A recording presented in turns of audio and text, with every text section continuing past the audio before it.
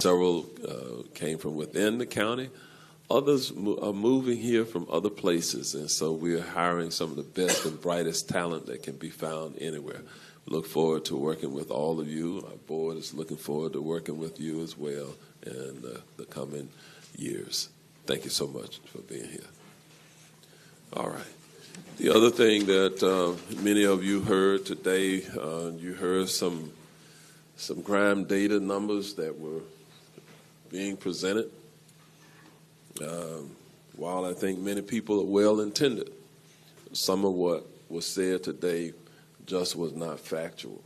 I know because I've pulled the data, and I don't know, sometimes people are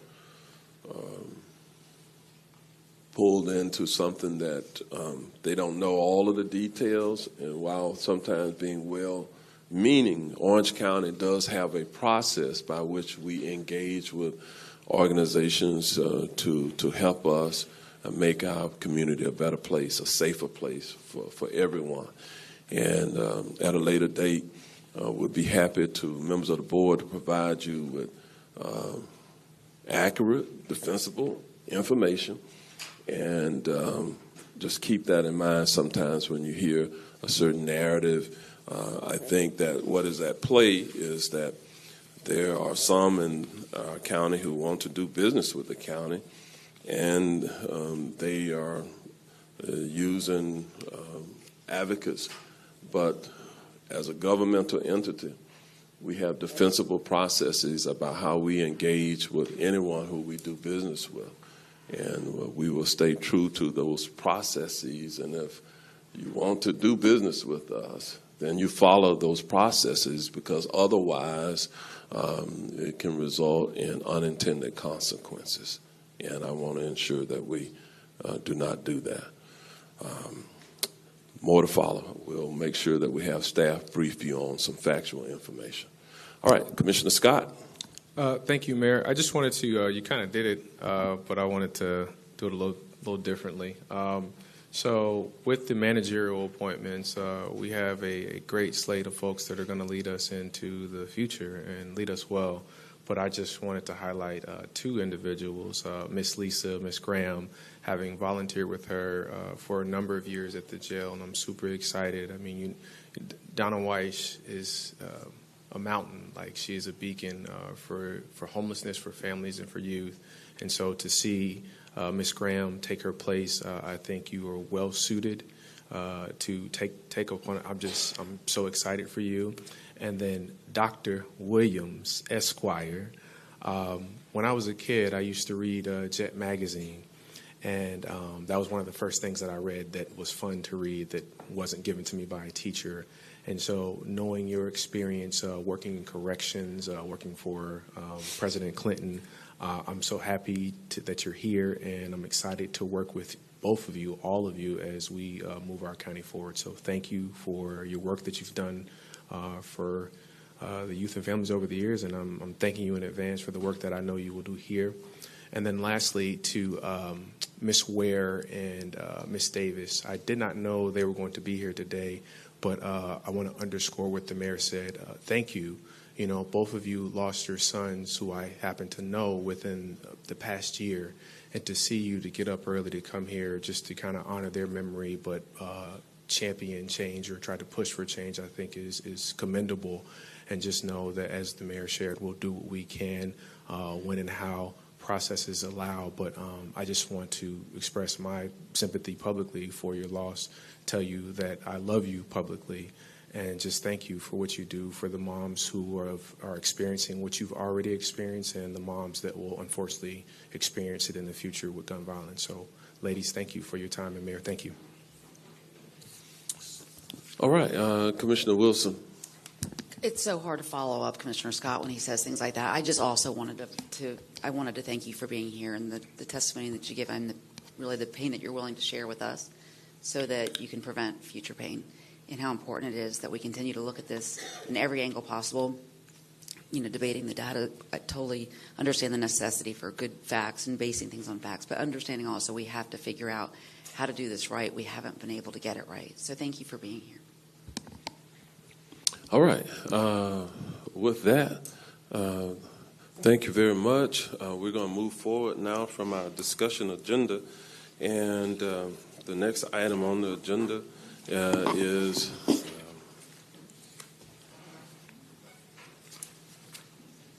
Ms. Carrie Mathis is coming forward from our procurement division to present the procurement recommendations.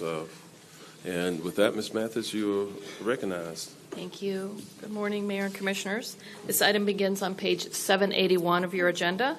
The Procurement Committee has evaluated proposals to provide an arts and cultural master plan. I'm requesting board selection of one firm and 2 ranked alternates. Commissioner Gomez Cordero was assigned to the Procurement Committee. All right. With that, Commissioner Gomez Cordero, would you like to offer a potential motion? Yes, Mayor, thank you.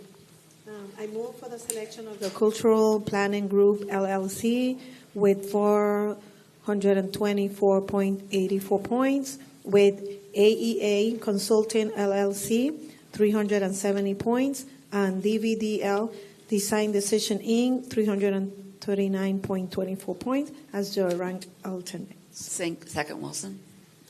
All right. We have a motion by Commissioner Gomez Cordero, second by Commissioner Wilson. All in favor, let it be known by saying aye. Aye. Opposed, no.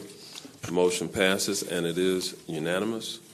Thank you. And thank you, Ms. Mathis. We'll move to the next item on our agenda, which is the nomination for Vice Mayor for the 2024 calendar year.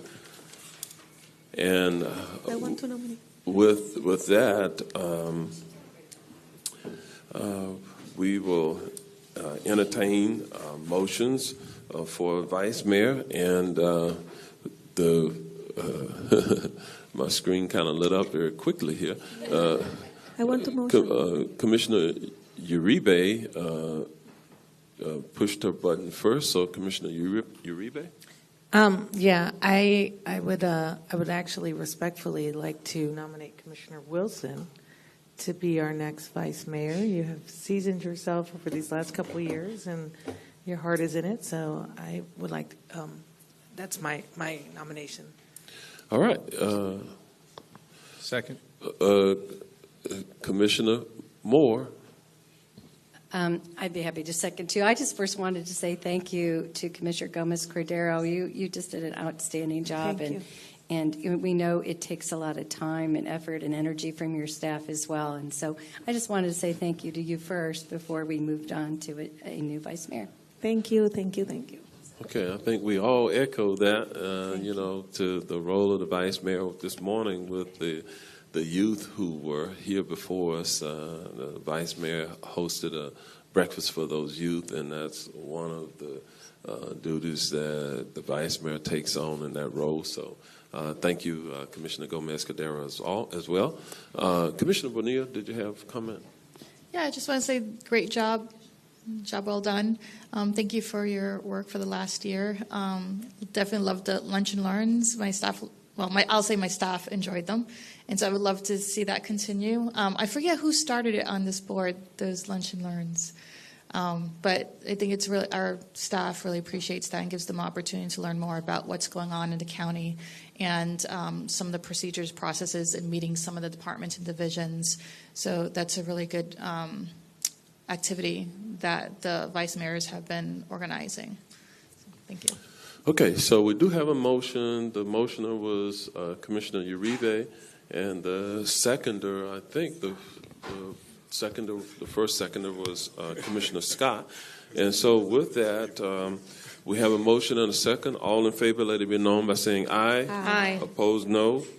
And the motion passes, and it is unanimous.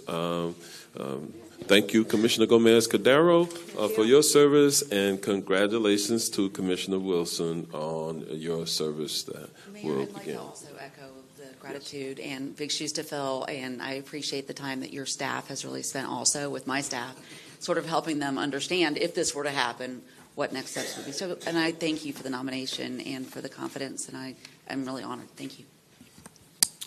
All right. With that, thank you. We'll move to the next item scheduled on the agenda.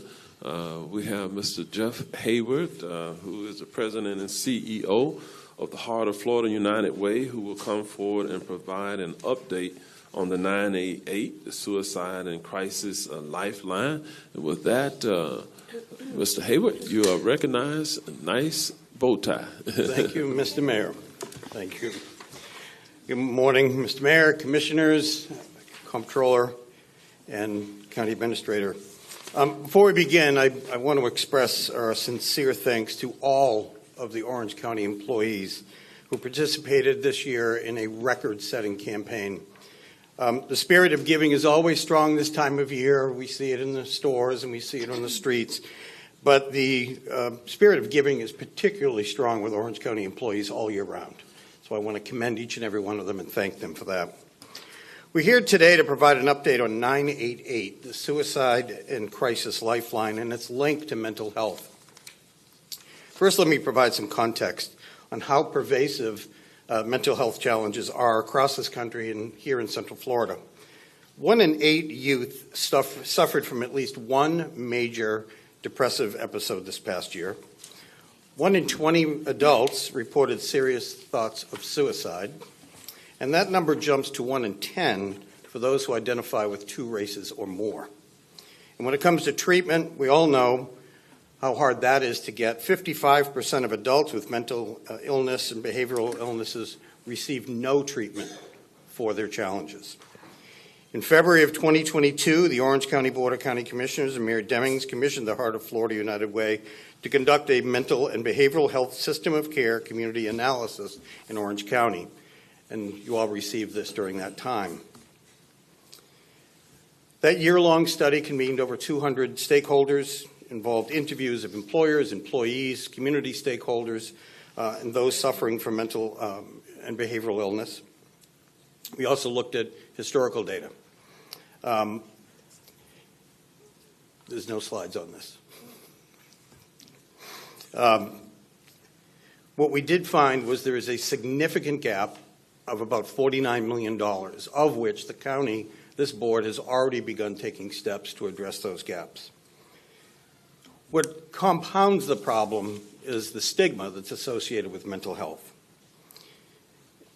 I would have no problem talking to any one of you about a neck injury or back pain, but I am certainly not going to talk to you about how I've been struggling lately and I need to go see professional counsel. It's just not done because of that stigma. So as I said, Orange County has already begun to boldly address these challenges.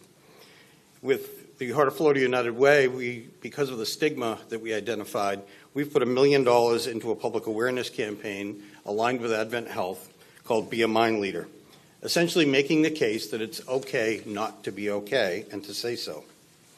That campaign is currently being transcreated into Spanish-speaking and Creole languages for those communities, taking into account the subtle differences around culture and linguistic challenges. Another significant step taken by United Way was our expansion of the 988 Suicide and Crisis Lifeline. The Lifeline has made a significant difference in the lives of Orange County residents. Before the 3-digit line of 988, United Way ran the suicide hotline here for a little over a dozen years. It was with that 10-digit number, which was 1-800, and quite frankly, I don't remember the rest of the numbers, and that was the challenge. If you are in crisis, you have a family member in crisis, to either remember the number or know where to look it up was always a challenge. But now with 988, it makes it much more accessible. We made that smooth transition from the 10-digit number to the 3-digit number because of the robust 211 system that we already had in place. The technology, the phones, the trained staff, and so forth. To go into some more detail about what 988 has done for this community and the challenges we faced and also the performance that we've had, I want to introduce my colleague, Catherine Ray. She is the Vice President of 211 and Crisis Services at Heart of Florida United Way, and she'll go into more detail.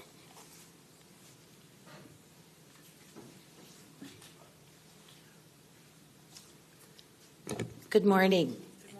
I'm Catherine Ray, and I'm Vice President for 211 and Crisis Services at Heart of Florida United Way, and I want to thank you all for having us in for this opportunity to update you on our 988 and Crisis Suicide Prevention Lifeline services.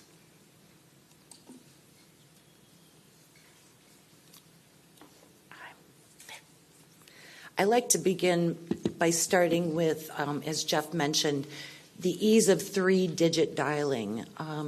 Many 800, 10-digit numbers thank you, are easily not remembered. And I wanted to show, and I like to show this Venn diagram because it shows the close relationship between our 211 Information and Referral Contact Center, where that Heart of Florida United Way runs here for Orange County 24/7 for many years, as well as now our 988 Crisis and Suicide Prevention Services hotline that's also available 24/7 in an easy-to-remember 3-digit dialing access now. And also to include our relationship with our PSAPs, our Public Service Access Points, as well as our 911s that we interact with and work closely with in times of life-threatening emergencies.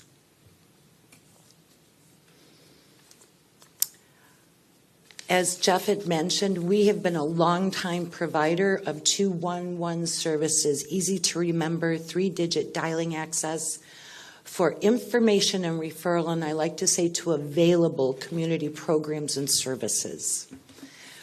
HFUW has been the contracted National Suicide Prevention Lifeline, formerly known as the NSPL, Center since 2010, so we have that vast experience at providing suicide prevention and crisis intervention services and de-escalation services. We are accredited by the National American Association of Suicidology, better known as AAS, and Inform USA, and both set the national performance standards and are a requirement for 988 centers. We made the transition actually nationally from the 800 10-digit number to 988 in July of 2022. And funding came as a 2-year grant through the Federal Substance Abuse and Mental Health Services Administration, better known as SAMHSA. We are a member of the 988 State Planning Coalition for the last 2.5 years and continue to be, as well as the Florida 988 Advocacy Committee. Currently, there are 12 988 Lifeline centers that cover all of Florida, and I'd like to mention that 10 of those are also 211 centers operating 24/7, which adds a added benefit to people and residents in their communities that 211s also maintain their databases of up-to-date available services and programs, especially in behavioral health services. All of our team members, and I have to give a shout out to our wonderful specialists and supervisors and team members. As I mentioned, we do run 24/7, 365 shifts. All of them are cross-trained and blended crisis staffing model, and with in-house what is known as Applied Suicide Intervention Skills Training, ASSIST trainers, which is the recommended training for suicide prevention services by SAMHSA and our state DCF office. I like to add, too, that we are trained professionals, that we do not allow volunteers on our 988 crisis lines, as some of the calls are very critical and urgent, and we have very high standards that we must maintain. From July 1st of 22, when the 988 number went live, for 16 months, we ran the data through October 31st of this year. Our contact center handled and answered and assisted 19,241 contacts through our 988 center alone. Of those, 10,341 contacts to 988 were answered from Orange County residents, which was a 54% of our total. This represented a 30% increase over fiscal year 2022. We've maintained an average speed of answer of 22 seconds. Our average talk time for a 988 contact in need of help is almost 17 minutes, which is comparatively longer than a 211 information referral call, and sometimes even quite extensive. Less than 3% of those contacts involved mobile crisis response team support. I'd like to mention that we work very closely with our behavioral health services in our communities and our mobile crisis response teams. And less than 1% of those contacts to 988 involved 911 intervention or support.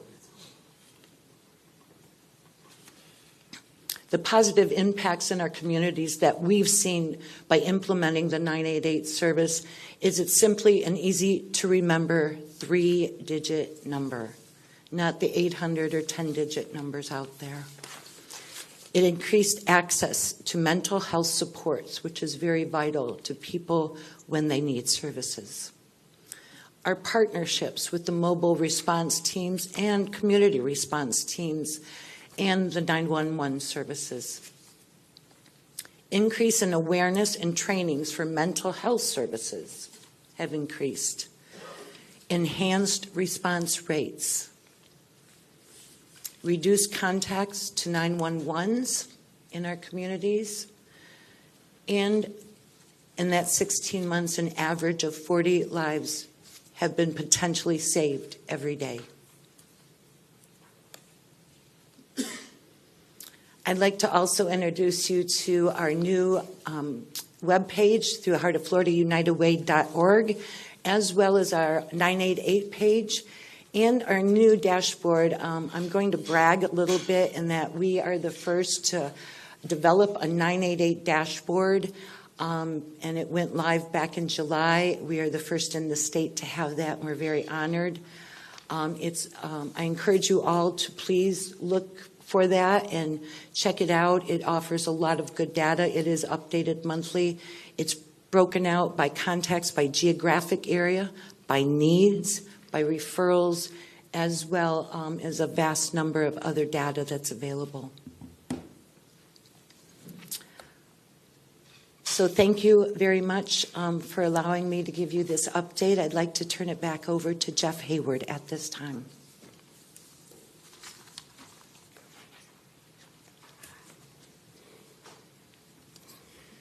So again, we're here to give you an update on 988 and the significant role that it's played over the last 18 months here in Orange County.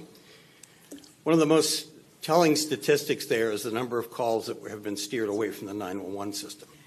When you think about the emergency room, one goal of a community is to steer patients away from the emergency room because of the expense.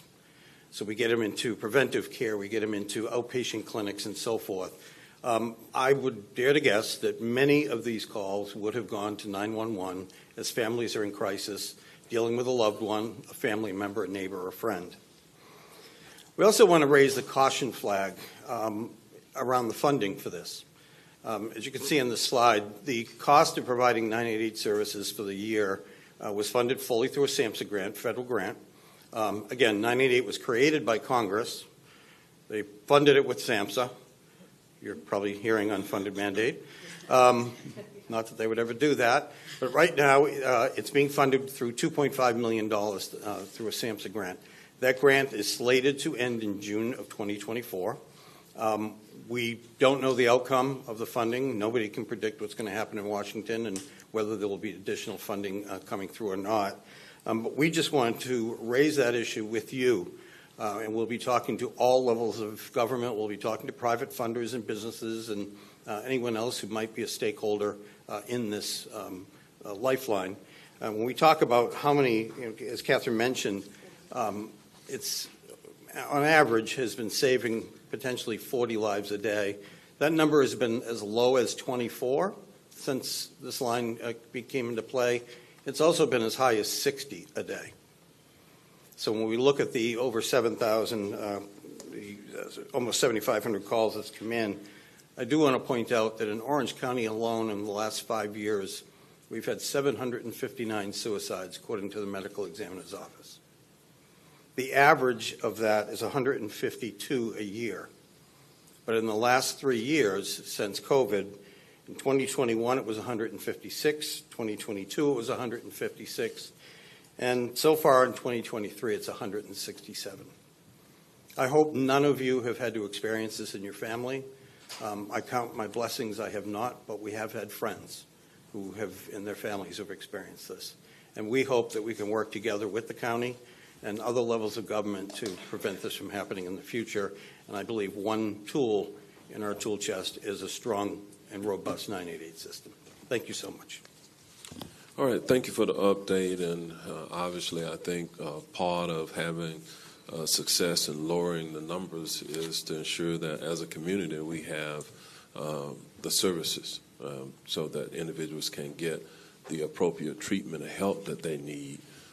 I know during my nearly 38 years in law enforcement, some of the most emotional, stressful, and dangerous calls that we ran on involved individuals who may have been suicidal, and sometimes individuals who are suicidal can become homicidal as well. And some of the most significant injuries,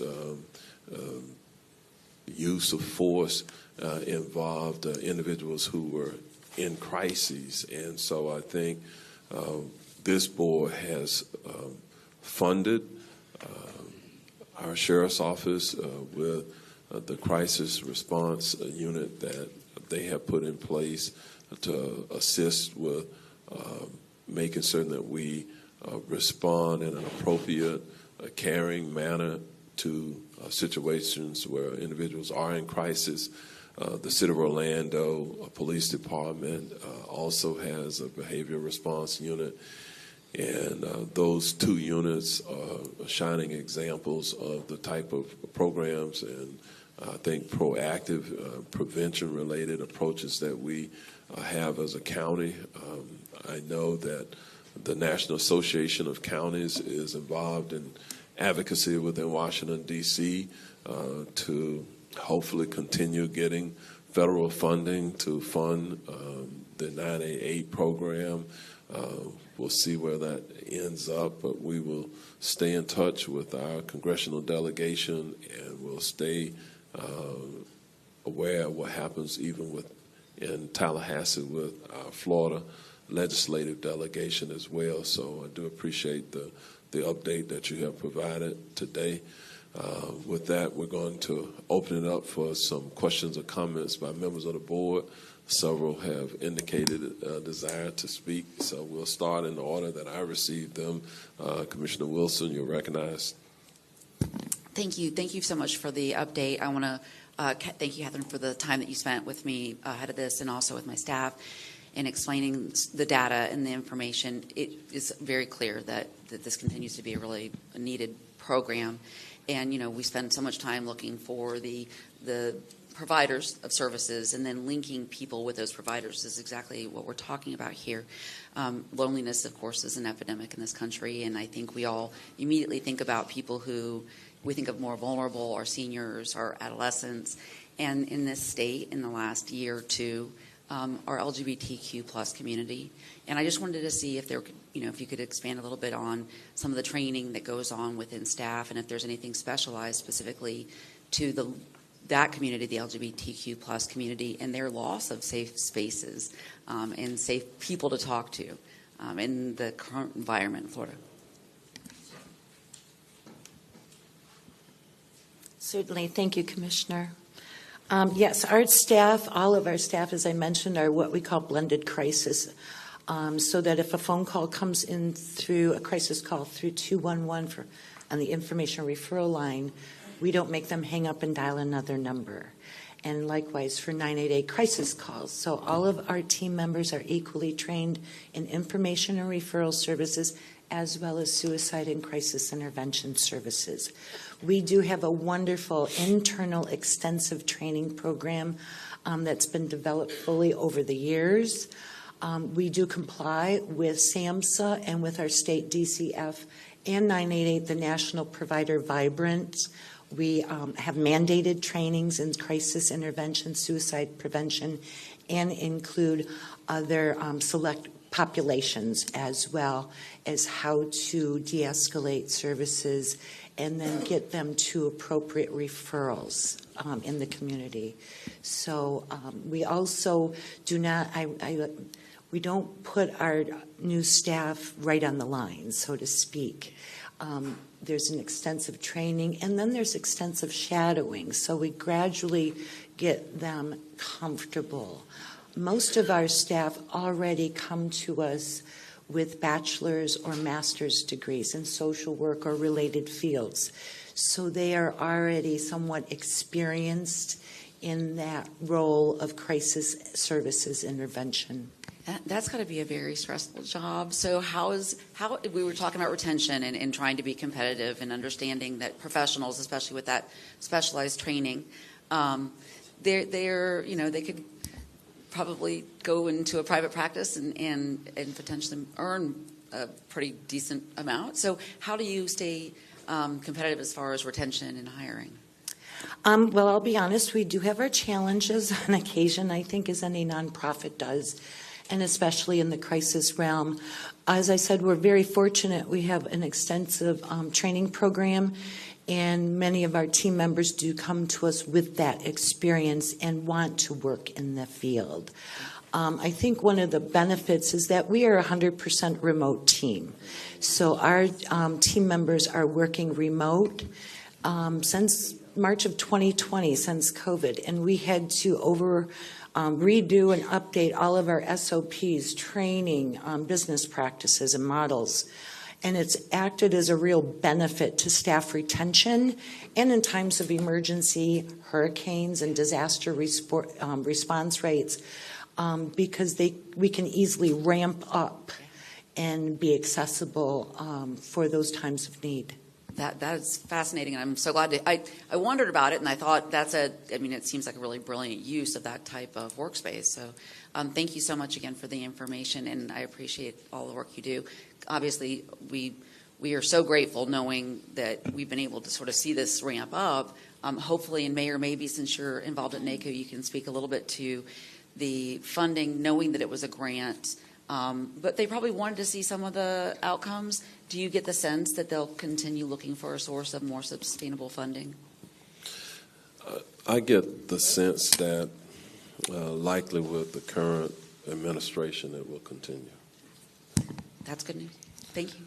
Thank you. However, If I what might- Mr. Haywood is essentially kind of putting us on notice that that could be a cost shift there. And so we'll monitor it very closely through the various relationships that we have. And Commissioner, we also take self-care very seriously with our team. When we were back in the office, it was visible. If someone had a very challenging call, the supervisors could see that.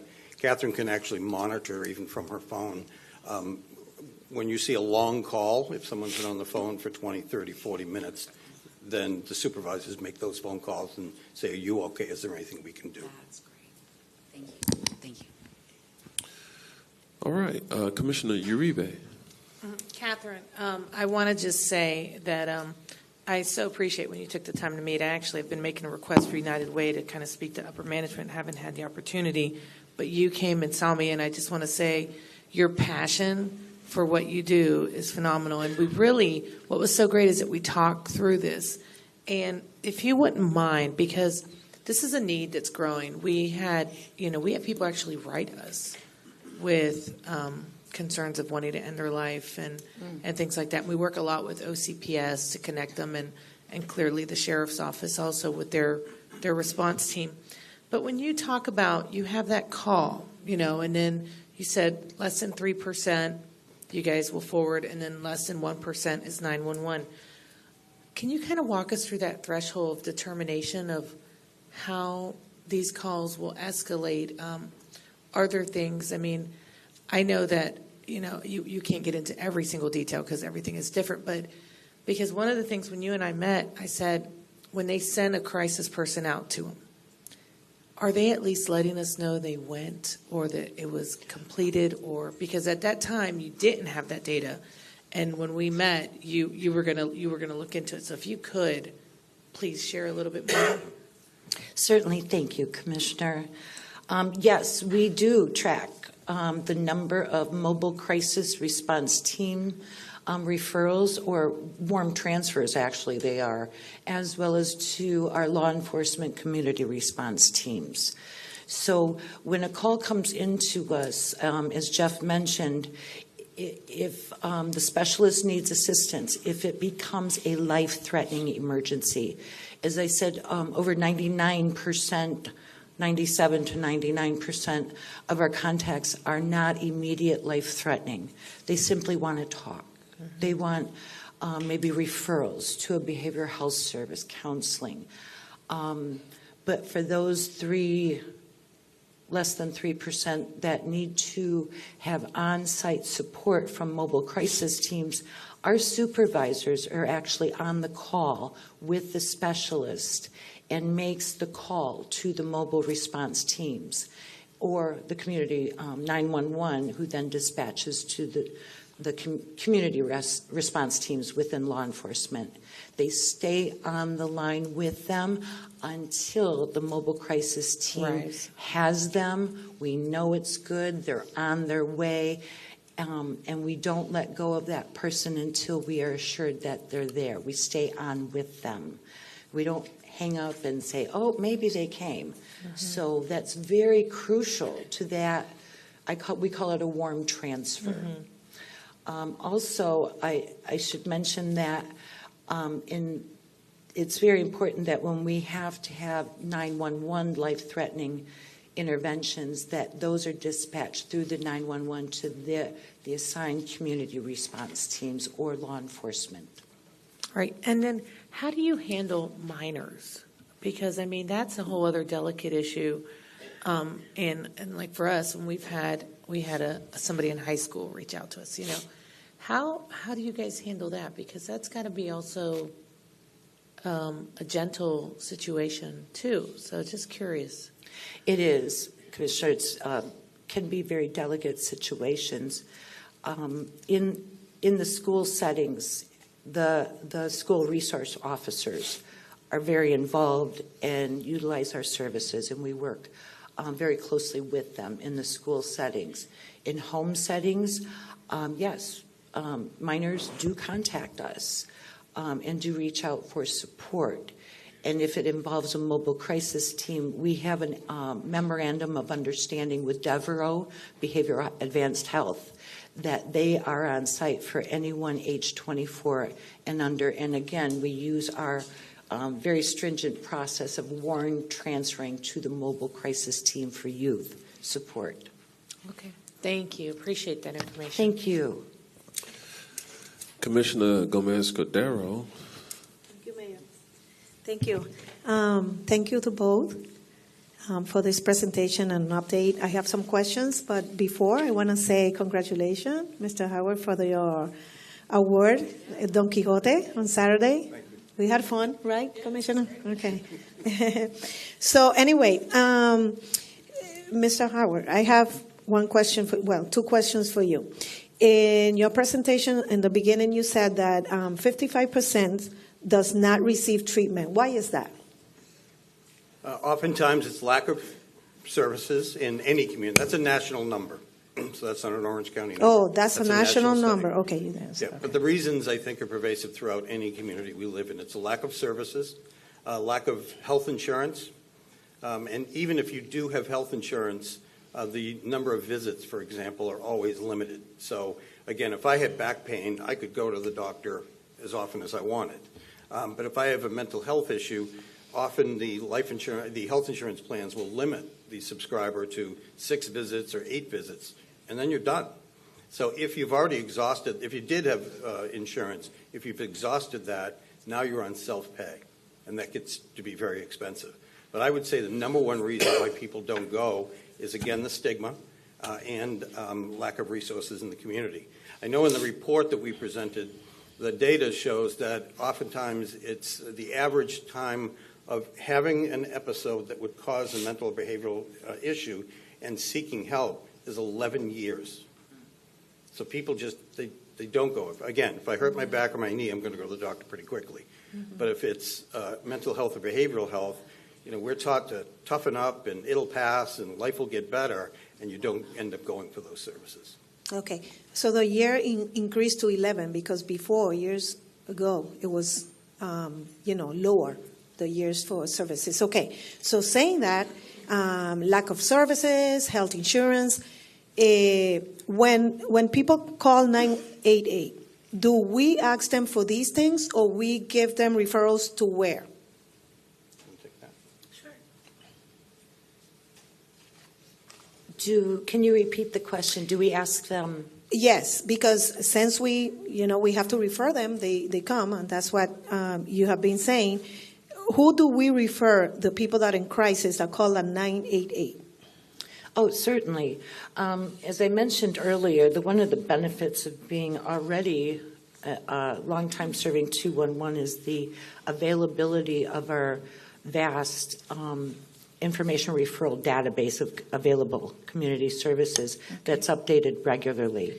And one of those is the answer is it depends how they present. The first thing that our specialists do is assess for safety. Are you in a safe place? And once that's determined that they are safe, any de-escalation services or conversations would take place. And then through that conversation, it would become, because the crisis is the most important thing, demographics actually become last, I will be honest. We want to help the person as swiftly and best as possible, to your point. So what we would do is then ask them what they think they need, and then we would refer appropriately to the closest by geographic area service provider for that behavioral health, or it may be Aspire, it may be the Mental Health Association, it could be Devereaux, as I mentioned, for youth. So it would depend on their needs and their geographic area. Okay, so when they call, we do not care if they have health insurance or anything. We refer them to services in the community that already have, right, funds and grants that we have given Yes. for mental health. Okay. Yes, we would want to connect them to those. To those. Yes. Okay. And if I could, I'd just like to add to that.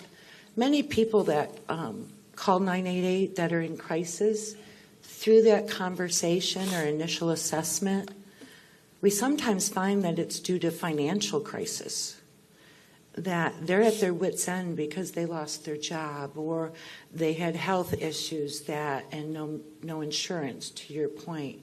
So through that conversation, as a crisis call, we're able to actually not only get them to maybe behavioral health or mental wellness services, but also to utility assistance or rental assistance or food. Correct. Okay. Yeah, very good. Okay, so saying that also, Mr. Howard, you said that there is $1 million assigned for a campaign. What campaign you said? Is that the 988 campaign, national campaign, No, or that what was- campaign? That was the Orange County United Way Employees Campaign that is run annually. Okay. Okay, and very good. Then I have, okay. When you say mobile crisis response team support, what team is that? Is that team from United Way, or that's the law enforcement team? That's the team that Orange County has around? What team you refer to? The mobile crisis teams are through our behavioral health services. In Orange County, they're Aspire Health for adults, which provide on-site support to families, schools, as well as I mentioned, Devereaux Advanced Behavioral Health. We have an MOU with for youth under the age of 24. So Heart of Florida United Way, we do not provide mobile crisis response support, but we have very active partnerships with the behavioral health services in our communities that do. Yeah. Also, as I mentioned, the community response teams through specifically Orlando, City of Orlando, and through Orange County are through the law enforcement agencies, Orange County Sheriff's Department and OPD, and we have wonderful partnerships with them for when 911 is dispatched for community mental health response teams through the PSAPs. Very good. Okay, and for last, I want to say, I went into the web page and I navigate. It's very easy to navigate over it, and I have to say thank you for that, and thank you for everything you do. Thank you. Oh, thank you. Commissioner Moore. That was a good segue, Commissioner Gomez-Cordero. I just wanted to ask about the database. Are we able to access and look at the data in terms of some demographic things, whether by age, by gender, location, area? Are there any trends you're seeing in Orange County that you would like to make us aware? Certainly, our online, our resources and services database is, I love it. I can't say enough about it. We have a wonderful resources team that updates community services and programs on a regular and daily basis. We like to keep that as up to date. We run a 98 to 99% update rate because we do not want to send people to resources or programs that are no longer available. So it's the same database that you see online, except our online database is what I call prettier. It's a public version of exactly the same database that our specialists use, whether for 211 information referral or for 988 crisis support services. So we update regularly. We have wonderful partnerships, many funded partners. I know our own United Way and other United Ways require services and programs in order to get funding. They must list in the 211 online database and maintain that as an up-to-date referral. We do not, when someone comes to us, as you ask, we usually first thing, especially through 211 and 988, once de-escalation and safety has been determined, we ask for geographic area because we don't want to send someone to a resource that's 50 miles away if there's a program 2 miles away. So we want to assess geographic location as well as the need. What is the need? And many of the behavioral health services in our database are free or on a sliding fee scale for low-income families. I think it would be helpful on an annual basis if you came to us because, we have to evaluate constantly where we put our county dollars. So it is helpful to know if youth incidents are escalating or if it's in our senior population or if you're seeing hot spots geographically. I think that's really useful information. We'd love to hear from you on an annual basis. Commissioner, I would also encourage all of you actually to go to 211 Counts. And that's the data that comes into our 211 system, not the 988 data. But that is updated every 24 hours. So literally you can find out how many calls came in yesterday or last week. And you can slice and dice that information on your own. So your team could go through that, your staff, do it by zip code, do it by legislative district, do it by however you want. You could take a slice, for example, when we were coming out of COVID, we were always watching the calls coming in for rental assistance. Well, one day I happened to look at a quarter of data for rental assistance, and we noticed that the request for rental assistance had dropped by 24%, one quarter to the next. That was good news on its face. But then we thought, wait a minute, let's look and see how many people are now calling for shelter or alternative housing. Those requests went up 26%.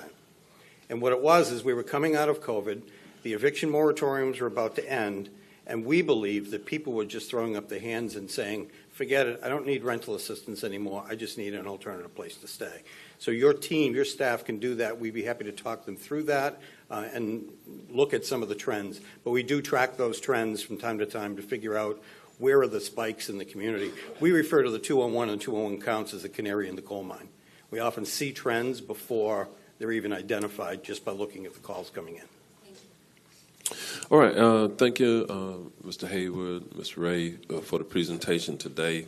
We appreciate the partnership that we have with the Heart of Florida United Way, and you briefly mentioned the fact that our employees, through an employee-led volunteer giving campaign, this year raised over $1 million. And so thank you to our staff. They make personal payroll deductions, and then they volunteer their time, sometimes parking cars, assisting in parking cars at the various venues around town, in the weather, and they do it without complaint. So they're giving back to this community as public servants to assist those in need, like some who may take advantage of the 211 or the 988 services here within the county. So thank you for your presence this day. We're going to move forward. On our agenda, we're going to call on Mr. Jason Reynolds, the manager of our Neighborhood Services Division, who's going to come forward, reference the City of Apopka's request for extension of their CRA. We do have 4 of the items for this morning's agenda. So we're going to hopefully get through this as succinctly as we possibly can. And I'm going to turn it over to you now. Good morning, Mayor Demings and Commissioners. As Mayor said, I will be speaking to you about the City of Apopka's Community Redevelopment Agency. Today, this is the background and some purpose what we'll be discussing. The City of Apopka CRA, which is short for Community Redevelopment Agency, is scheduled to sunset in January of 2024. They are requesting to extend the CRA for 3 years and eventually 7 years to focus on redeveloping and continuing the redevelopment of their downtown area. As a matter of course, the county reviews and approves requests for most CRAs to reauthorize. Today's presentation will provide a synopsis of CRAs, review the City of Apopka's request, and present the requested action. As part of today's presentation, Mr. James Hitt, Community Development Director at the City of Apopka, will present their formal request. So today's outline, again, background, we'll review the CRA's request, and then resolutions, and then requested action. Local governments designate a redevelopment area based on finding of necessity and establish a CRA to implement the redevelopment plan.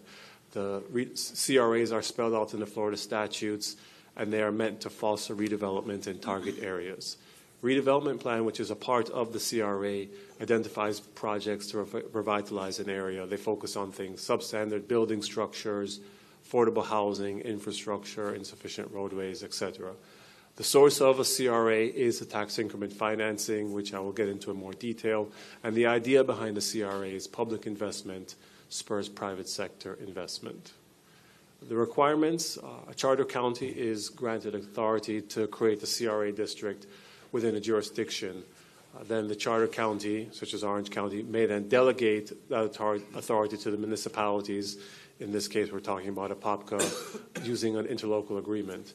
The CRA governing board is usually the BCC or the city council plus a city representative, and then there's an advisory committee who works with the CRA staff on a more day-to-day basis, making recommendations to the governing board. There are 2 CRAs associated with the or in the county. That's the iDrive and Orange Blossom Trail, of which the BCC is the board of directors. We have 7 municipal CRAs that oversee 13 areas. The city commissions are their respective board of directors plus 1 additional appointee, which is usually someone selected by the Board of County Commissioners. You see here the municipalities in Orange County that have CRAs making up those 13 areas.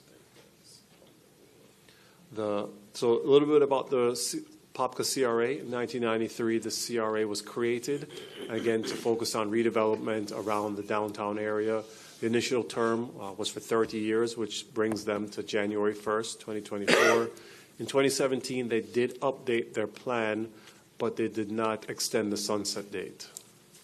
This is the boundaries, as you can see here. It's mainly focusing on the downtown Apopka area and the adjacent areas. That's everywhere highlighted outlined in blue.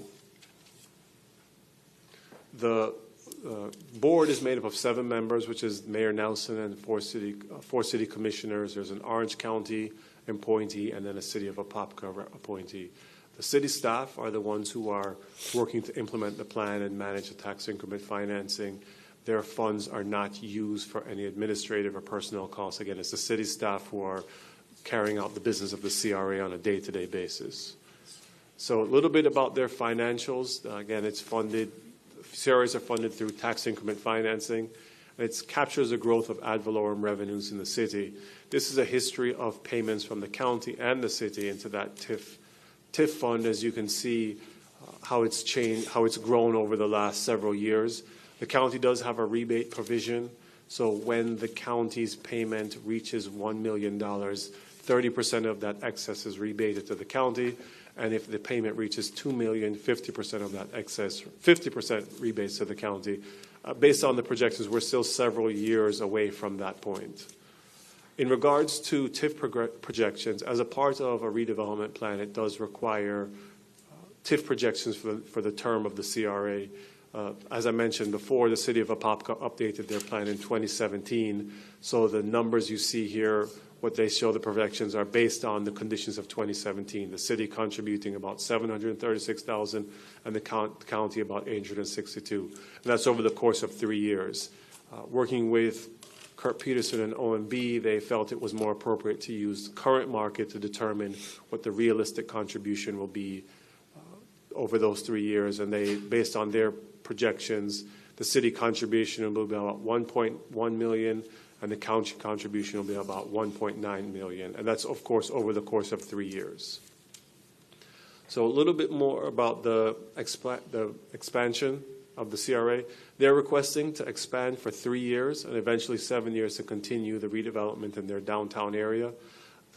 Some of their upcoming projects, which Mr. Hitt will outline, you see here, but in the interest of time, I'll skip over them so he can outline them more thoroughly. Again, staff does support extending for 3 years with an option to extend for another 7 years, in part based on the county being recognized alongside the city for major projects in using TIF revenue. The Apopka provides an annual update to the county. The city expends 50% or more of TIF revenues generated each year. And at the end of the 3 years, the city expends 50% of all TIF revenue, including all rollover. And I'll bring up Mr. Hitt now to speak more about Apopka's request, and then I will close the presentation.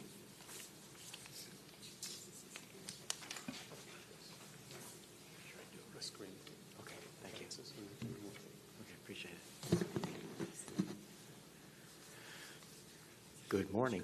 I'm Jim Hitt, Community Development CRA Director for the City of Apopka. We do have a couple commissioners here. Commissioner Nesta and Commissioner Velasquez are also joining us. Thank you for your support.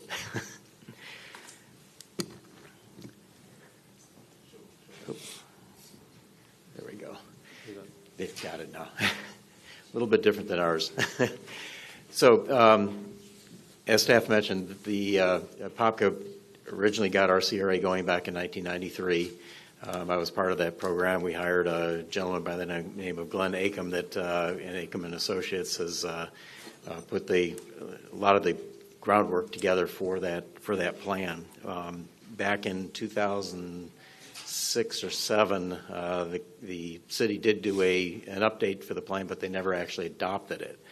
So when I came back after a few years of hiatus, I guess you could say, down in Claremont, I got back here about 7 years ago and was told that we needed to get this going again. And of course, since that was my baby back in '93, I had the opportunity to go forward with one of the major projects, which was the Fifth Street parking lot. For those of you that have been to downtown Apopka, the Fifth Street parking lot was horrendous. It was had about 100 spaces in it, potholes. There were 4 light poles that I think 2 lights out of the 4 lights worked. It was owned by a conglomeration of businesses, and the city also owned 5 shares. So we proceeded to get possession of that. CRA bought the property for the assessed rate.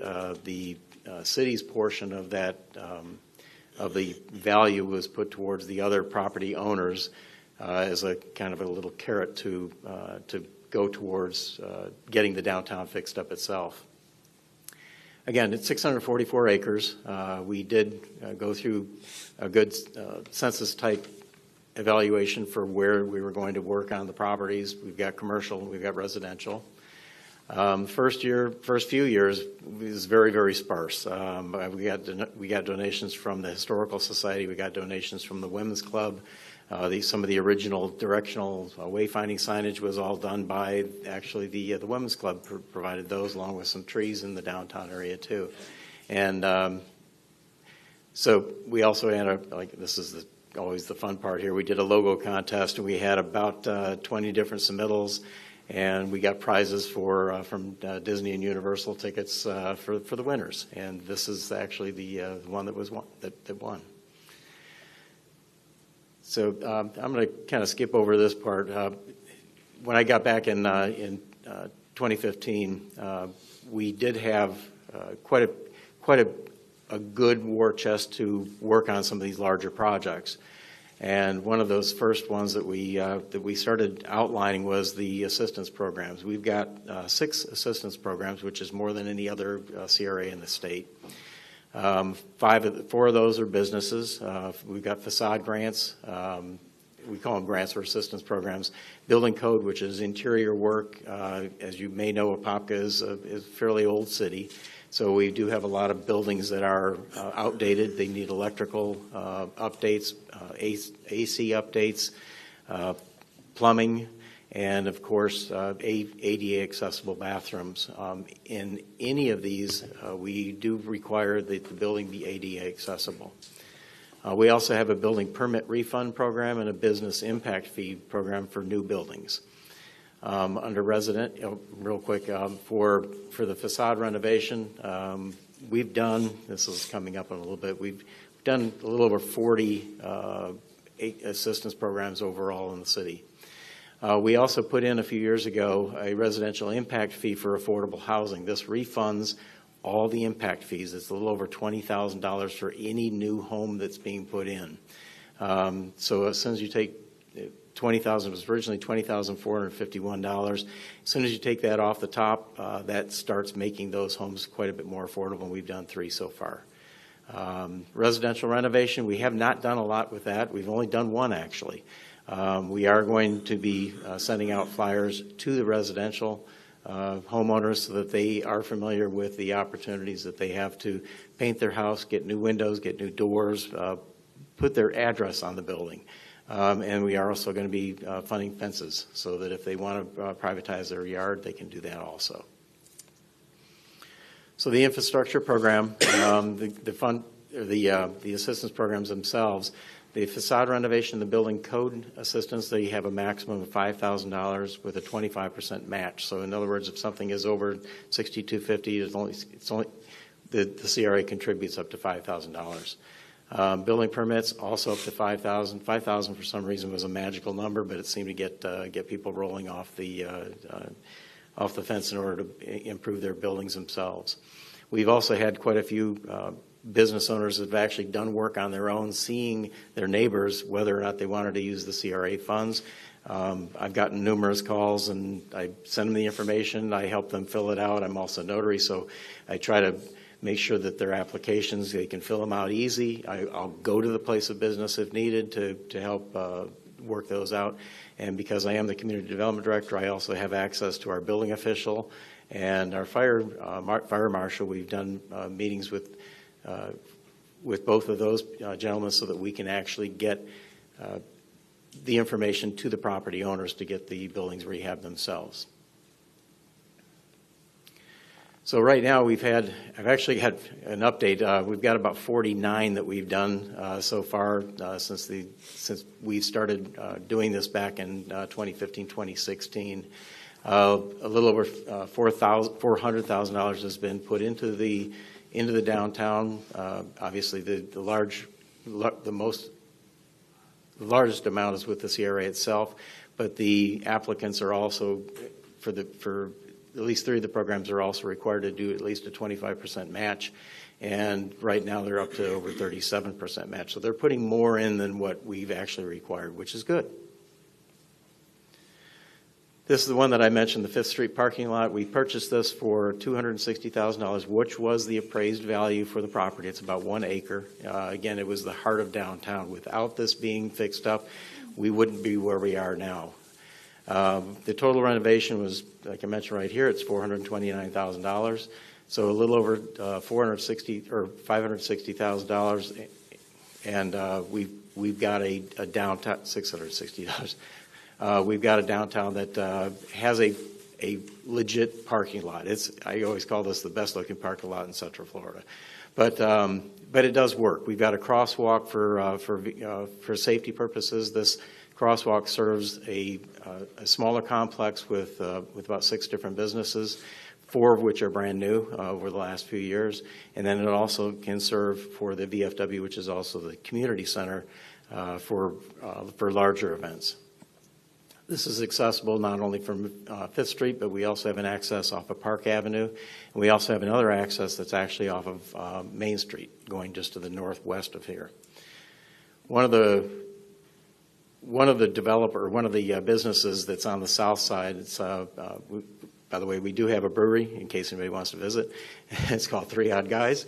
It's very, very good. But this is our first brewery. We've got another one coming within the next year also. But Propagate Social House started out, and this is a 4-person endeavor for coffee and wine, and we've also worked with them to. They've actually developed a huge deck just to the west side of their property that actually it's over a dry retention pond, and they've been very, very successful. They've also worked at getting the Hall's Feed store on the north side of 5th Street, which is a 100-year-old business that the property owners of the Halls decided that they weren't ready to keep going, and so the people from Propagate did purchase that, and they were making that into a gourmet food hall. Again, this is directly adjacent to the parking lot, which was the impetus for getting everything going in the first place. So here's our wonderful parking lot. It's zoysia grass, so it's and of course the palm trees. We've got our nice little bike racks that look like a bike. We repaved the alley on the north side that backs up to the homes or to the businesses that are on Main Street itself. This last year, we also were very, very fortunate. The couple of the barbers in the area for Main Street barbers or downtown barbers. Luis and Pedro were able to get a few of the artists in the area to actually come in, and we've got 12 new murals downtown. One of those, of course, is the Apopka logo, which is on one of our karate studios that took over the pawn shop that had been there for buku years. But obviously it's a good ID. It's dressed up, and they've cleaned up the alley for that connection going to Main Street, going to the parking lot also. It's investment. The other one, this is another project that we are working on. We have the design and we have the locations for wayfinding signage. This first phase is going to be about 8 signs, and we've got about 7 more that are planned, and we're also going to be doing smaller local corner signs throughout the downtown to help recognize the businesses that are downtown. This is our big one. This is the one that if we did not save up the money for this project, we wouldn't be able to do this project. This one is about $2.5 million. It's fully designed. We did add 2 more sections that had to get surveyed. Going down Station Street, it's going to be going to the southeast from Central Ave to Park Avenue. We did add a one-way section to it. They're surveying that right now, and it's a little bit better to have one-way coming out onto Park Avenue instead of two-way, because they would run into the one-way at 6th Street right in the middle where the Station Street name is in this portion. We also had a question from the railroad folks, and they wanted us to cross Marvin Zanders directly from 5th Street instead of angling up towards the train track. So they also have to resurvey that. But we are going to be doing this in phases. More than likely, it'll be Michael Gladden and Hawthorne, and then on that north portion of 5th Street, that'll be our first phase, and the second phase will be Station Street, 5th and 6th Street, all the way to the city center. So we're going to be connecting the main downtown to the eastern portion of downtown, where the Apopka City Center is. That's, by the way, is also the other location for the other brewery. The design itself, again, it's one of the things that is nice is that on the north side, on these pictures on the right side, this is the one on the top is the existing dirt trail. Right now it's open to cars, which we don't really like on the north side of a park of parks. So we're going to be blockading that off and making it into just a trail itself. And they're all going to be 10-foot trails, asphalt and concrete. And the other good part about this project is that we are also replacing all the aprons for all driveways, and we're adding lighting. Lighting is always a key for safety. Going on 6th Street itself, we're also repaving the road itself. That needs a little bit of tender touch. And then on the right side is the Station Street going from Central Ave going down to Park Avenue. That's going to be a one-way. We're going to expand the trail to a 10-foot trail on the north side of that. We do have some other businesses on the south side. I've already been in contact with 3 of the different property owners. They're looking forward to that and doing the reinvestment along with our assistance programs. One of the things that came up this year also was the UCF came out. They've actually done a couple different studies. One was about 3-4 years ago for our downtown with the CRA itself. They came up with some good programs which we've incorporated into this. And this particular one, they actually designed a downtown park for us. And Radley Williams, who's he's our director for Parks and Recreation. We have a continuing contract for the design, and so we're looking to design that this month and next, and hopefully get a contract for this January, February to start implementing this portion. We're also looking to get in a drinking fountain and a dog fountain, which we're also looking to do for basically all of our parks downtown. By the way, so we've got 3 different parks that we've got planned right now. This is another one. Orange County used to own the maintenance building where this property actually is. We've already segmented this into separate surveys. One is for a 0.83 acre parcel, or for a park, for a neighborhood park, which there are none in this area. And we also have 4 lots that will be for affordable housing. Whoever we work with on that one, they'll also be able to get that assistance program for affordable housing to knock the impact fees down another $20,000. All those lots are actually 5 feet over the minimum. The minimum in the downtown area is 55 feet wide. These are 60 foot wide, and they of course back up to a park. The third park that we've got is it's for, I guess you could say, the younger folks, way younger than me. This is a pump track and a skate park, and we've already got a couple initial designs for the skate park going. And the CRA Trust Fund, this is actually a little bit less than what your staff actually pointed out for this year's TIF funds. So we're going to put some of that money towards this. It is on the West Orange Trail, so I'm hoping that kids will be able to ride their bikes or bring their skateboards right to this, utilizing our trails. And we are expanding the parking lot so this benefits the Edwards Field and also the Kitline Nelson Park, but especially with these 2 facilities. And we are looking at what other types of uses we could also put in that other remaining portion. We used to have volleyball courts there, but so far everybody is endorsing this part, and they really want to see something that the kids can come downtown for. Another portion, a couple others, we do have the outlines for the outreach police program. This is going to be primarily funded on Fridays, Saturdays, and Sundays. We are looking to do it primarily walking and also bicycling. So we've got that outlined. The electrical amp boxes along Central Ave, and 5th Street. The whole idea behind this one is that we want to be able to close Central Ave and 5th Street where the brewery is and the deck is, so that we can actually have downtown events, and something similar to what we do here in Orlando, and also quite a few other cities have these downtown events.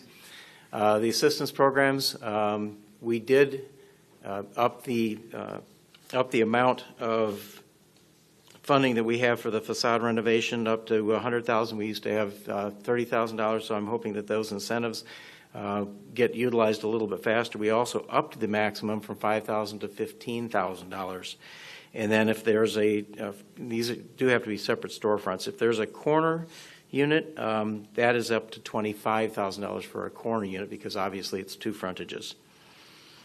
The other portion that we did increase was the residential fee assistance program. We originally had $100,000 in that. We upped that to $300,000.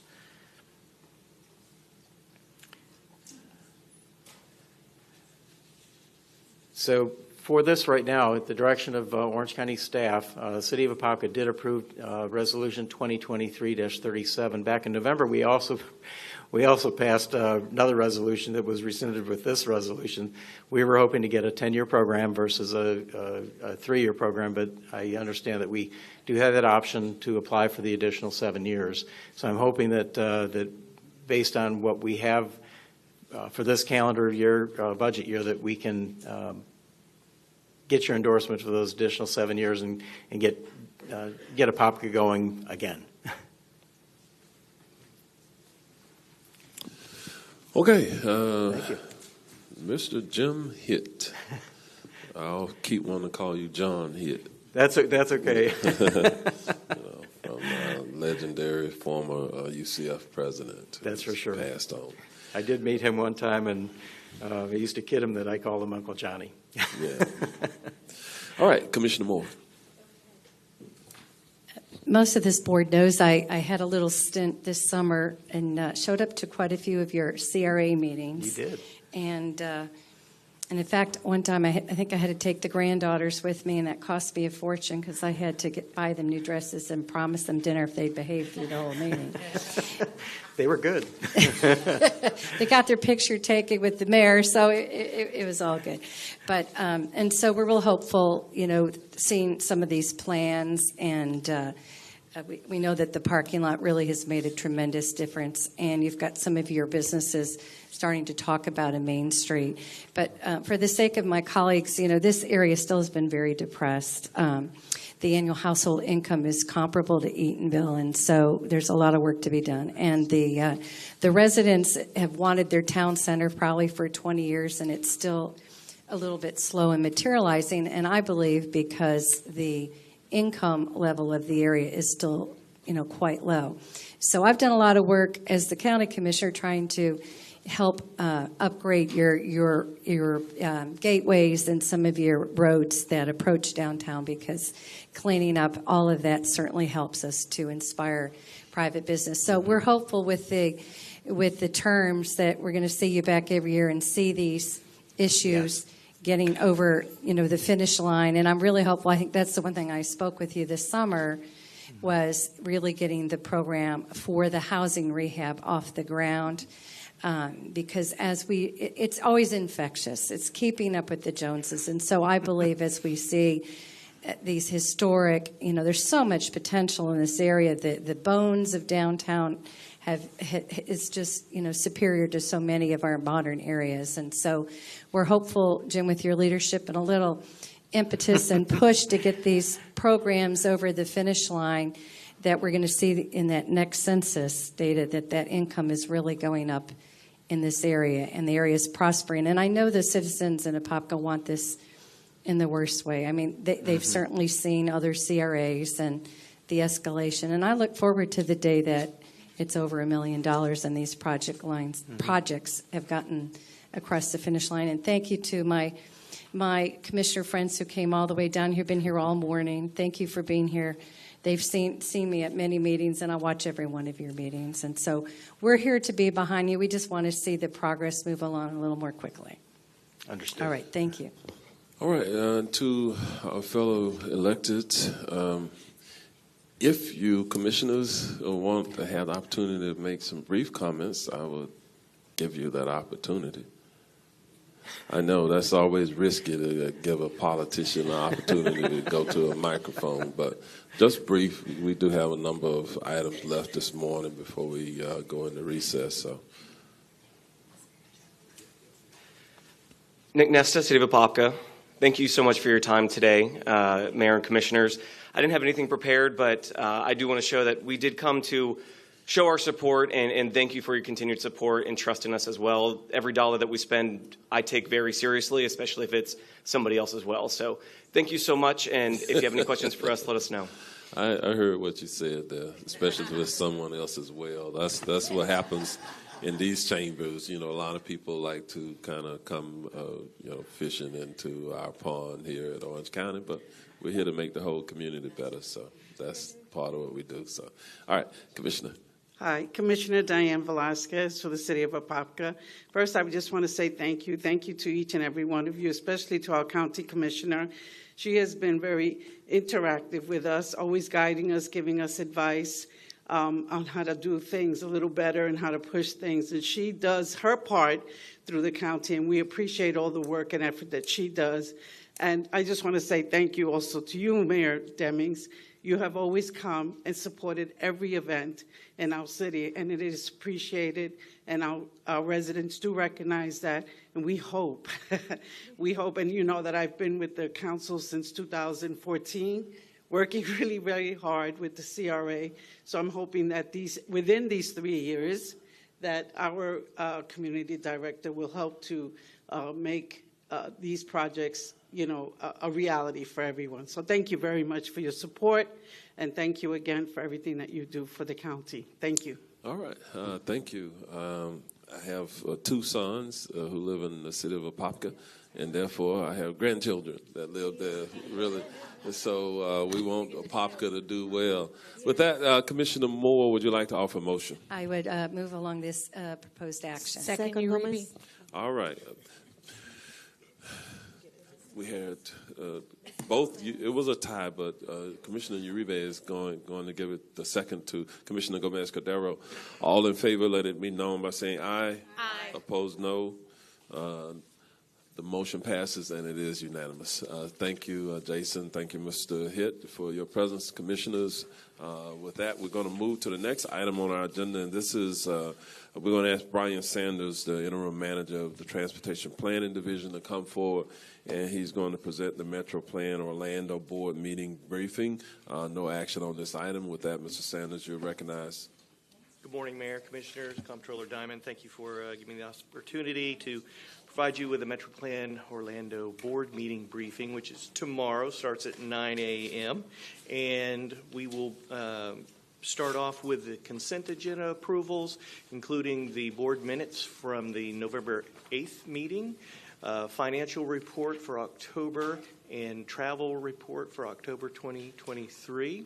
Also includes the approval of board and committee travel for 2024, as well as the schedule for the committees and board meetings for 2024. There will be a budget amendment and disposable of fixed assets and other non-capital equipment, as well as the annual contribution to the UCF Distinguished Lecture Series. A little more detail, there were no net differences to be reconciled with the financial report for October. October 2023 travel included Mr. Hutman going to the Boise, Idaho for the National Association of Regional Councils, Directors Council, as well as Mr. Hill traveling to Washington, D.C. for the Transit Cooperative Research Program. The board travel and committee travel for 2024 is often necessary and advantageous to represent Metro Plan Orlando's interests, which are our interests as well. And we'll continue to report the travel monthly, and it will be in keeping with the approved agendas. Also, the schedule was adjusted for Memorial Day and Independence Day. And I might note that the July board meeting will start at 8 a.m. So I'll be sure to remind everybody of that when that comes along. The Budget Amendment 3 includes just routine budget transfers and a small increase to the maintenance and repair budget. Disposable of fixed assets includes obsolete computers, network equipment, software, furniture to be auctioned off following Florida statutes. And the contribution to the UCF Distinguished Lecture Series. This is the fifth payment of $5,000. This is the end of the second 5-year pledge of support for that program. Very good topics are discussed there. And other business, other action items includes an amendment to the 2045 Metropolitan Transportation Plan. It's a roll call vote. This brings it in line with DOT's work program. It adjusts for legislative grants and appropriations, and it increases funding for programs like SunTrail. Very important portion of the meeting will be the election of board officers for 2024. Commissioner Uribe, the year's gone by very quickly. 2 years. That's right. Went by very quickly. You were very busy throughout that time period. And so that's going to be coming up. That's the last meeting of every year. The board chair, the vice chair, and the secretary treasurer is up. And Orange County's turn for secretary treasury position. Other business and presentations includes the urban area boundary update that was based on the 2020 census and the apportionment that was voted on recently. Vision Zero update and video will happen.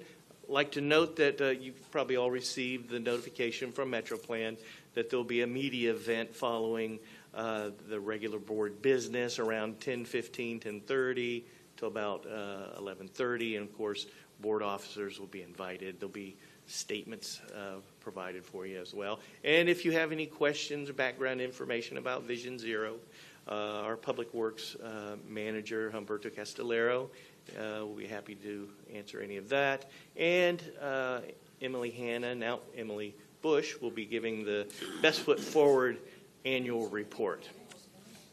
And with that, that is the agenda briefing. All right. Thank you, sir. Commissioner Uribe. Brian, I appreciate it. Just want to take this moment and hope that, knowing that we as a county have taken on Vision Zero, that I hope our colleagues, if they have the opportunity to stay, to be present in this press conference, it'll be really good, because it just shows how strong we are, and we are committed to the Vision Zero. Also, I don't know if any of my colleagues went to any of the Sunshine Corridor meetings, but I just want to kindly request to be updated a little bit more regularly. I did go to the Taft meeting where Secretary Tyler and David were able to kind of catch me up to speed, but it'd be great to be in front of this, to know what the next steps are, what's the goal of these community meetings, because there was inconsistent information. And when it came to, it's going to be above rail, it's going to be below, in Taft, they were concerned of making more delays on the tracks and things like that. And I think for us, it just empowers us to be able to articulate that we're all on the same page. So I did have an opportunity to speak to Renzo when we were at the meeting, but I hope that, and I don't know about the rest of you, but I would really like to be kind of kept a little bit more in the loop, just in the process. I know it's a process, but just to kind of know what's happening, when it's happening, and what the goals are along the way as they go through every step. So thank you, Brian. Absolutely. We would be happy to do that. Commissioner Wilson. So yes, I would second that. I did go to the other one, and I did try to also, we tried to push out the virtual option. I thought it was really interesting that they did present several modes in that presentation, and I guess that's part of the requirement to get feedback to see what residents thought. And I appreciate that they continue to open the ability for people to make comment. So, maybe we can try also as a county to get that information out and streamline through our communication sources to see if, I don't know if my residents realize how much we do have in, as far as our involvement in MetroPlan and your involvement with all the projects that come forward throughout this area. So, I second that. And yes, I will be there for Vision Zero. Anything Vision Zero makes me happy, and it's not about calories, so you can come out and still have sweet treats for the holidays. All right. This is just an informational item at this point, no action, but I do want to recognize Commissioner Uribe. There were some extraordinary things that happened with the leadership and the membership of the Metro Plan Orlando that called upon her to do double duty rather than the 1 year that she was supposed to be the chair. She ended up doing 2 years. So I think on behalf of our board and the residents of our county, thank you for your service during that period of time. I don't know if she's happy to pass the gavel or not, but it will be passed. And as you indicated, Orange County is slated to move into have a representative in the Secretary-Treasurer position. And due to growth of population and apportionment, we gained another full position on the board as well. And so with that, Byron, did you have something else? Yeah, just quickly want to remind the board that actually we have FDOT District Secretary Tyler is scheduled to present to this board January 23rd, and he'll be giving that update on this whole process, TCAR, et cetera, on the projects as well. So just a reminder that January 23rd he is scheduled to present to this board. All right, thank you, Brian. We're going to move forward now to an update by Mitchell Lasser, and hopefully we'll get through that. And then we have Commissioner Scott with a special commissioner's report. Mitchell, we'll try to get through this one as succinctly as we can. Thank you, Mayor and Commissioners. So today we're going to briefly go through the Community Development Block Grant Disaster Program. And our presentation outline today, we'll talk about the background of the CDBGR grant, some of the basics, the timeline that we've been working through, our action plan development, and the elements in that, unmet needs, citizen input and engagement, use of funds, and then next steps and action items. So Hurricane Ian touched down in September 28, 2022, and in its effects was felt throughout the state of Florida.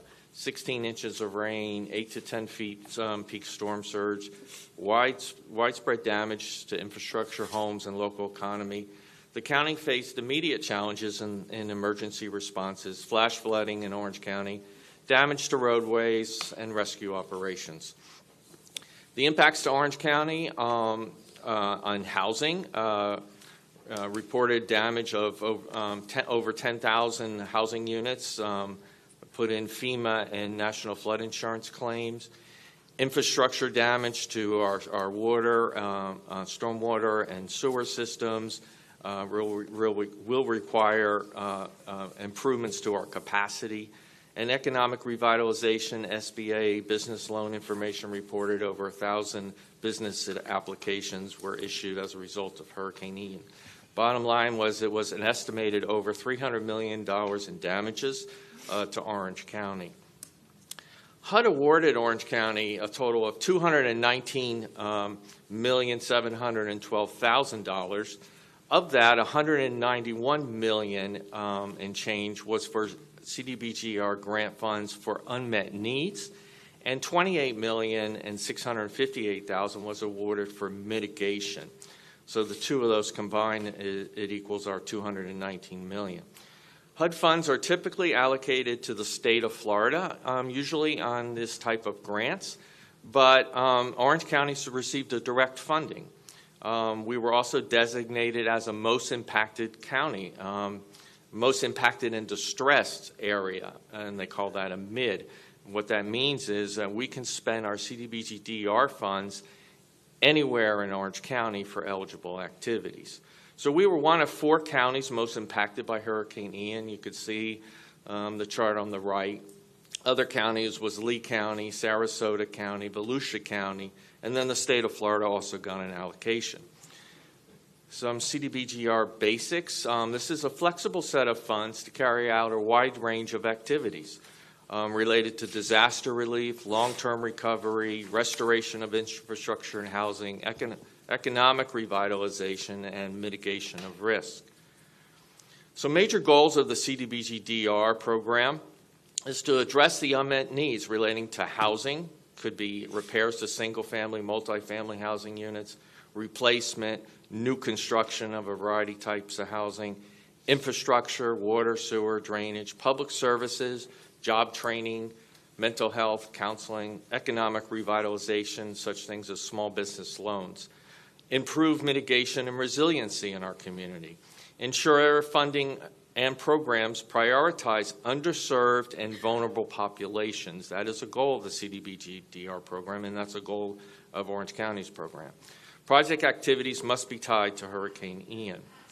Some funding guidelines: at least 70% of the funds must be spent on activities benefiting low to moderate income individuals or areas.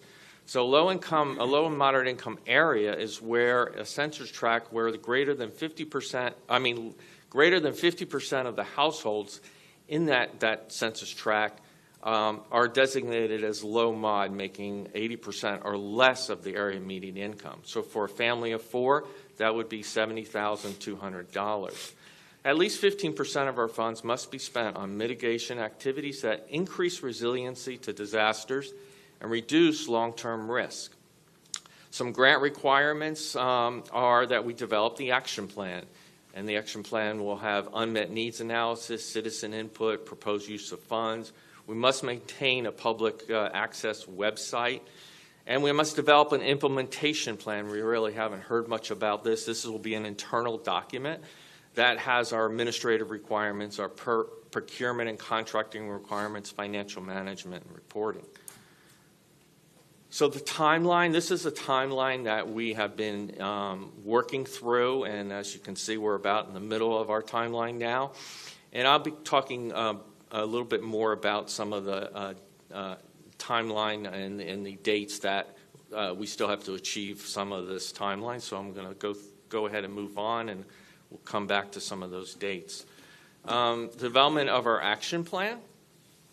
Some of the key components is unmet needs and mitigation assessment, data gathering, what is our state of housing, what is our disaster impact, citizen input and engagement, key components of the plan to address our unmet needs, determining the most appropriate activities to fund.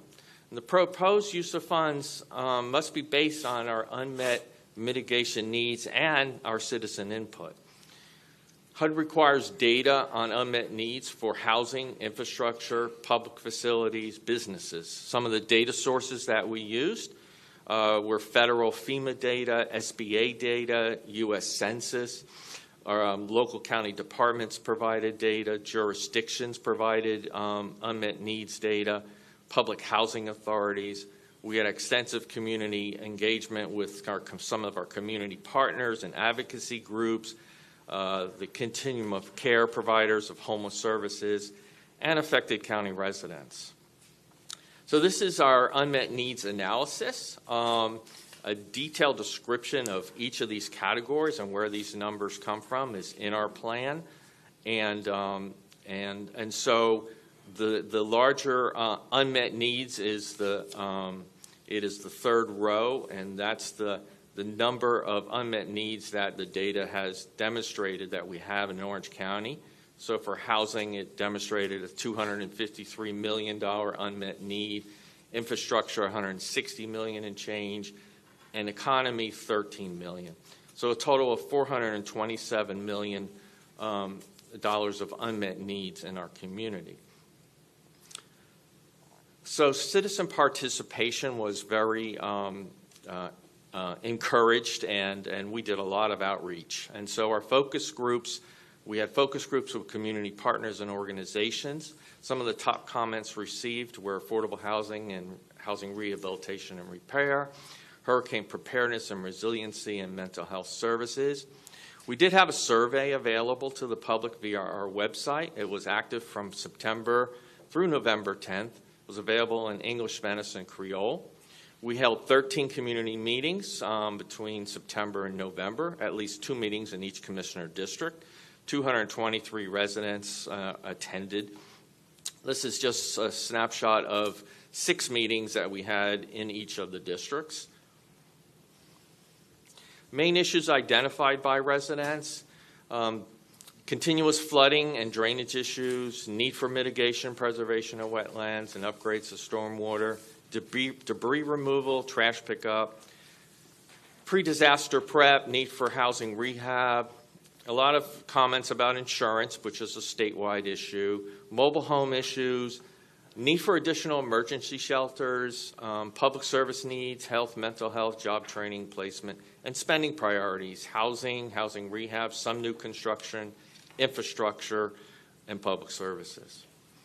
So our online survey results, basically 60% of the respondents reported property damage, 6% had to move because of their damage, 5% reported their residents are still unsafe, and 54% of the respondents reported ongoing flooding and street drainage concerns in their neighborhoods during normal rain events.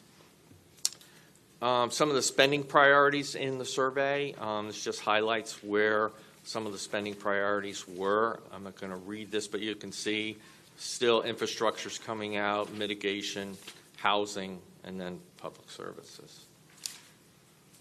So proposed use of funds based on our unmet needs. So based on our unmet needs analysis, based on the impact and the feedback from the residents and our community stakeholders, this is the budget that is proposed for the program.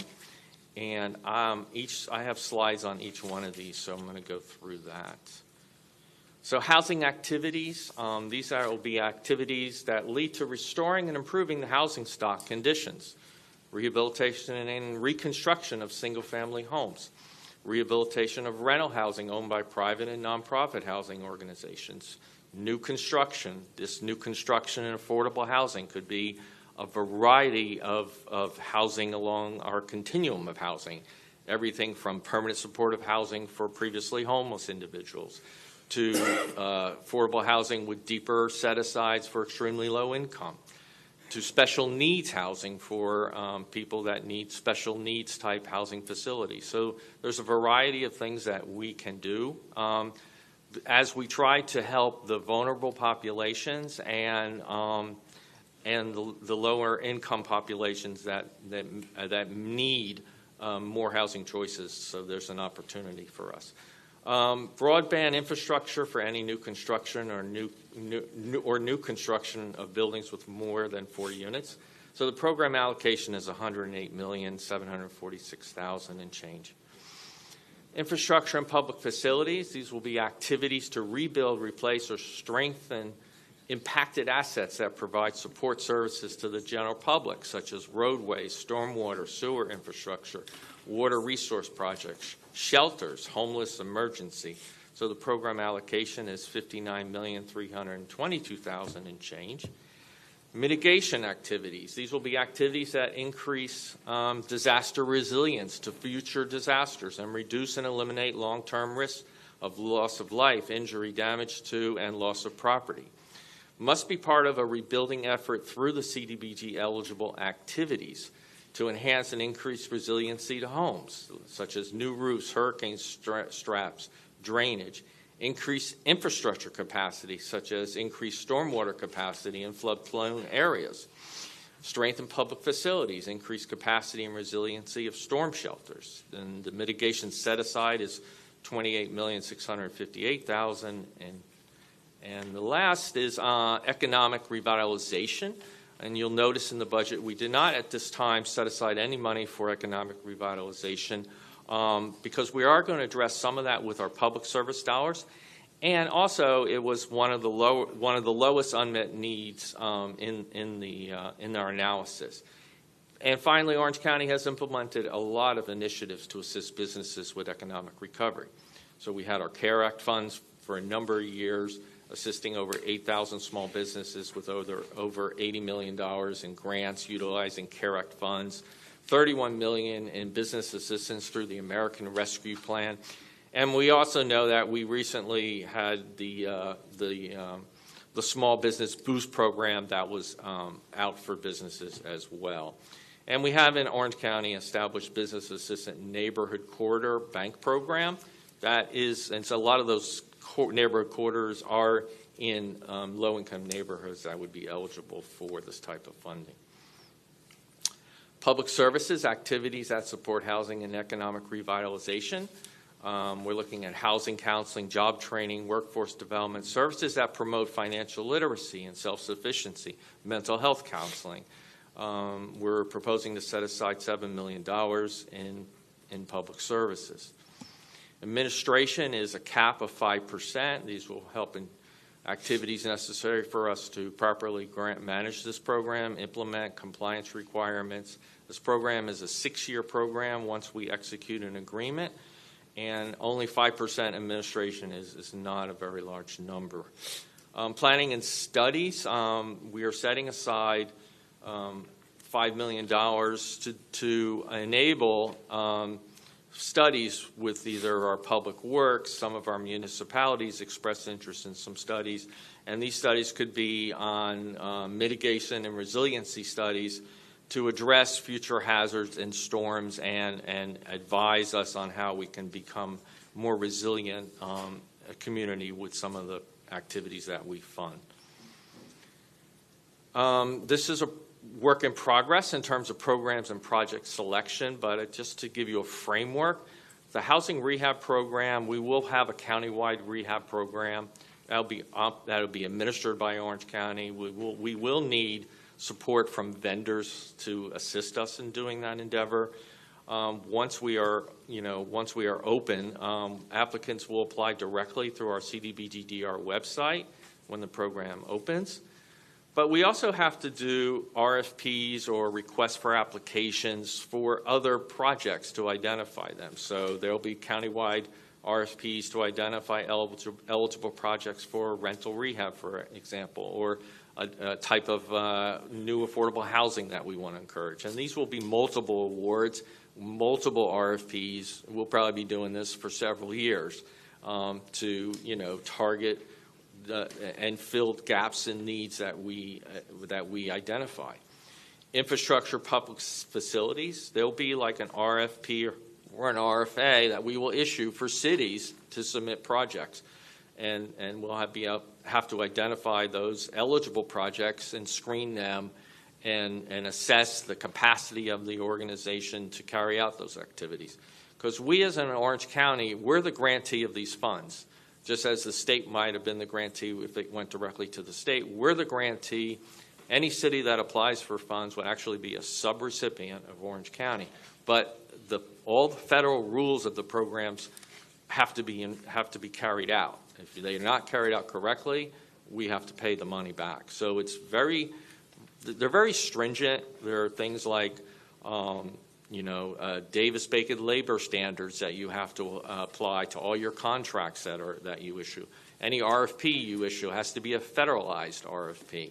So there are just things that we have to make sure that whoever has an eligible project, that they can have the capacity to carry out that project or hire a vendor to help them.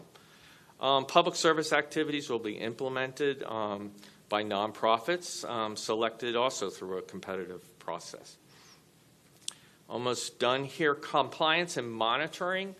HUD requires requirements for us to prevent fraud, waste, and abuse. So we do need procedures set up to detect and prevent fraud, waste, and abuse of funds. We must maintain a fraud hotline. So I'll be talking with Comptroller Diamond about how we can achieve that, because we would not want the fraud line to be in our division. That wouldn't make a lot of sense. So I think we'll have lunch or something and we'll talk about it. Yeah. So the HUD Inspector General monitors the CDBG-DR grant. They actually get a little money. They get money when all these funds are issued, and their whole mission is to prevent or find fraud, waste, and abuse. And so we will be audited. It's not a matter of if, it's a matter of when they will be coming down to see us. HUD requires prevent duplication of benefits. So we have to assess all the documents that applicants apply to see what other awards they had received to address their damage in their homes.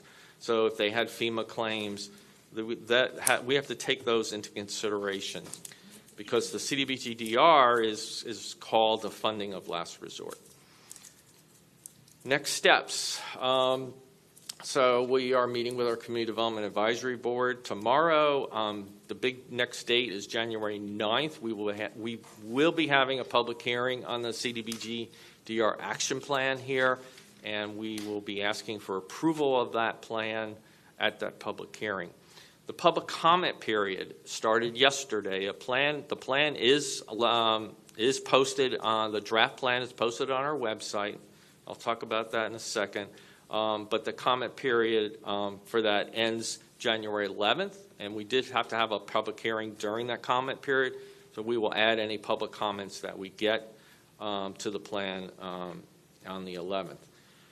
The January 18th is the deadline we're shooting for to submit the plan, action plan, and the implementation plan to HUD for their review.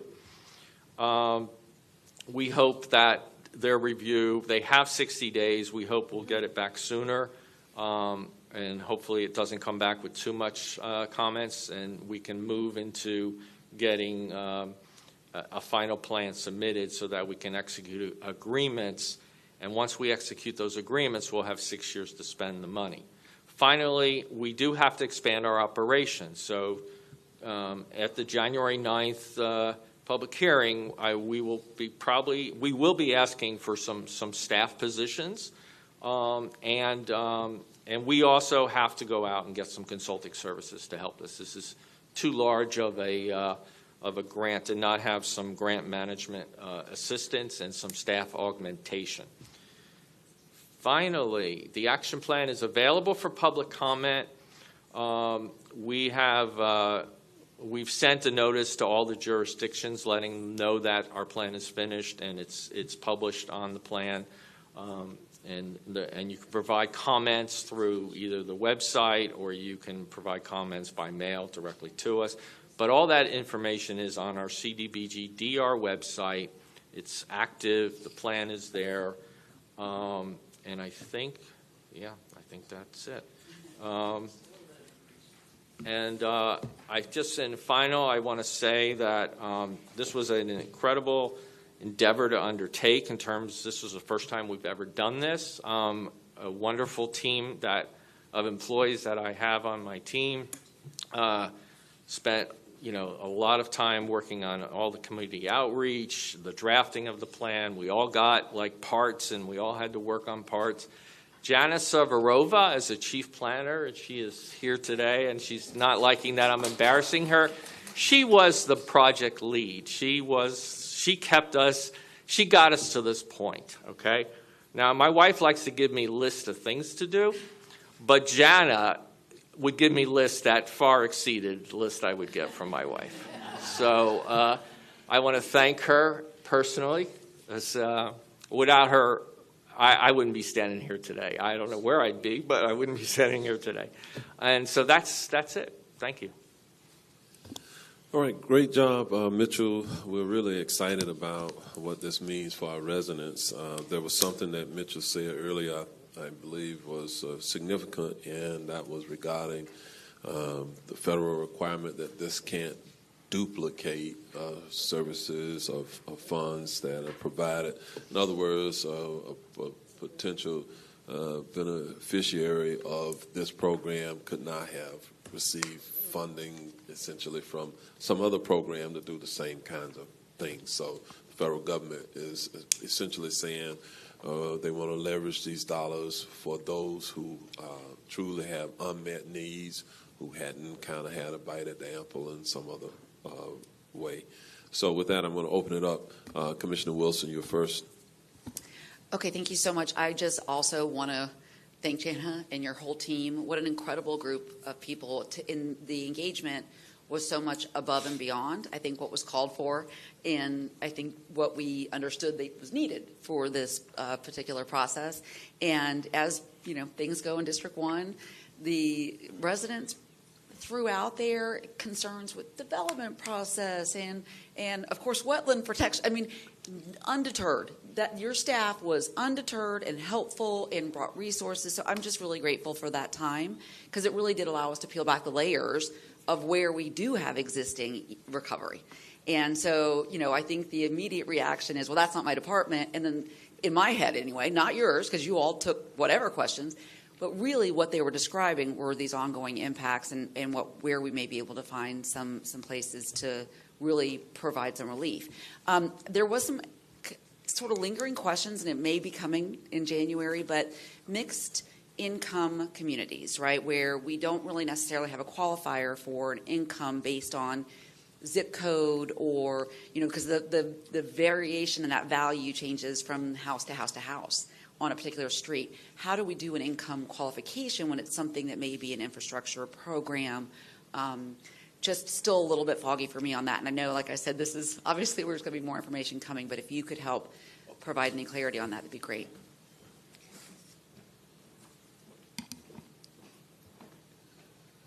All right. Mitchell, he's writing. He's trying to write down what you were saying. I was going to say, it doesn't have to be today. Yeah, no, I will. Yeah, we'll talk about that in terms of how can you qualify a smaller area. Yes, we can talk about that. Great, thank you. Okay, Commissioner Uribe. Mitchell, I know that we met on this, and and we had very well attended meetings in District 3. You guys actually gave us the opportunity to have 2 meetings, and I want to say, well, you're breaking these down, and it's a significant amount of funding. In the grand scheme of things, of what we can accomplish with that is not as lucrative as this looks. And I'm going to kind of press you, because in District 3, as we're talking about districts, we have the opposite. We have a lot of infill, so we don't have anywhere for water to go. That's why when you were talking about this, I'm sure my residents stay profusely in your mind about they get scared when it rains. Forget a storm. When it rains, that they're getting flooded. So while you have a broad sense, have you guys zeroed in on really what you're going to be able to do? And then I want to take it to the county administrator, because clearly this is a lot of good information. You actually had residents participate, come out with their concerns. So are we lining up with what Public Works has on their future post and storm and drainage? But really, these ideas and how you're breaking it down, it's great. But do you know really where the county's going to focus on? Because, heck, I think all of us up here could say you could put all that money in each of our districts and we still wouldn't get everything done. And so really, what does that look like? Or have you guys managed that yet to understand which projects we could afford, that we could make an impact? Because this is a lot to cover, everything from housing needs to mental health needs to storm and drainage. I mean, that's a lot to take in. And while $219 million sounds like a lot, it really only goes so far. Right. Can you help us break that down, or Sure. when we have that follow-up, will that information be there? And then also, I want to add one more. When you said this has been distributed to the regions, or I think that was the word, to the districts or something. Jurisdictions. Municipalities, Municipalities. cities. Okay. So my follow-up is, what does that entail as far as municipality funding? Did any municipalities get their own funding? Are we splitting this? Is it unincorporated? Can you please? Yeah. So let's take that question first. So as I said earlier, the whole county is an impacted area, so it means the money can be spent anywhere in Orange County. What that also means, from being an impacted county, the whole county, there is no allocation of the funds to most impacted area of, say, this side of the county, or most impacted area. The whole county is the area. Municipalities would have to apply for funds for specific projects that they would like. They would have to respond to RFPs or requests for applications that we put out, and that might be targeted for a type of infrastructure project in their municipality. And they would have to submit that project. We would have to analyze it. Is it eligible? Do they have the capacity to complete it? Can this be accomplished? What is the results, or what's the impact? What is the resiliency that's being created? So we'll have to create a criteria to evaluate those projects individually. In terms of Orange County, we will have an internal process for Orange County departments to submit projects as well, and we'll have an evaluation criteria that will actually look at those. In terms of your earlier question, because it ties into this, what have we done to look at it? So we had a lot of meetings with Public Works and Public Utilities, and some of their data that they were getting to us in terms of unmet needs for types of infrastructure projects, especially in lower vulnerable areas or flood-prone areas, were information we use to increase our need in infrastructure. Because if we just used FEMA data, it wasn't getting us where we needed to get. So we will be actually working with our internal departments and divisions.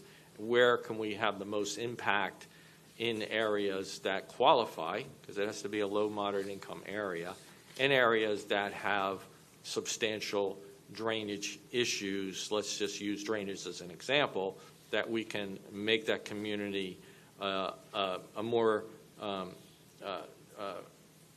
resilient community that doesn't flood every time we have a severe event in terms of weather. I want to request, before we come back, an additional briefing, because I don't want to hold up the meeting. Yeah. But you've only prompted more questions of what you would consider low to moderate, and then when you say if they get drainage when it rains, then that means they're out, but yet they're one of the most vulnerable because they could have damage again. So right. I would love an opportunity to discuss this further. But you brought... No projects have been, I guess the point is, we have not submitted the project yet. You'd ask that. So that has not been identified. It's just that overall need. But without a doubt, any commissioner will be glad to spend more time as we get closer prior to January 9th. Definitely we can do that. But the point you also made is that because of the citizen input, it gave a lot of information for our other departments to review this information in light of their own capital program as well. So that you're right, we should have some coordination. We should see where we can leverage our funds, where they can leverage their funds, and get the biggest bang for the money as we can. Thanks. Commissioner Gomez-Cordero. Thank you, Mayor. Thank you, Mr. Glasser, for the information and the presentation. I have one question, and I think it's one, but right now. Okay, can you give me an example of planning or studies?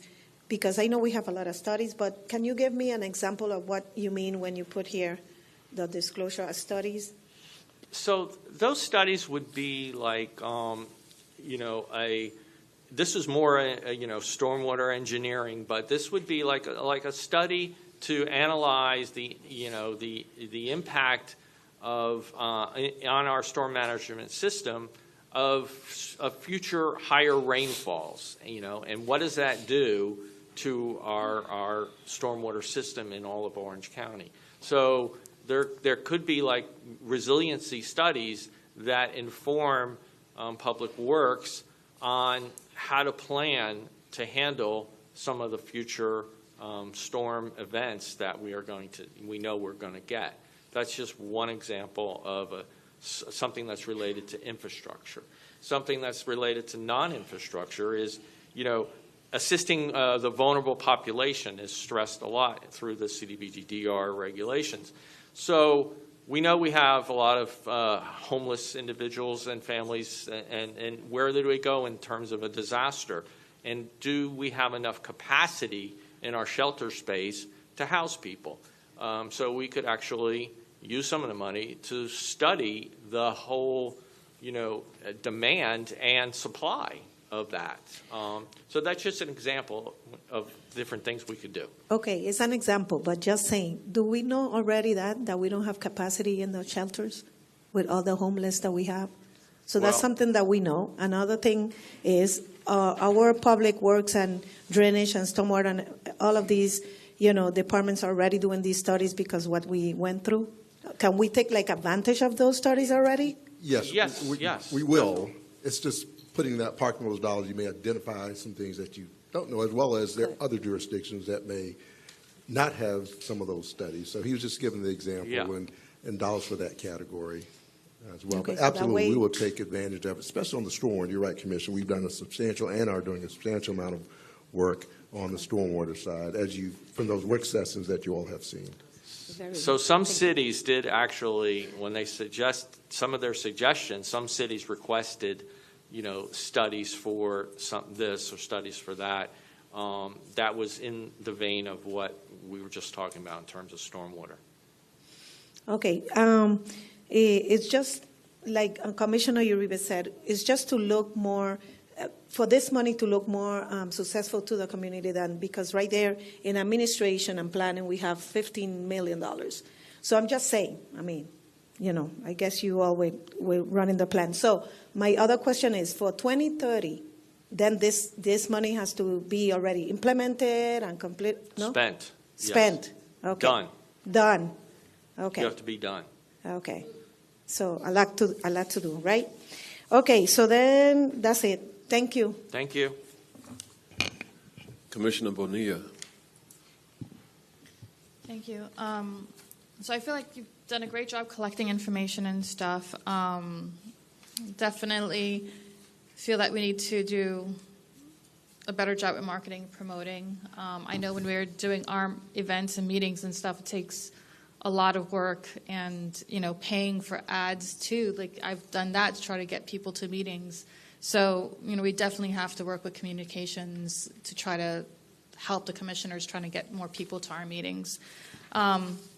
So that's one thing I wanted to quickly say. There's been comments on continued flooding after Hurricane Ian. I don't know what the cause of that is. Like we're just having heavier rains because of climate change. But I'll say that we don't really, $219 million isn't a lot of money. We can only do so much with it. And I'm just concerned with, we have other funding sources for housing. But we have a lot of this funding going to housing. Perhaps I don't understand how it's being used, but we don't get a lot of opportunities to have funding come in for disaster resilience and mitigation. So I actually would like to see more of that money going to this, since we don't have a source of funding for this. This is it, and we don't get it that often. We have flooding projects in at least my district, that doesn't. We've had the studies done, but we don't have the funding to actually do anything about it. So and that's mitigation projects and disaster resilience projects, flooding resilience projects. So I see that there's $5 million aside for mitigation resiliency studies. So there's, in my district, I have the little econ and the big econ. And what I saw during Hurricane Ian is that we had the little econ flood out into this apartment complex, flood this whole entire apartment complex, the street as well. And then the big econ flooding out into properties. And then they both meet. They both go up. It's backed up because then it hits a St. John's, which, like I've said before, it looked like an ocean out there. It was so filled up with water.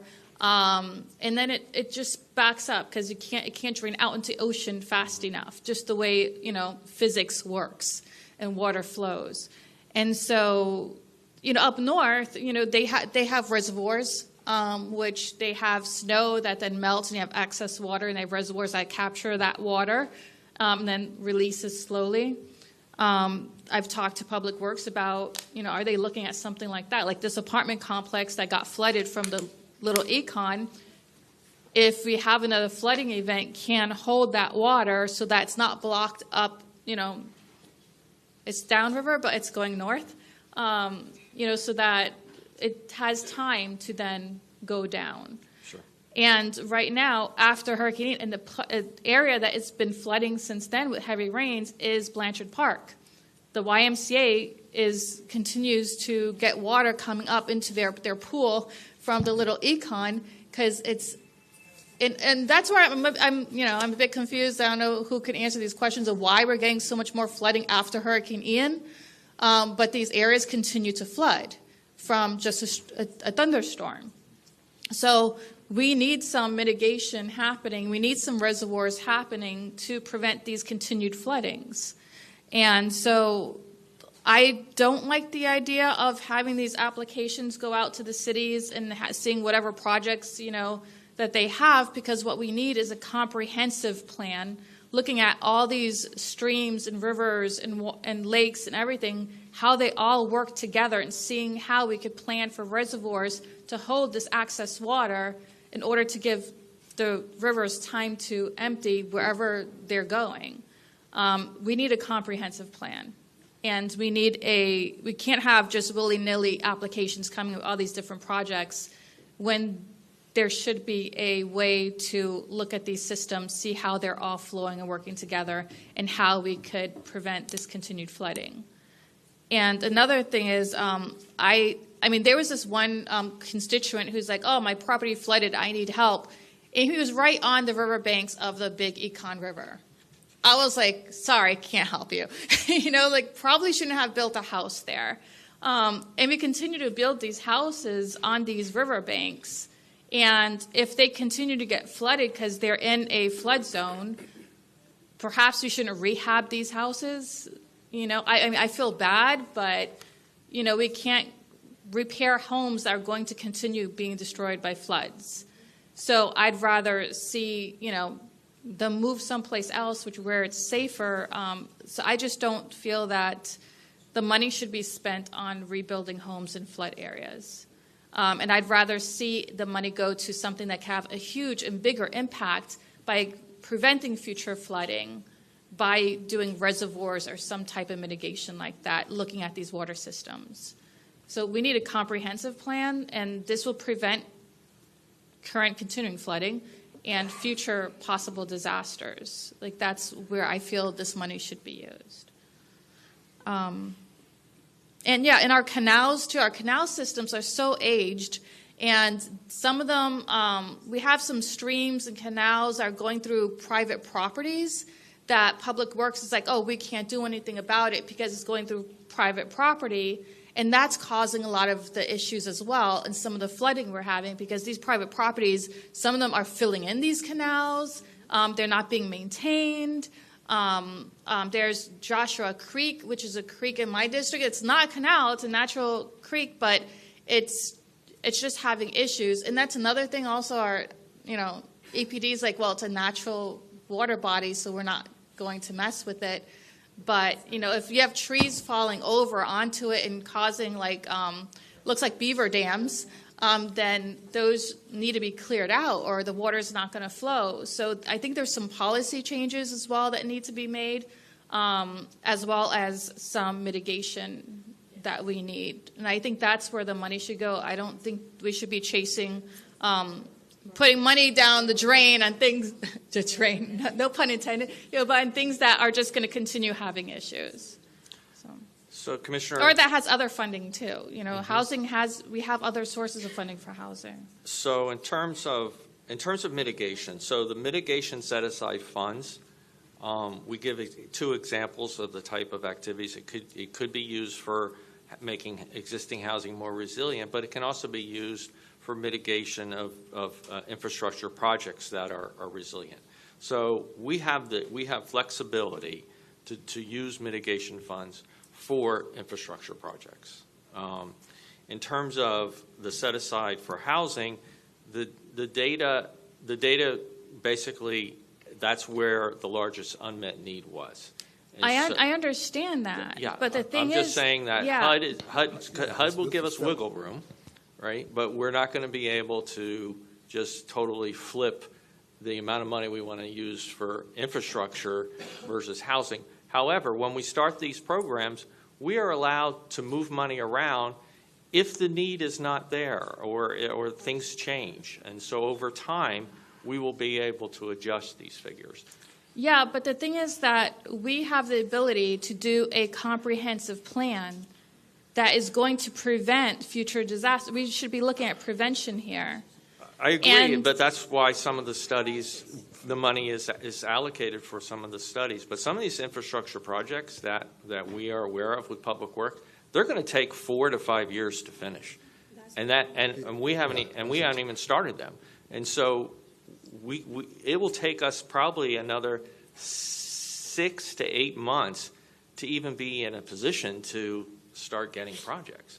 So, But you have to start somewhere. You can't. I'm telling you, what I'm saying is that we have to move at many different activities at the same time, including the things that you're saying in terms of studying us comprehensively. And I think Public Works has been doing that. So Mitch, what Commissioner will do is come and do some individual briefings. There are a number of matters that relate to the restrictions on these funds, what they're intended for, what they're used for, as well as some efforts. So we'd be glad prior to January 9th to come in and spend more time off, have our Public Works folks there as well, and we can talk about also where we are, because you are certainly mentioning and commenting on some of the larger areas that we did the 3 work sessions on earlier this year about some strategies that will be coming forward to the board. So we'd love to be able to spend more time with you in the individual briefings and go over some of these matters and specifically target what some of those restrictions are in terms of how these dollars could be used, because that is going to also drive some of the decisions that the board ultimately makes. So we'll get with you in some individual briefings. Commissioner Scott. Thank you, Mayor Mitchell. Great job, man.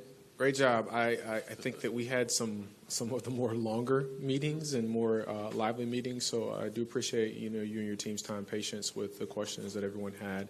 And I would just ask that when we get to a point and we make a selection, that we are intentional about just giving them the perspectives and the nuances that might not be articulated in the data, so that as they craft the service and start to engage in the service, they do so in a well-informed way with all the what I would call the cheat codes of different communities, so that we don't have those issues. Hey, they didn't do this, they didn't do that. All right? Mm-hmm. Thank you. Thank you, Mayor. All right, Mitchell, we don't know what we don't know at this point. And so the goal is to engage the community, learn from them. And because the municipalities were not the recipients of these funds, I do think that we have to engage with the municipalities and get their input. We can't do this effectively as a county without engaging them. And then lastly, we do need to engage with some subject matter experts with some of the studies to tell us what we don't know. And we have to do it quickly. While it seems like 6 years is a long time, it's really not. And if you get into any of these infrastructure types of projects, they are multiple years to just get them moving. So time is of the essence. We have a timeline that has been established and is consistent with what the federal government has laid out for us. And so that process is ongoing. This is part of it, this meeting today. And so we've entrusted the county administrator and our department heads to look at this and work with our community. So stay engaged, commissioners. More to follow in short order in order for us to meet the deadlines in question. So thank you, Mitchell. With that, we're going to move forward to the next item on our agenda, and this is the last item of the morning and afternoon now. Commissioner Scott has asked to present a commissioner's report regarding Camping World Stadium and the TDT recommendations. We heard today there were several advocates who came forward who were not expressly advocating to spend TDT dollars for the Camping World Stadium, but for the Amway arena, and it's in the context of the priorities that we will establish as a board and the timeline that we have to expend funds and the available capacity. So, Commissioner Scott, I'll turn it over to you now. Thank you, Mayor, for the time. I first want to start by just sharing that, my goal in this report is to bring a perspective, give maybe a little bit more light to some of the nuances that might not be ordinarily available in a lot of the data and the things that we see when people come with their reports and their presentations. And so I hope that as we move closer to a decision point that we do so considering all the factors, the finite factors when we talk about numbers and data, but also the abstract factors when we talk about impact to individuals and families and organizations. Next slide, please. I want to talk about very briefly human resources update and Camping World. Next slide. So there's a certain employee here that sent me this picture, so I thought I might add it to the presentation. I won't say any names, but to liven it up. Next slide, please. So during the budget workshop, various county departments talked about their challenges with hiring, and we have made what I would call leaps and bounds, like towards, pay, just quality of life recognition, and I think that's a credit to our new Human Resource Director, Dr. Best, and being intentional. She shared a training that I wasn't aware of that I'm going to take, and so just knowing that it's being done with intention. When someone leaves a job, whether it's the county or city, whether it's a private or nonprofit, they do so for a number of reasons that really can't always be articulated. But I think incumbent upon most is when people leave, we want to know why they leave, not a survey, but a conversation. And so figuring out who is the best individual or individuals or group that can pull that information that we need to make ourselves a better organization.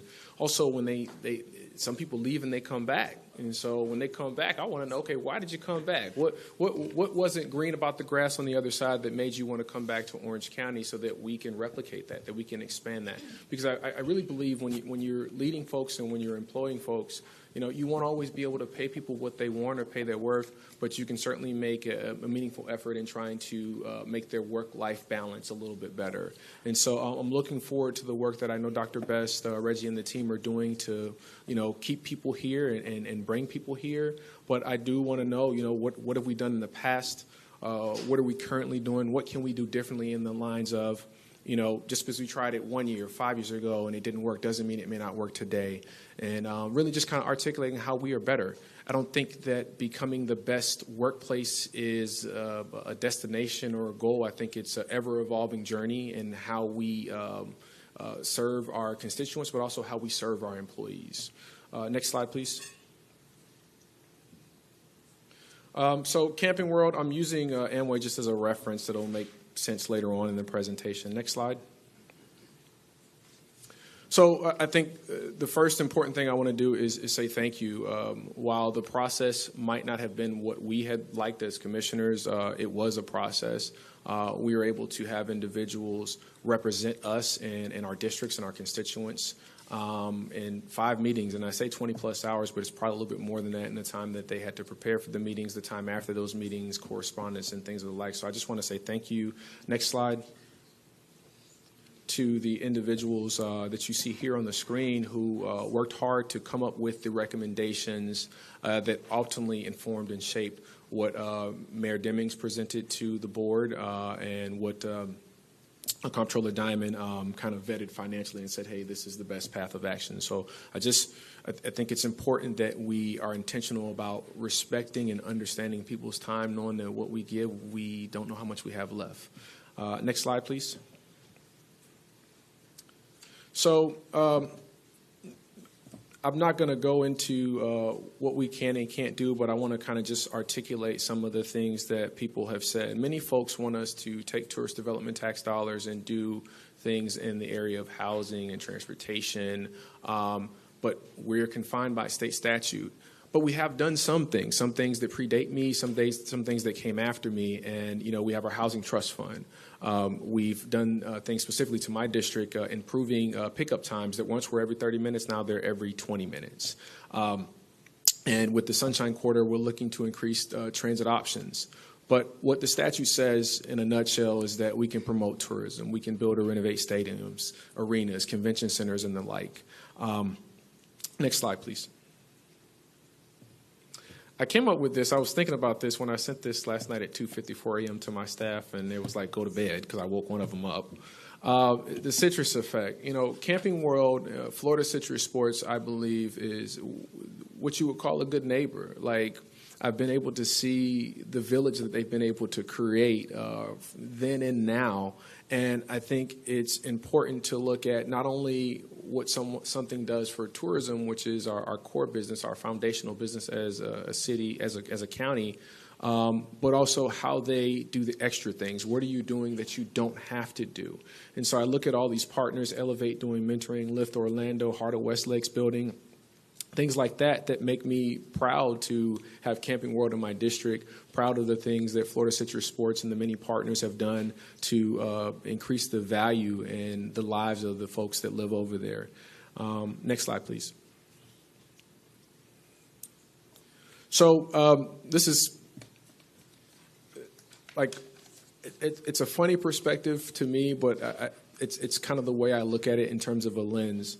A reporter recently asked me, how do I feel about the City of Orlando venue? And I said to this reporter, I said, this is a community venue. It is the people's venue. And so, but if we're getting technical, I look at it like, Orange County has 330 plus hotels, 102 or so hotel rooms. The City of Orlando has 180 of those hotels within their limits and about 45,000 hotel rooms. All of them generate tourist development tax dollars, all of them, whether it's in the city or the county. And so if, for context, I look at like the Amway as they're the landlord, City of Orlando is the landlord, Florida Citrus Sports is the tenant, and the county is the bank in some sorts. Next slide, please. We're a community, like we're a village, and whether it's the City of Orlando or Apopka, as we've just seen with their CRA, I look at Orange County as the backbone organization, and I just don't want that to be lost sight of as we engage in conversations in the coming days and months on getting to a decision point, because, like a family, we support one another in things that we know are going to benefit our respective districts, but the larger community within and outside of unincorporated Orange County. Next slide, please. I look at this Camping World, and I'm using Amway Arena as a reference. So we are elected in single-member districts, and that is to ensure that representation of the community is from the community, but it's also to ensure that those perspectives. I recently learned a couple months ago with Commissioner Bonilla when she brought up the Wedgefield issue with the Plurus utility. And so they had brown water. I had known nothing about that. And so she was able to articulate points that I probably wouldn't have seen in the news articles that spoke about that. And so that's what I'm hoping to accomplish here today, is to articulate perspectives. While this list isn't all-inclusive, it's respective of things that I've experienced. And so I've seen Florida Citrus Sports and partners buy a new electronic scoreboard and put it up for the students. I've been to the Classic. I've been to a number of bowl games. I've been to soccer games and concerts. My first soccer game actually was at Camping World Stadium. And likewise, at the Orlando Arena, I've done things with the Magic program called Magic of Mentoring. As a Boy Scout of 33 years, we attended the Golden Eagle Dinner, been to the Battle of Bands, concerts. And so I don't think the impact that these venues, specifically Camping World, but Amway, because it is, in my district and not far up the road, benefit our community. Next slide, please.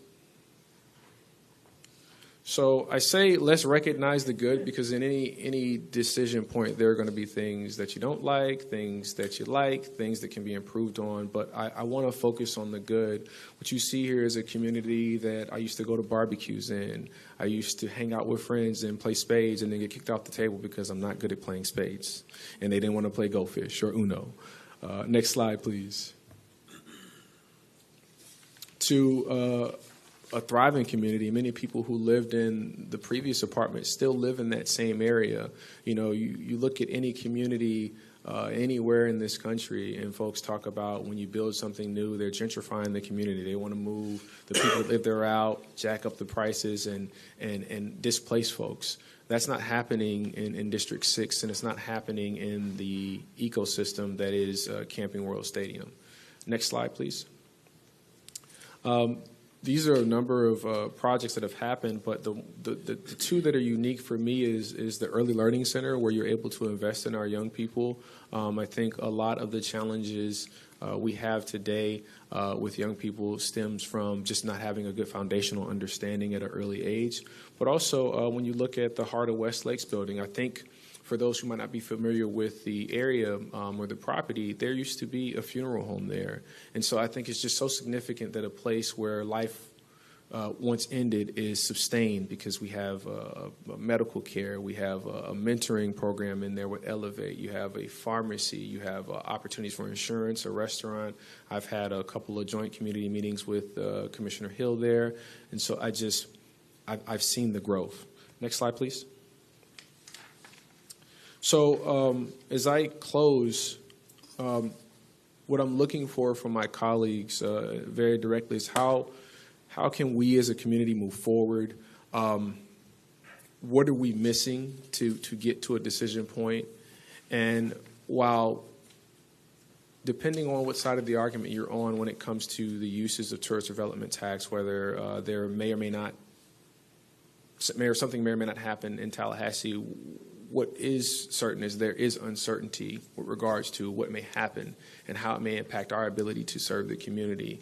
And so I hope that as we talk here and we learn more specifically what is needed to close the gap in making a decision, but we also know that we might potentially be on a time clock. We don't know what things may happen that may have an impact. But I want to know what is needed to get to a decision point. I want to know maybe perspectives that may not have been articulated in our previous meetings, but we've had a lot of folks, individuals, organizations alike, many folks that volunteered their time to shape these recommendations. And I think we should be more intentional about getting to a decision point. And with that, Mayor, that concludes my commissioner's report. And Byron, I did it in 12 minutes and 21 seconds. Thank you very much. All right, Commissioner Wilson. Gosh, I'm like winning the first button hit award today or something. I must have been that second cup of coffee. Thank you, Commissioner Scott, for, first of all, your passion.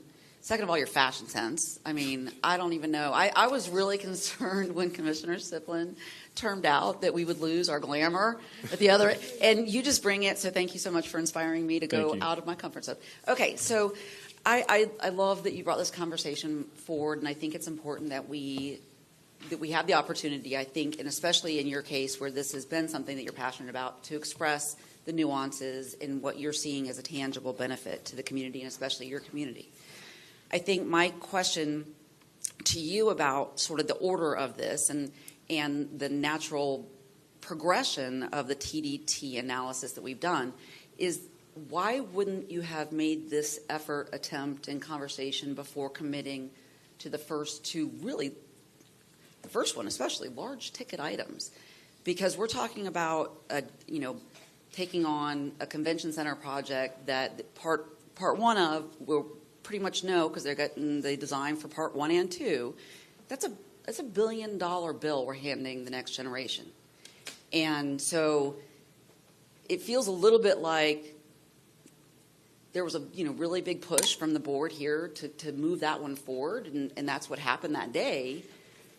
So understanding now that part of that chunk of money has been committed, I kind of need to know from you why this maybe didn't come forward as a top priority prior to the full-throated endorsement of the $1 billion convention center project. So, Commissioner, the people, I don't know if you recall, there were a number of people, many of them seniors, some in walkers that came to the meeting. And just because of the nature of time, I think we had about 30 minutes and we did about 1 minute. Many of them came and didn't get the opportunity to speak. Most folks that spoke were folks that we had heard from before. And so I thought it incumbent upon me as their representative to make sure that I underscored their voice for those that did get to speak, but also speak for the many that did not get to speak. My English isn't good right now. Didn't get to speak. Because I've received a number of calls. One thing I forgot to reference in my presentation, I got a call from one of our HOA presidents, and he said, Commissioner Scott, what's going on with Camping World? It is akin, what do you say? It is akin to the tree of life in Avatar.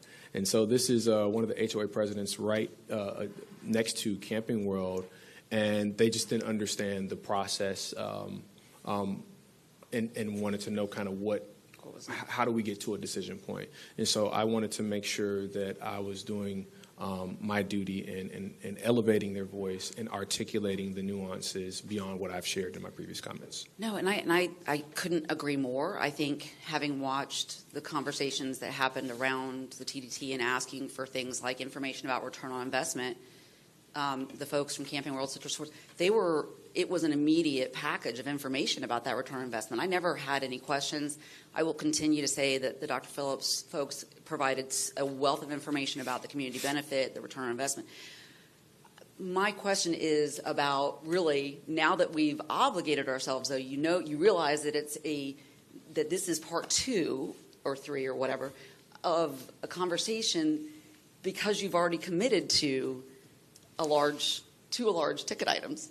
And so knowing that we don't have that much, that we are now more limited, my concern is, would this have been better serving this community had you brought it up before the vote for the convention center? I think that was my biggest concern, because the convention center piece of this commitment is substantial and will continue to be substantial for years to come. And I want to make sure that if you hear hesitancy on my behalf about moving forward any other commitments, it's because we have to hand this bill over, right? This is going to be debt for the future. And part of it's been obligated. You did it. Does my concern kind of hit the... So, yes, okay. I do understand your concern. And the other part to it is, so what you're sharing now is a little bit more detailed than what we've been able to share with time. And that is the hope, is me to get maybe a re-emphasis of the perspectives you all have shared, or maybe nuances that weren't articulated just because of the time.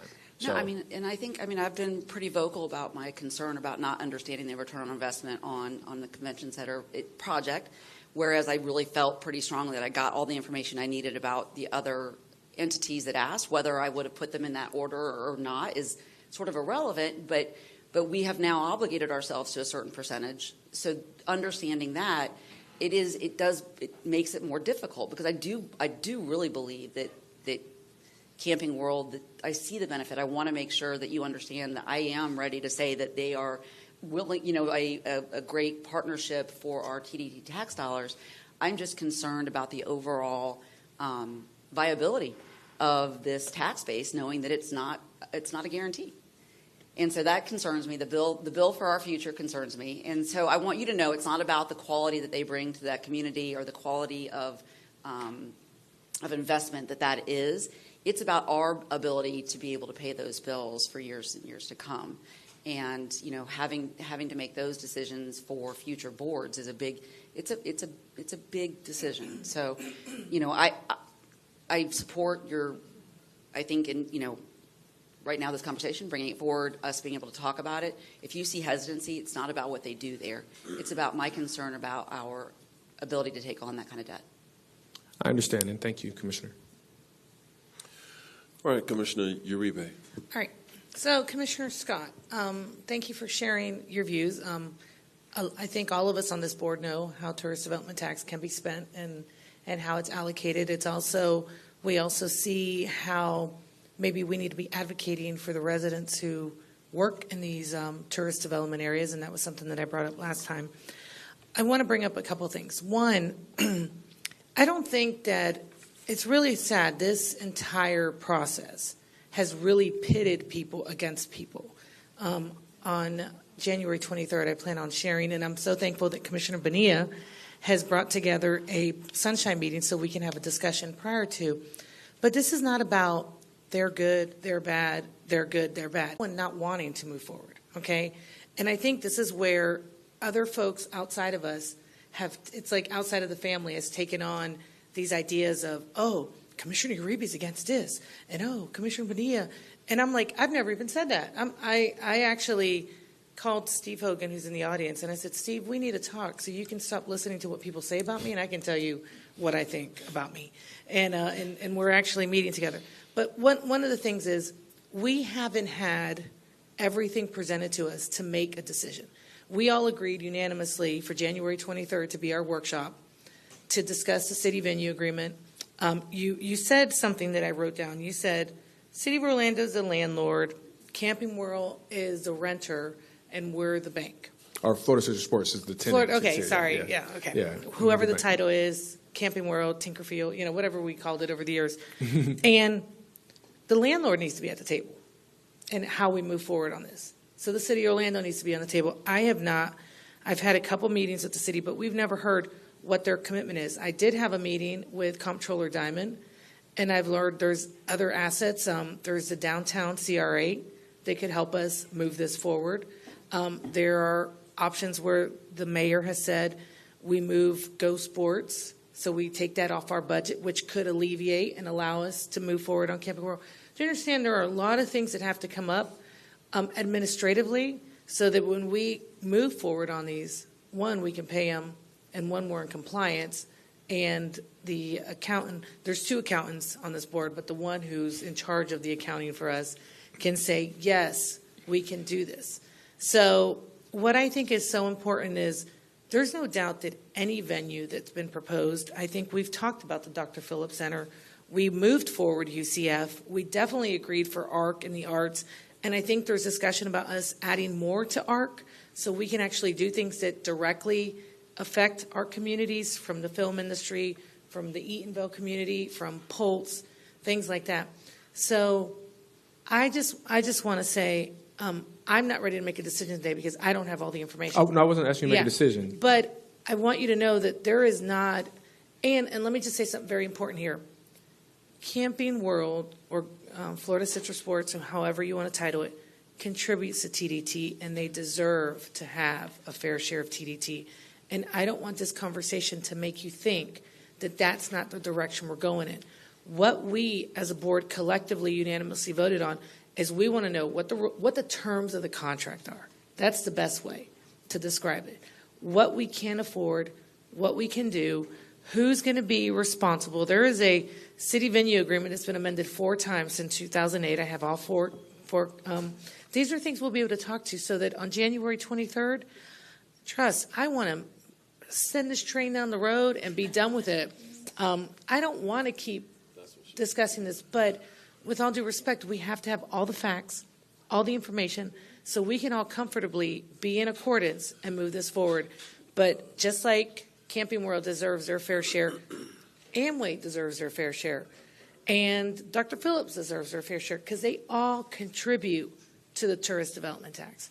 So I just wanted, and it's good that we're talking about this, but I want you to understand my perspective. There's no anti-Camping World, Amway, Dr. Phillips. There is a, how do we afford it all? What are the terms of it? Are the landlords at the table? And how are we doing? And if you recall, that's why we all felt comfortable moving UCF forward. Everything was on the table. How they're going to match it, how they're going to do it, how long it's going to take. It's shovel ready, blah, blah, blah, blah, blah. And I think that should be expected on this. So I hope between now and January 23rd and our Sunshine meeting on the 16th, we will have all of that information, including the comptroller's comfort in moving us forward, and we can vote on it and go with this. But I just want for the record to say there's not a venue that is up that hasn't contributed and rightfully so deserves some of the fruition to make their venue better. And I look forward to having that data. I've got all 4 amendments of the city venue agreement dated from 8/12/16. And so, and I'm about facts and numbers, and that's one thing I've been consistent with. So is Commissioner Bonilla. It's all about facts and all of that. And I got to say, when we discuss Visit Orlando, that pie of the money, and I've confirmed with Comptroller Diamond, if that pie, that percentage is less, it does assure us to be able to do all of these projects completely and move forward. And so I think that that's where we need to be. But I think that how can we move as a community, move forward? We are. And there's no one here trying to hold back this community. And what's needed is to get a decision point, all the information, everything in the terms of what we're doing to move forward on January 23rd.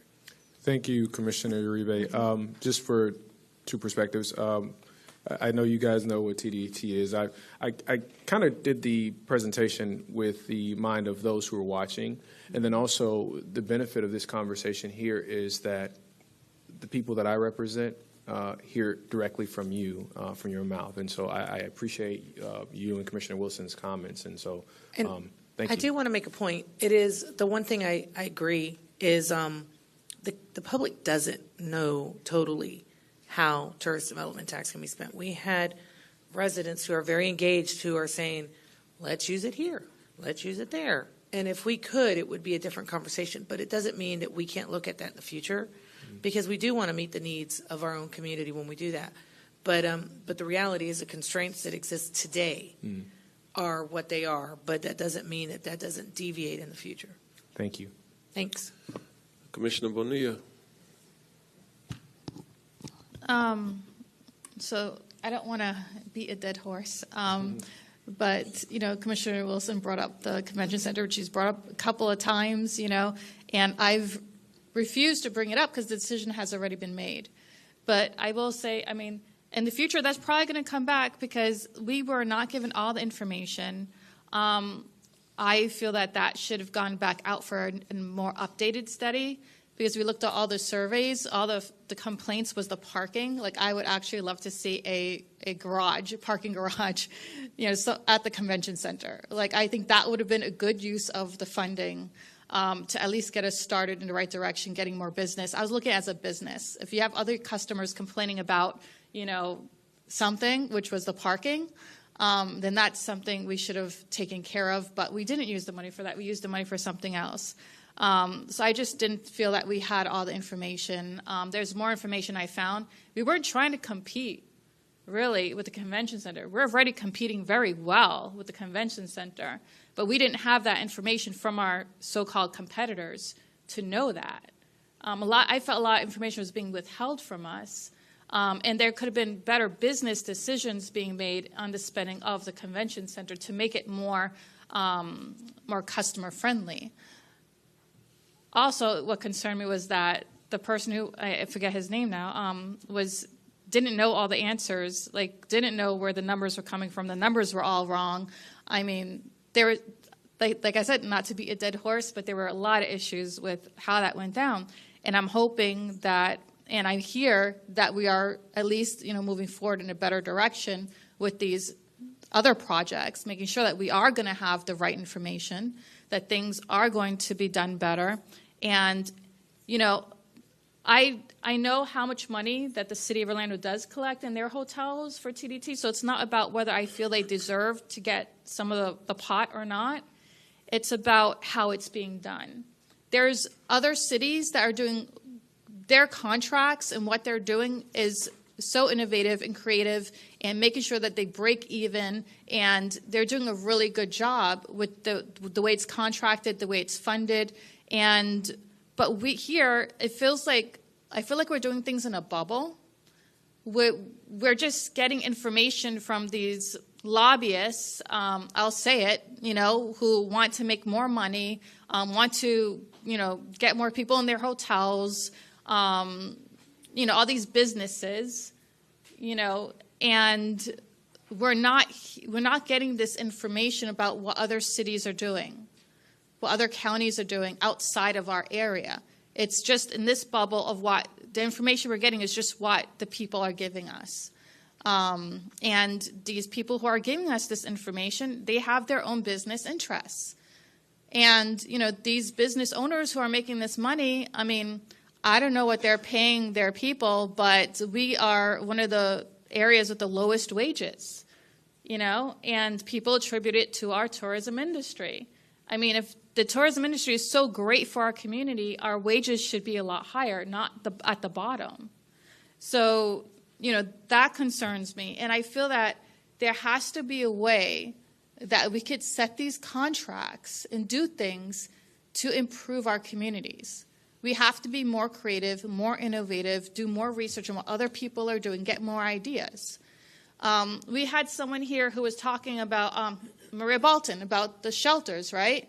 Well, I just learned that Visit Orlando is spending money on Brightline on advertising. Where does Brightline go? It's in the state of Florida. It's not going any place where people don't know about us. Everyone who takes the Brightline knows that we're here. So I don't know why. I mean, that advertising just seems, really ridiculous to me because they know we're here. There's no reason to advertise to Miami that we're here. They know it. So instead of giving this advertising funding to Brightline, how about they advertise on the links where we do have tourists who are already here, maybe looking for other things to do. We could advertise Wekiva Springs there, or I don't know. There's like places in Orange County that's outside of the tourism area, our nature parks, that could be advertised on these links buses, right? To get these people to stay here longer, spend more money, see more of Orange County. And at the same time, that advertising money that Visit Orlando is spending on the links buses can be used to build more shelters. So, it's an indirect way, I guess, of using TDT to make shelters. But it's a creative idea. They're already using this money, advertising on Brightline. Why can't they advertise on the links, And so those are some things that we really should be thinking about. And, I really also want to look at the predictions of the amount of money we have is limited. And I feel that sometimes they're like, oh, it's increased by this much, it's going to keep increasing. Well, it's based on how many hotel rooms we have. So that's going to increase based on how many new hotel rooms we have, or the increase in the prices of hotel rooms. It's not going to just increase because, let's say, they decided to build like a new hotel one year, and so that 5% increase is going to continue. No, it's not. Thank you. So I'm a bit concerned about the predictions of, what it's going to increase to. So I think we have to be very careful about how we dedicate this funding because it's limited. All right. Commissioner Scott, hopefully you accomplished what you were trying to accomplish this morning, this afternoon. You've heard from your colleagues. At some point, we do have to make some decisions, and hopefully we will. Really, Commissioner? I just want to really quickly. Go ahead. It actually was just we didn't really get to spend a lot of time on the HR piece of this and the retention piece. I thank you also for bringing it up. I know these were two very different discussions. I feel better knowing administration, Mayor, that we're talking with the firefighters union that that retention and making sure that we're able to compete. Obviously, a priority in our health and safety sector. So I just want to continue to support that, reinforce whatever we need to do to be competitive on the open market and keeping our firefighting team as robust as they need to be. So thank you for putting it on the agenda. I'm not sure if that's why you did it, but thanks. And I support anything that we can do to help our teams here stay steady over time. I know there's been a lot of attrition. Okay. All right. There. All right. I did want to mention something about the HR too, because I forgot Okay. about that. Yeah. This is a conundrum we can get into sometimes. Commissioner Scott did a commissioner's report. I think that he did a fair job of trying to get to the point where he was trying to get. The point that he's making here is he wants us to get to the point where we make a decision.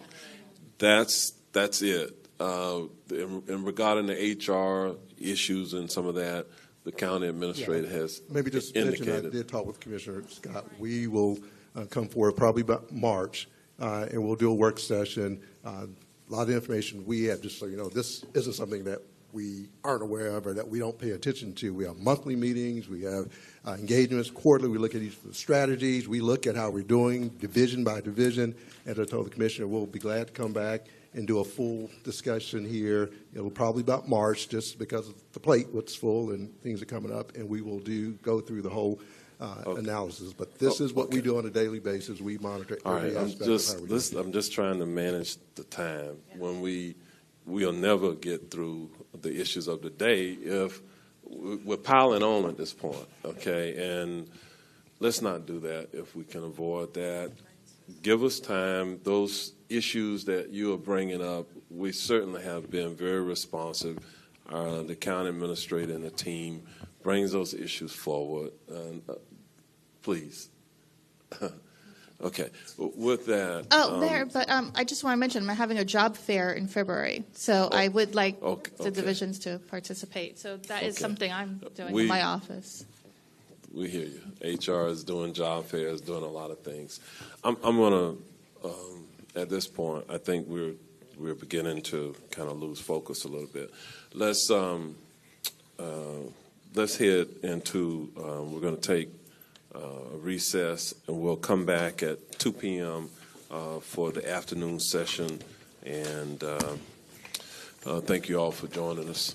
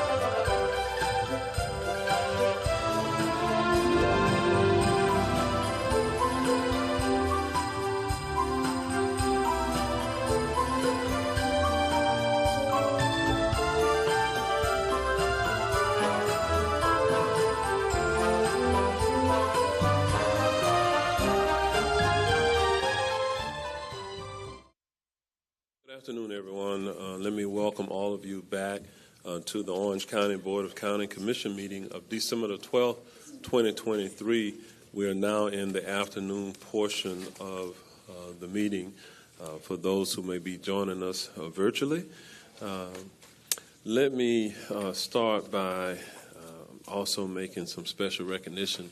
I'm going to ask Dr. Jeffrey Williamson, our communications manager, to come forward for a special proclamation honoring the Deputy County Attorney, Joel Prinsell, on the occasion of his retirement.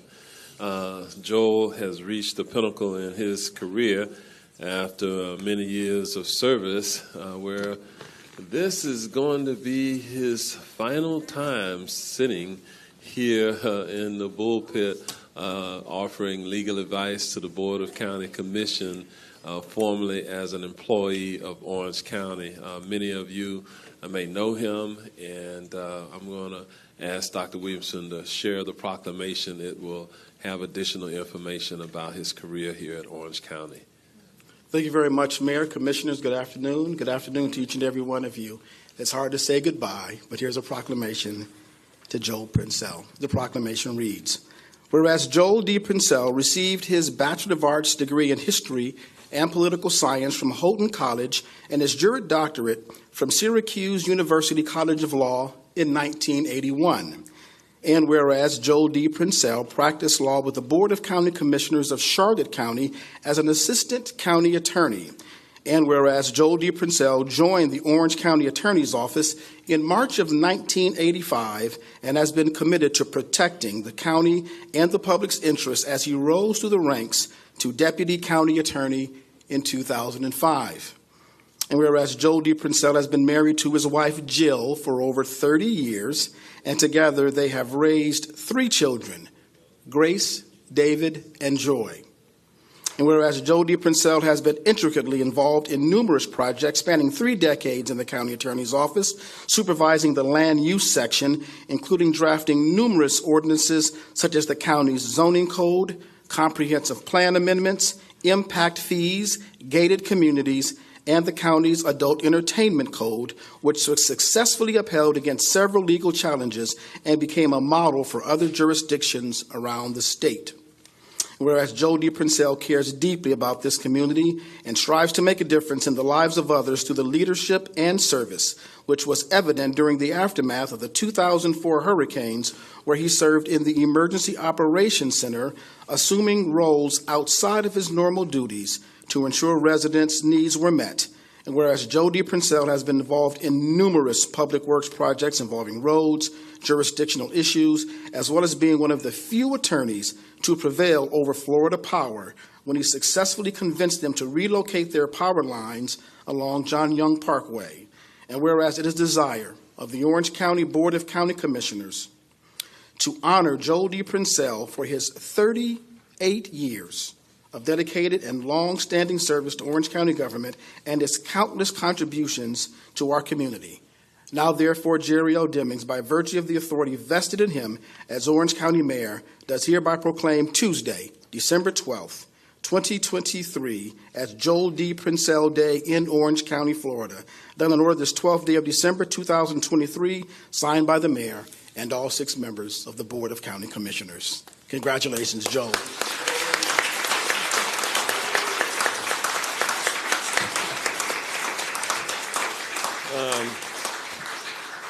Joel will be recognized later this week in a formal program, but I thought it would be befitting to bring him before the board this afternoon. The county attorney, Jeffrey Newton, is somewhere here in the audience. There he is. And so Joel's colleagues, the other assistant county attorneys and others who work in the office have come to join him on this day. I'm going to ask those who work in the county attorney's office to come forward for a photograph and a presentation of the proclamation. 1981, Joel, when you graduated from law school, I asked some of our colleagues here from Orange TV if they were born at that time. And they said, I don't think I was even thought of at that point. But Joel, I was a young Orlando police officer when you graduated from law school. And so I think back over these nearly 43 years of public service, having encountered you early during my career. So with that, please come forward, Joel. And if you'd like to say something, Joel, you will have the opportunity from the dais here.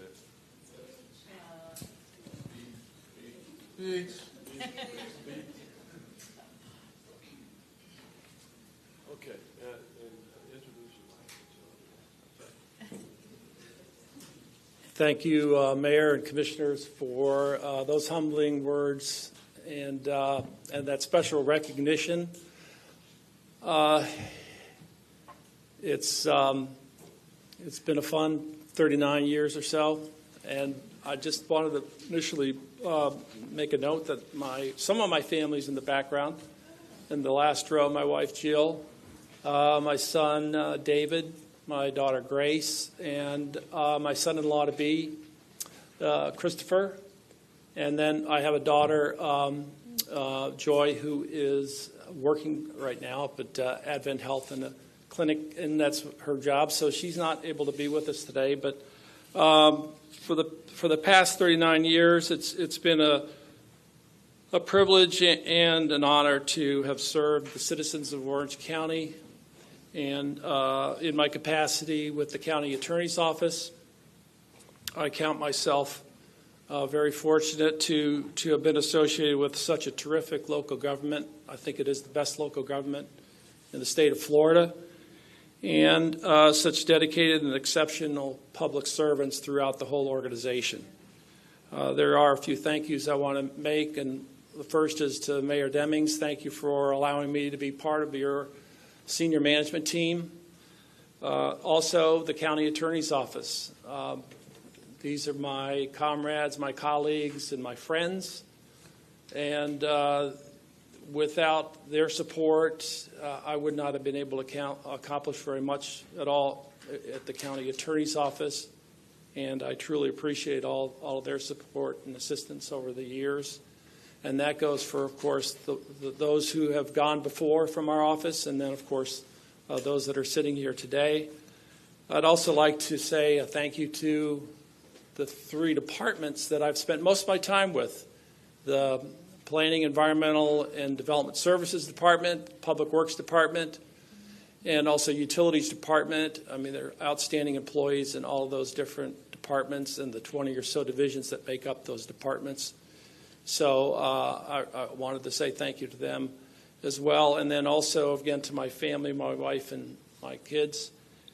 And basically, all of us here make sacrifices. We spend a lot of time and effort here at the office. And, of course, I know our elected officials, you have some long meetings and spirited debates. You make tough decisions, and it's a constant. It's a constant, basically, it's a constant trying to deal with all these issues that you have to confront. But I would have to say that the sacrifices are well worth it. And our common cause here is to basically advance the county and make the county the best place to be in the state of Florida. And I think that's really what we all strive to do, and the reason why is because Orange County is our home. And so with that, I bid you adieu after today, but I also, unlike maybe what Jeff may have told you, I don't think I'm going to be watching a lot of Orange TV, Board of County Commissioners meetings, binge watching, but again, I really appreciate everything you do, and again, all the other folks here, what they do, and all the departments throughout the county. Again, thank you, Mayor, and thank you, Commissioners, for everything.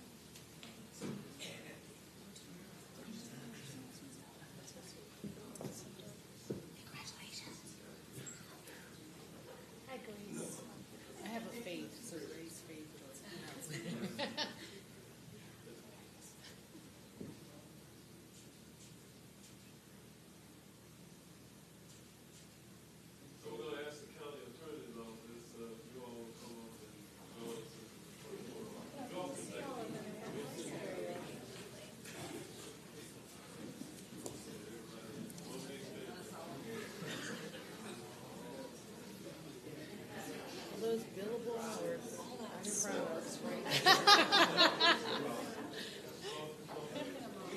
Yeah, their billable hours are expensive too.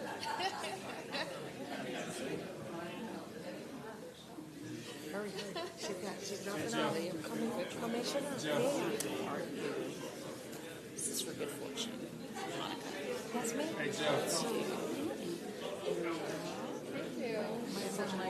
Yeah, tradition. Just a little tradition. So tomorrow, please. Yeah, do you Is have that part of all the? I know. I'm light on my sleep. Yeah. Pero tu staff, ¿cómo tu Yeah. staff? One mañana.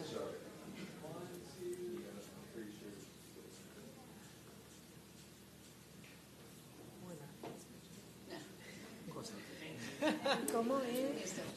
Solo tengo una mañana.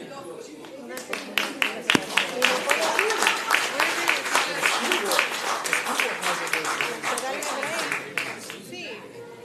Bien. So Commissioner Moore. Yeah, but Commissioner Moore. Yes.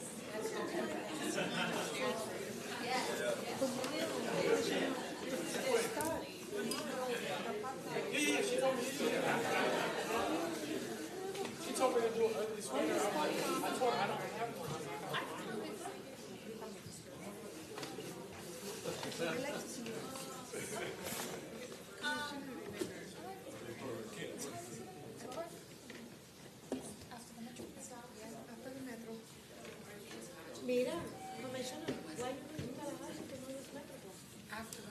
All right. We got more gifts. All right. Thank you all for indulging us a bit there to take care of that. We wanted to honor Joel and his family in a special way. With that, then we will move forward now with the remainder of our agenda, and we're going to start with our planning and zoning recommendations. And with that, to Mr. Sorensen, you can come forward. All right, thank you, Mayor, and good afternoon, Commissioners. On November 16th, the Planning and Zoning Commission considered 5 conventional rezoning requests, all of which were recommended for approval. We have not received any appeals or requests to pull any items. Therefore, the action requested is to approve the November 16th Planning and Zoning Commission recommendations, and staff is available for any questions.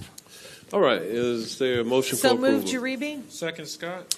We have a motion and a second. All in favor, let it be known by saying aye. Aye. Opposed, no. Motion passes, and it is unanimous. Thank you, Mr. Sorensen. We're going to move forward to item A1 on our agenda for this afternoon, and this is a public hearing regarding a municipal service taxing unit. We'll open the public hearing on this item, and I'm going to ask Ms. Ann Dawkins, the MSTU Supervisor for Special Assessments, to frame this item. And with that, Ms. Dawkins, you are recognized. A1, good afternoon, Mayor Demings, County Commissioners.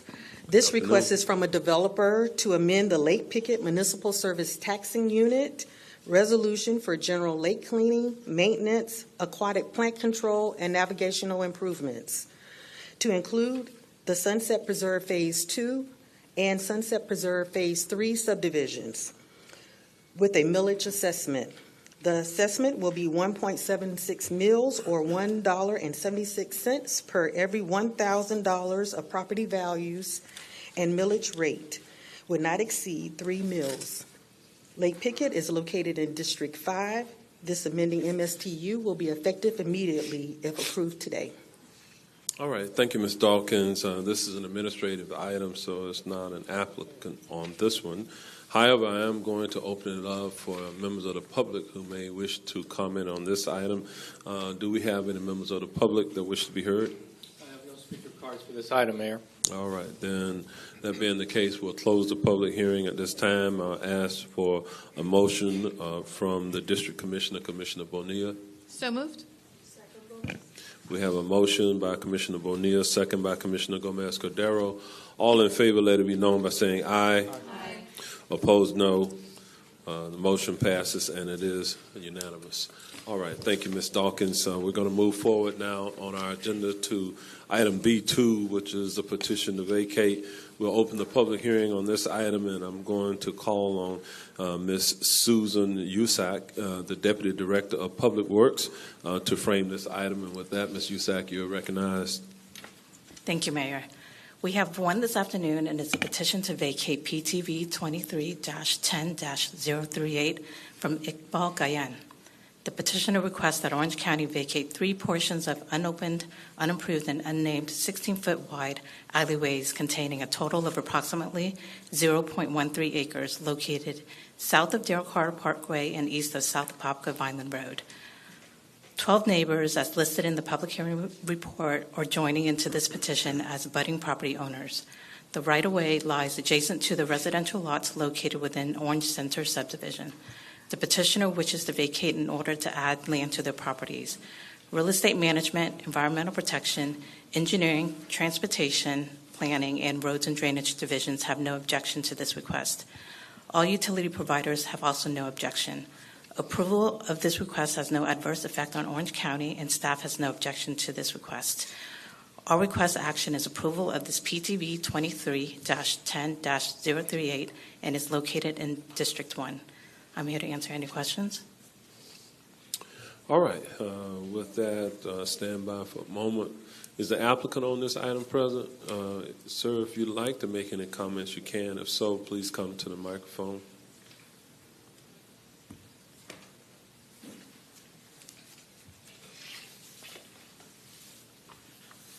Yeah, Iqbal Gagan, 11456 Commercial Street, Orlando, 32836. If anybody has a question, I'm here. All right, then stand by for a moment.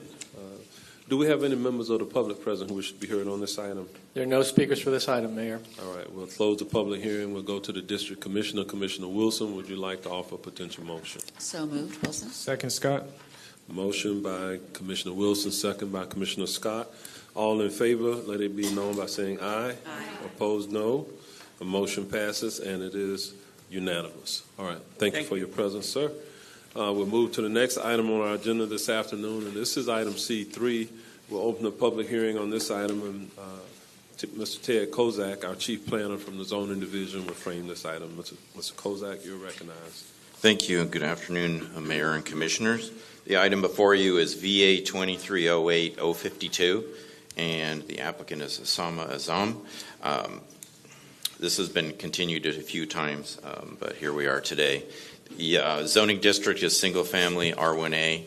Future land use is low-density residential. The address is 14157 Lake Price Drive, and we'll see in a moment the location along the northwest side of Lake Price.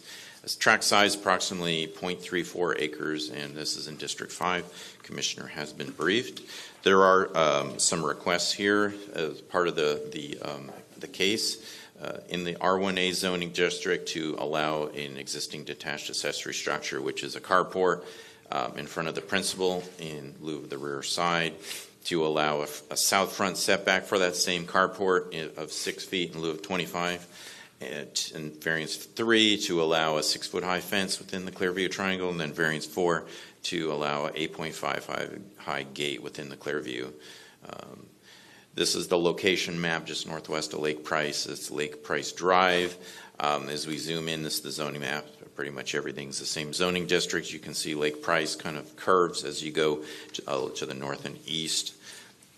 This is the aerial, and again, there's the property in yellow and the curvature of Lake Price as you just go east. And this is as we go farther in, and as we can see in a moment, the improvements that are subject to the requests.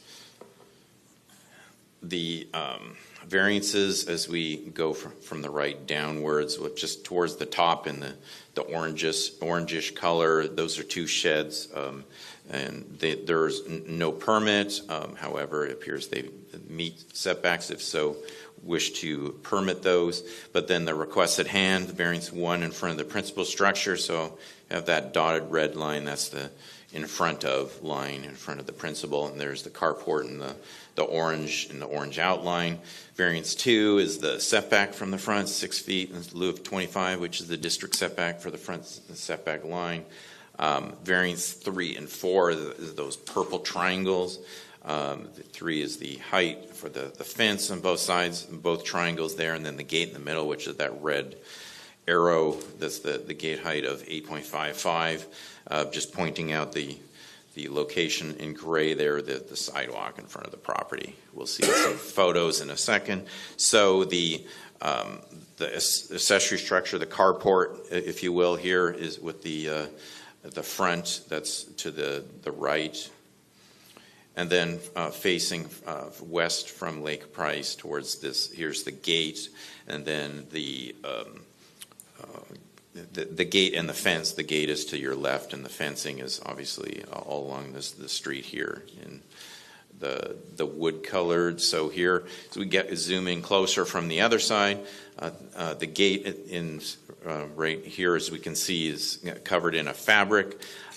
There's some vinyl fencing, then some concrete blocks for some columns, and then moving away from us down the street, it is more wood fencing.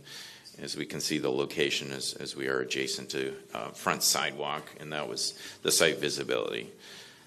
And if we go over a few aerials of the property over time, this is a bird's eye view, 2008. So we can see the front here, and as the road curves away from us, and at the front, we do not see the carport at this time.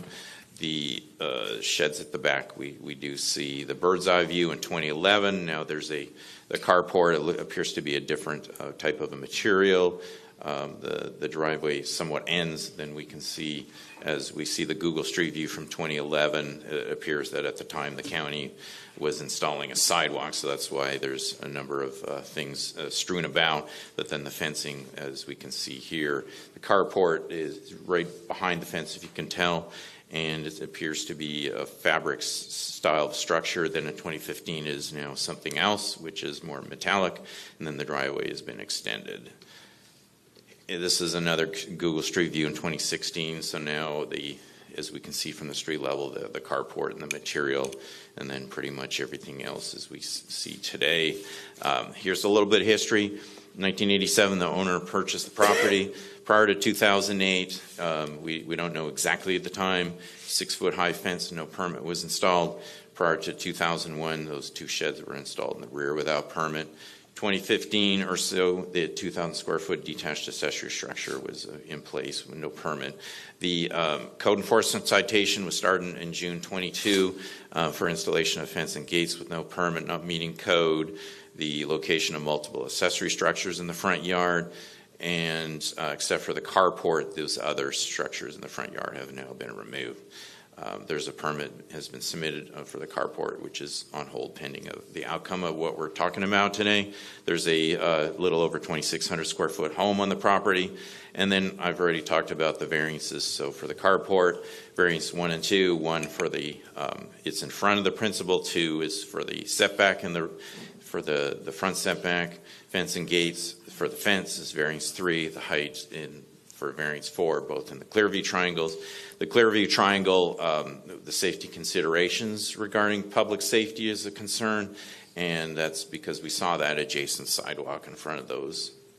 Staff recommended denial of the variances at that BZA meeting, as there are no special conditions and circumstances since the fencing, gate, and accessory structure could have been installed to meet code.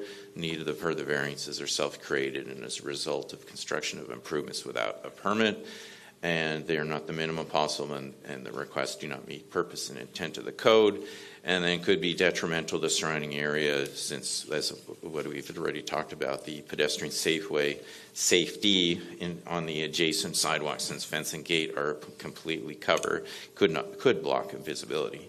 Staff mailed 45 notices to owners in a 500-foot radius.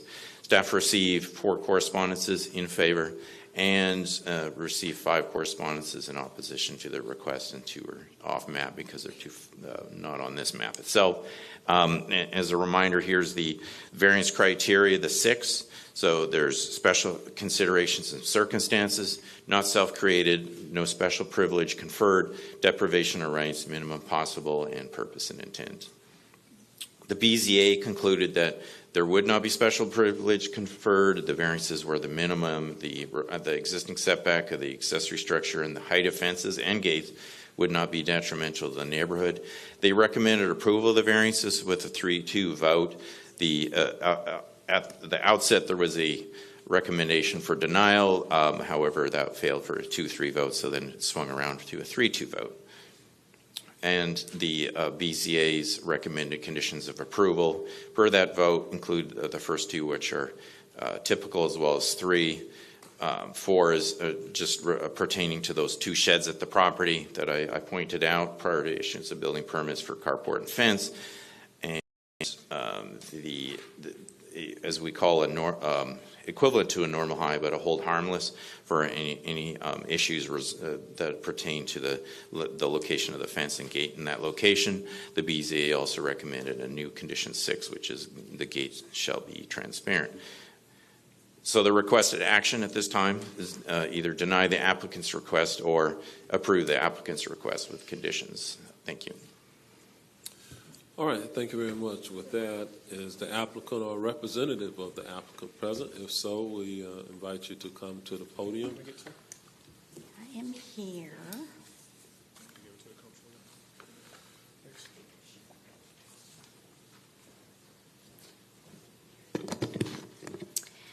Good afternoon, Mayor Demings and Commissioners. My name's Asma Azam. I am the attorney for the property owners, Barbara and Tony Peña-Roque, for the property located at 14157 Lake Price Drive, and this property is located in District 5. Again, just by way of background, this matter was heard before the BZA on August 3rd, 2023, and passed by a vote of 3-2 after a very lengthy discussion by the board members.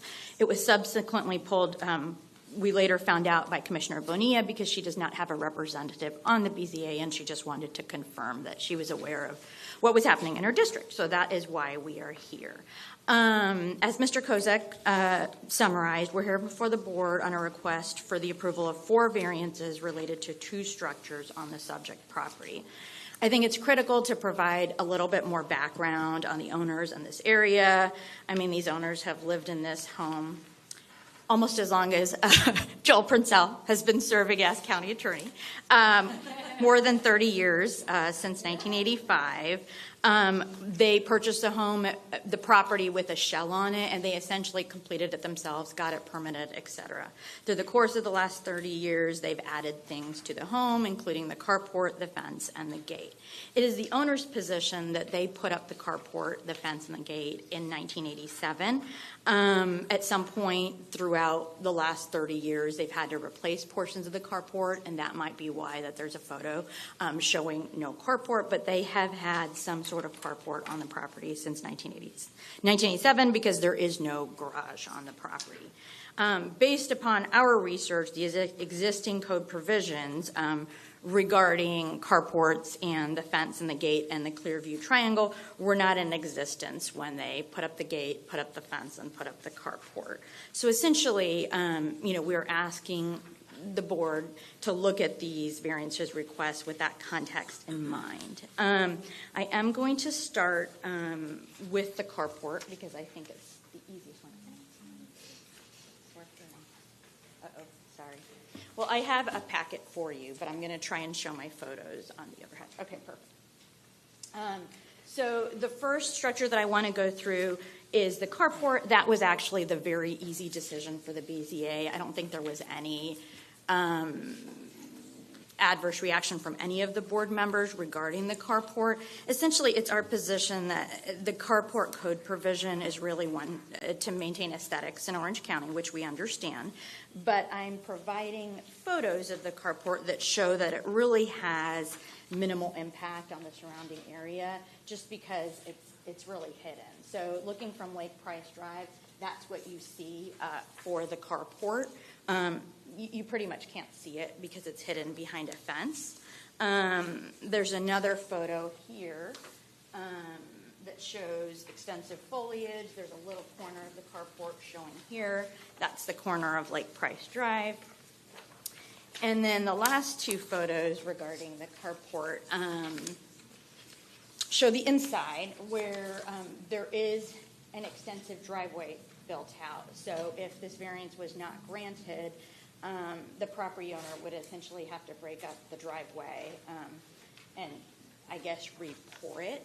But it is the owner's position that they cannot have a carport in the rear yard where the code wants them to locate it because they have septic that's buried back there, which, the yard basically it has a slope covering that septic, so they would not be able to move the carport to the rear of the home at this point. They would just not have a carport, and at this point they don't have a garage as well. So it really would deny them, the right to have any kind of coverage for their vehicle. When we talk about the variance criteria, it's the owner's position that it's not self-created. I mean, again, they erected this carport. It's their position prior to the code provision being adopted. There's many, many, many homes on that side of town, as I'm sure Commissioner Bonilla has seen, that have carports in front of the home. And the carport, most importantly, is almost completely shielded from view and by fence and dense landscaping, so it is not aesthetically displeasing. The special conditions and circumstances that the owners believe they have is really kind of the topography of the rear yard because of the buried septic. They just can't move it to the rear yard at this point. They do believe it would be a deprivation of rights if this variance wasn't granted because they can't move the carport and they don't have a garage. They are also making a hardship claim because of the existing cement driveway. If the variance was denied, they would have to break up that cement driveway and try and find a spot for the carport. Granting the variance will not be detrimental to the public. Again, we pointed out that it's almost completely shielded from view and that the purpose and intent of the code provisions is mainly aesthetic. We also have 5 neighbors that have given letters of no objection that are in your packet. And then we are requesting a minimal possible variance. They're not expanding anything. They are just asking to keep that carport in the same location as it has been in for 30 plus years. So as related to the carport, the 2 variances are related to the location in the front of the home. The first one is just to put the carport in the front of the house, and then the other one is the setback requirement. Of course, if the carport is placed in the rear, there's a greater setback from the Lake Price Drive. So that is our request for approval related to the carport. The second variance request is related to the fence and the gate and the clear view triangle. Again, this fence and gate was built in 1987. It's in a unique location on the corner of the lot. Most fences are located kind of in the center of the lot. This is actually on the corner of the lot where the white fence that you had seen in the pictures, and I'll put up another picture, is actually owned by the neighbors.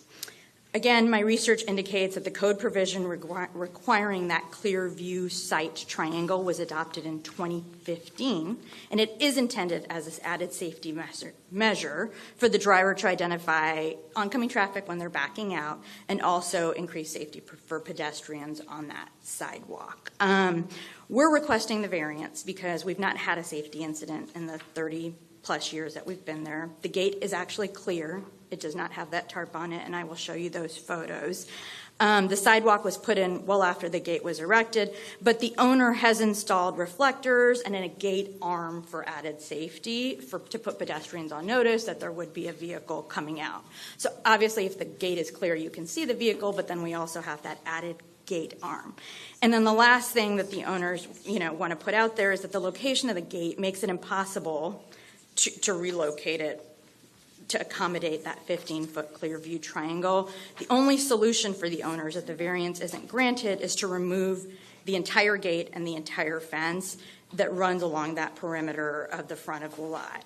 Break up the existing long driveway and try and relocate it. One of the things that I had mentioned to Commissioner Bonilla when we spoke to her prior to today's hearing that when the owners built this house 30 years ago, obviously that area of Orlando was very different. And if they would force to take all these actions to put that gate into compliance, it's simply just cost prohibitive for them to do that. All of that work, by rough estimates, would be $10,000, $15,000 to $20,000. The last thing I attached in your packet was photos of other properties on Lake Price Drive that also, it's the position of the owner, don't meet that clear view triangle requirement. I will get into the variance criteria in a minute, but I do want to show you some of the photos that we brought. So that is actually the fence. You know, I know that the gate, I know that the photos that the BZA had originally put up show it as being an opaque fence. It is not an opaque fence. It's actually a clear fence. You can see, obviously, if you're coming out or a vehicle is coming in. There was temporarily a cloth over it, but the owners are committed, if approved. Oops, you can't hear. The owners are committed that if the variance is approved, you know, they will keep that gate clear. The other photo that we had provided was just of the fence. This fence runs along the entire perimeter of that, the front boundary line of the property. And then the last photo that I wanted the commissioners to see was just the location. So the location of that fence and that gate is in this corner of the lot. It is not in the center of the lot. And so this portion of the fence is actually owned by the neighbor as well. When we discuss the variance criteria, again, we believe that it is a special condition and circumstance, that the existing fence and gate has been in existence in this location for over 30 years. Due to the location of the home on this lot, on the corner of the lot, not in the front of the home, it is very difficult, if not impossible, for these owners to comply without tearing down the entire thing and rebuilding it at a significant cost. It's not self-created, as these owners adopted this fence, installed this fence and this gate prior to the code provisions. There was no intentional violation or, you know, flouting of the code. And then the purpose and intent of this restriction is pedestrian safety. There's been no incidents in 30 years. The gate is approximately 50% transparent, granting visibility. The owner has a safety arm, reflectors, to increase awareness and safety. The last thing I will just want to show you really quick is some of the photos that the owners have brought of some of the other homes on Lake Bryce Drive. This is a home that is actually directly across the street, almost identical gate, also isn't set up with the Clearview triangles, also appears to have been installed prior to 2015. One of the other things that the owners, this is one more home. That's a side view on Lake Bryce Drive. One of the other things that the owners did see with a home that also did not have the Clearview triangle is that there's signage put up, that basically just says hidden driveway, adding, you know, safety and notice to any pedestrians that might be walking by. One more sign. That's something, of course, the owners would be willing to do if this was granted with conditions. That is it for my presentation. If the commissioners have any questions, I would be happy to answer them. Does anyone have any questions? Okay, stand by. You have about 3.5 minutes left. We're going to, at this point, go to any public comment. Are there members of the public present who wish to be heard on this item? There are no speakers for this item, Mayor. All right. Then with that, I'm going to close the public comment period at this time, but Ms. Assam, if you will just stand by. Are there any questions or comments by members of the board? Otherwise, we'll go to the district commissioner, Commissioner Bonilla, for a potential motion. Yeah, well, I definitely want to make sure I have the facts before I make a motion. So I would have some questions for staff.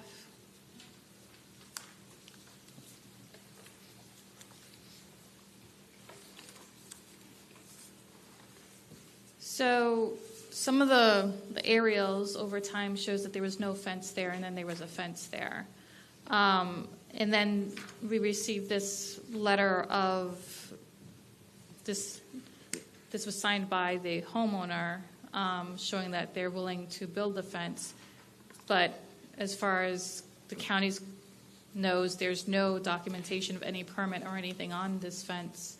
That's correct. There's no actual permit for Otherwise, like that was discussed up and down the neighborhood where there potentially are fences and they do have permits for them, but when the code changed about 7 years ago, then they're non-conforming until the time that they need to replace them. Then they need a new permit, and then they'll have to meet new code anyways. So over time, these fences will pretty much fall down, and then they'll need to meet code anyways. So we're having two different discussions: when the fence was actually put up, or origins of fence, but then also was there a permit, and there wasn't a permit for that. So Okay, so the aerials show no fence from the 80s, although this was signed and dated in 1987, but this isn't proof that a permit was given.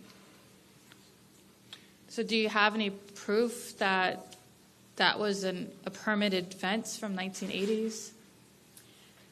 So this, we're here on the variance on the, I know exactly what you're asking, but just to be clear, the variance is for the Clearview Triangle. But for this fence, it's my understanding the owner can give testimony too. He believes this is what was required. It's notarized and he signed it, and it's an affidavit that he put into Orange County that says statement of fact by owner to desiring to install a 6-foot fence with opening passage in his home. Well, I made applications to the county to build something before too, and they asked for all these documents, and then they, Right. something's wrong with it, you got to do it again. But that doesn't mean it's approved just because I passed in that information. So, it's the owner's position that he did. Of course, in the documents from 30 years ago, this was all he could find. In the process of trying to request these variances, they have put in permits for everything that the county is maintaining is now unpermitted. But those permits won't be approved at this point without approval of these variances. So it's not, they're saying they believe it was permitted 30 years ago when they put it up.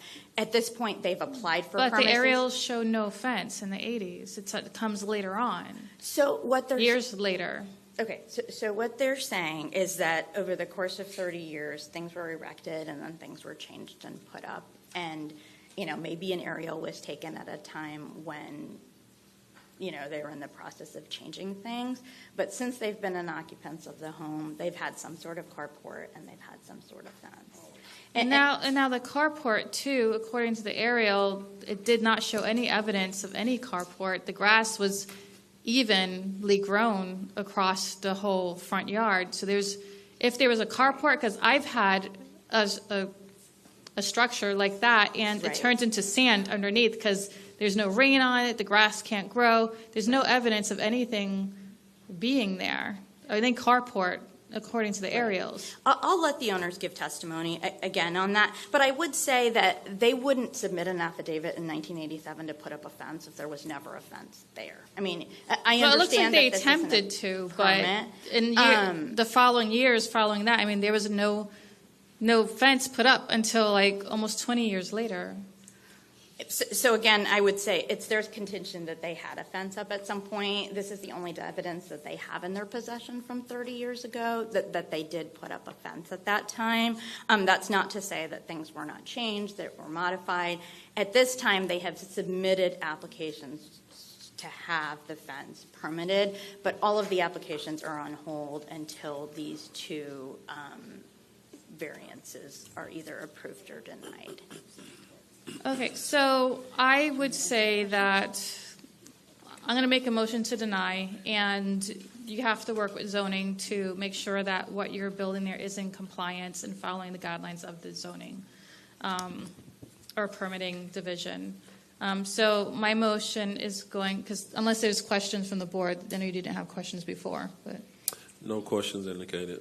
okay, so my motion is I agree with staff's finding found on pages 6 and 7 of the staff report that in our agenda packet explaining why the 6 criteria for variance approval have not been met related to requested variances, and I make a motion we deny all the requested variances and adopt the staff's findings as our own.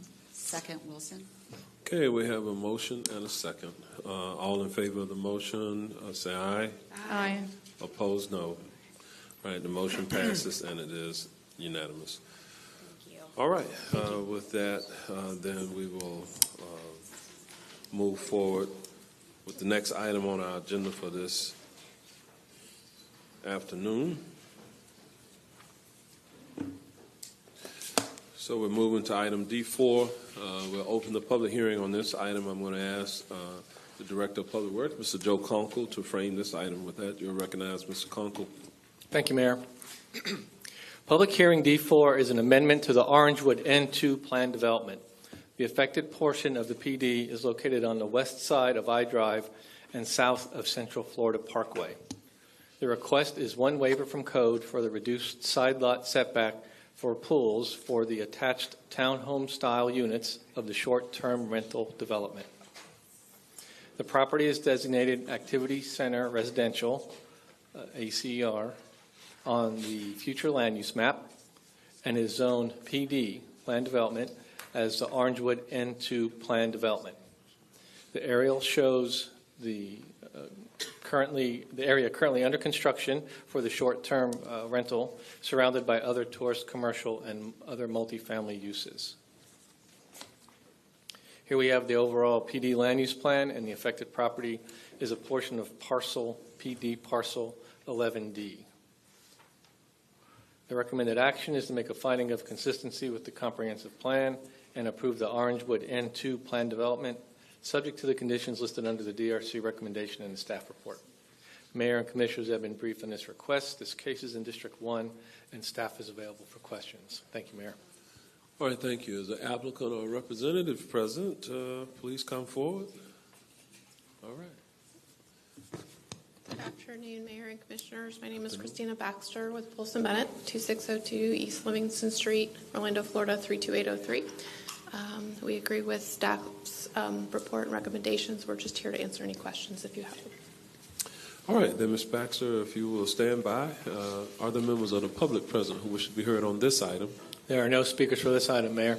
All right, then we'll close the public hearing. We'll go to the District Commissioner, Commissioner Wilson, for a potential motion. I move for the requested Second, action. Scott. Motion by Commissioner Wilson, second by Commissioner Scott. All in favor say aye. Aye. Opposed, no. Motion passes, and it is unanimous. Thank you, Ms. Baxter. We'll move to the next item. This is E5 for this afternoon. We'll open the public hearing on this item, and Mr. Sorensen, our Chief Planner, is coming forward to frame this item. Thank you, Mayor. Good afternoon, Commissioners. This next case is a returning item from October 24th board hearing. This is a rezoning, an appeal to a rezoning, a decision of the Planning and Zoning Commission to recommend approval for this case. It's a request to go from R1A to R1 for property located at 1012 Venetian Avenue, measuring 0.32 gross acres in District 2. The request is to split the property and to construct 2 detached single-family dwelling units. Again, the property is located in District 2. The property currently has a future land use of low-density residential. The zoning currently is R1A. The request is to go to R1. This is an aerial of the subject property showing it on the south side of Venetian Avenue and west of Edgewater Drive. We did meet with Public Works Drainage staff. We do have these 2 proposed restrictions to deal with the existing flooding issue that is in the neighborhood. The first restriction limits the amount of fill that could be added to the subject property to no more than what code would require. And it also requires that the subject property be graded in such a way that the water be directed toward the front of the property. And the second restriction requires side setbacks of 7.5 feet. 130 public hearing notices were sent to an area extending beyond 500 feet from the subject parcel. To date, we have received 1 response in favor and no responses in opposition. A community meeting was not required for this request. At the Planning and Zoning Commission hearing, there were 2 speakers in opposition. The Planning and Zoning Commission is recommending that the board make a finding of consistency with the comprehensive plan and approve the requested R1 zoning, and with the 2 restrictions, it would be R1 restricted. And that completes my presentation. All right, thank you, Mr. Sorensen. Is the appellant on this item present or representative? If so, if you want to come forward to the podium, please come at this time.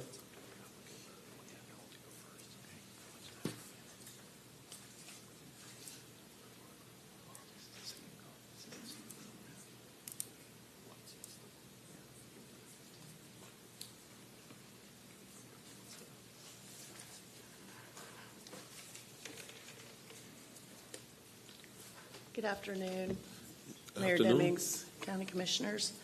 Gail Vanderwood, 1014 Venetian Avenue, Orlando, Florida, 32804.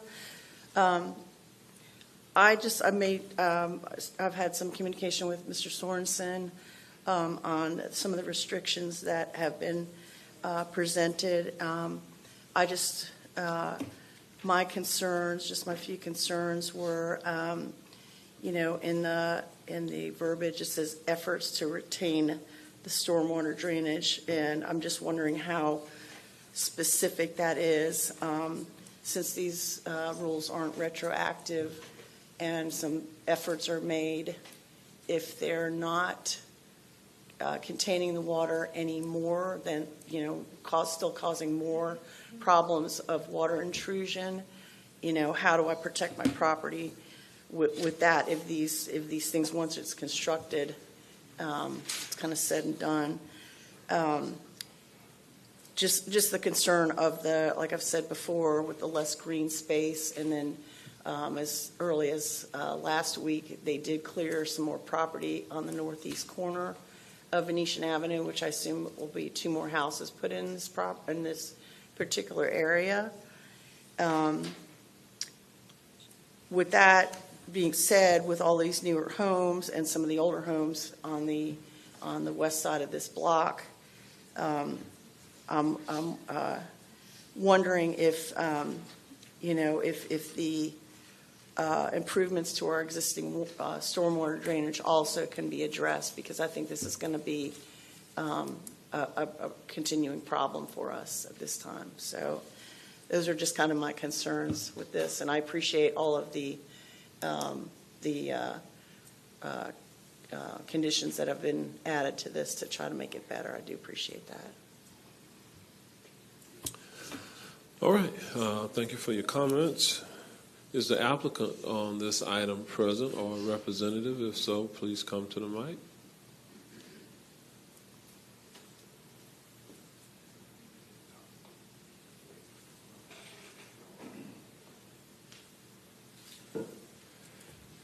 My name is Brian Davidson.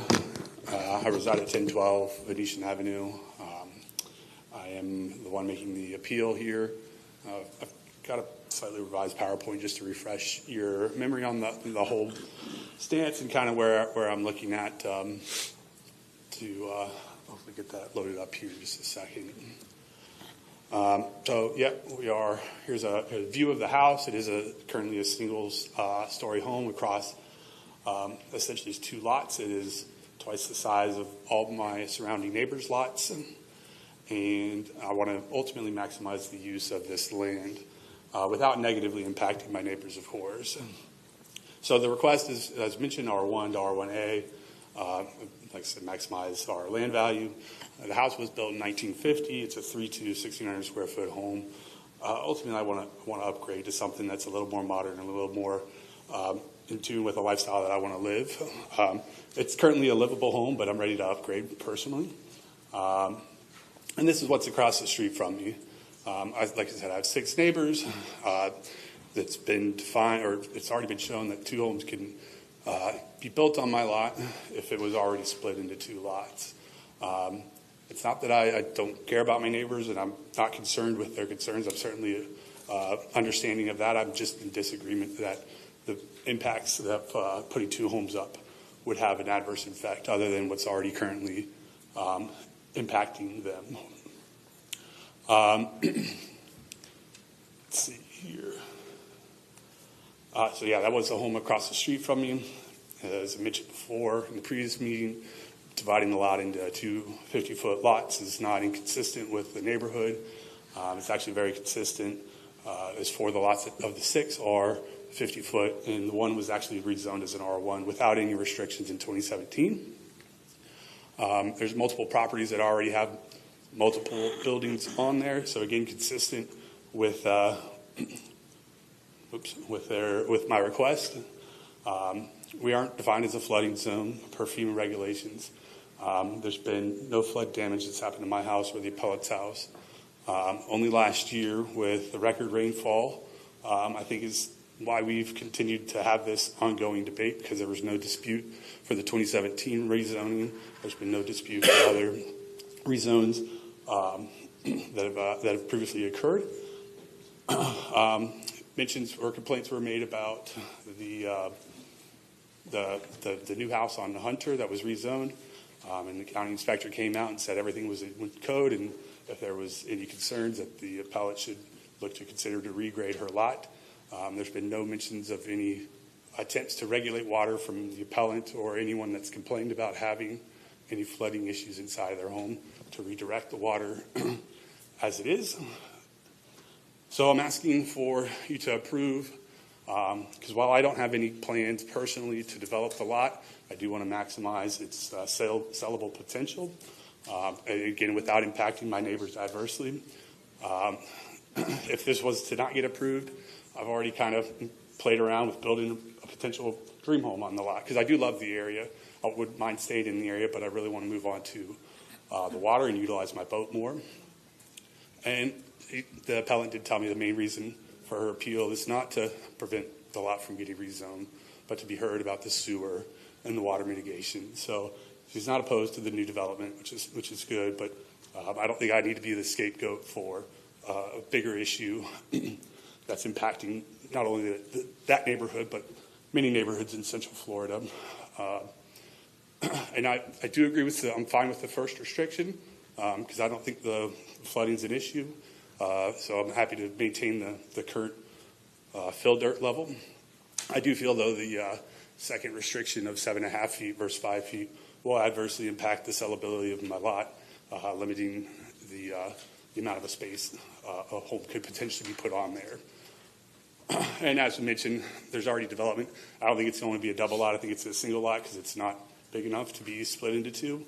And it was originally designed to turn into a parking lot for the business on the corner, but that approval got denied. So, but development's going to happen. I feel if mine's rezoned with a restriction, it's going to adversely impact me. So I asked for you to consider just the rezone without any restrictions. Thank you. All right, thank you for your comments. At this time, I'm going to open it up for any additional public comments. Do we have members of the public present who wish to be heard on this item? I have no other speaker cards for this item, Mayor. All right, then I'll give the appellant the opportunity if she has any additional rebuttal comments. Ms. Vanderwood, if you have any rebuttal comments, now would be the time.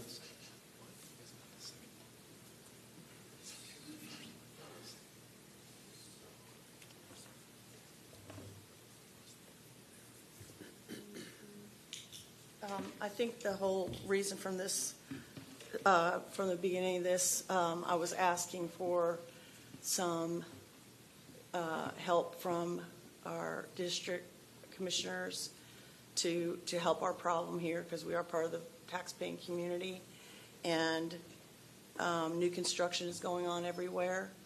It's changed. It's a lot different than it used to be in the 1950s and the 1960s. Putting some restrictions on the property, I think, would be at least helpful. I'm looking at the requirements already for R1A.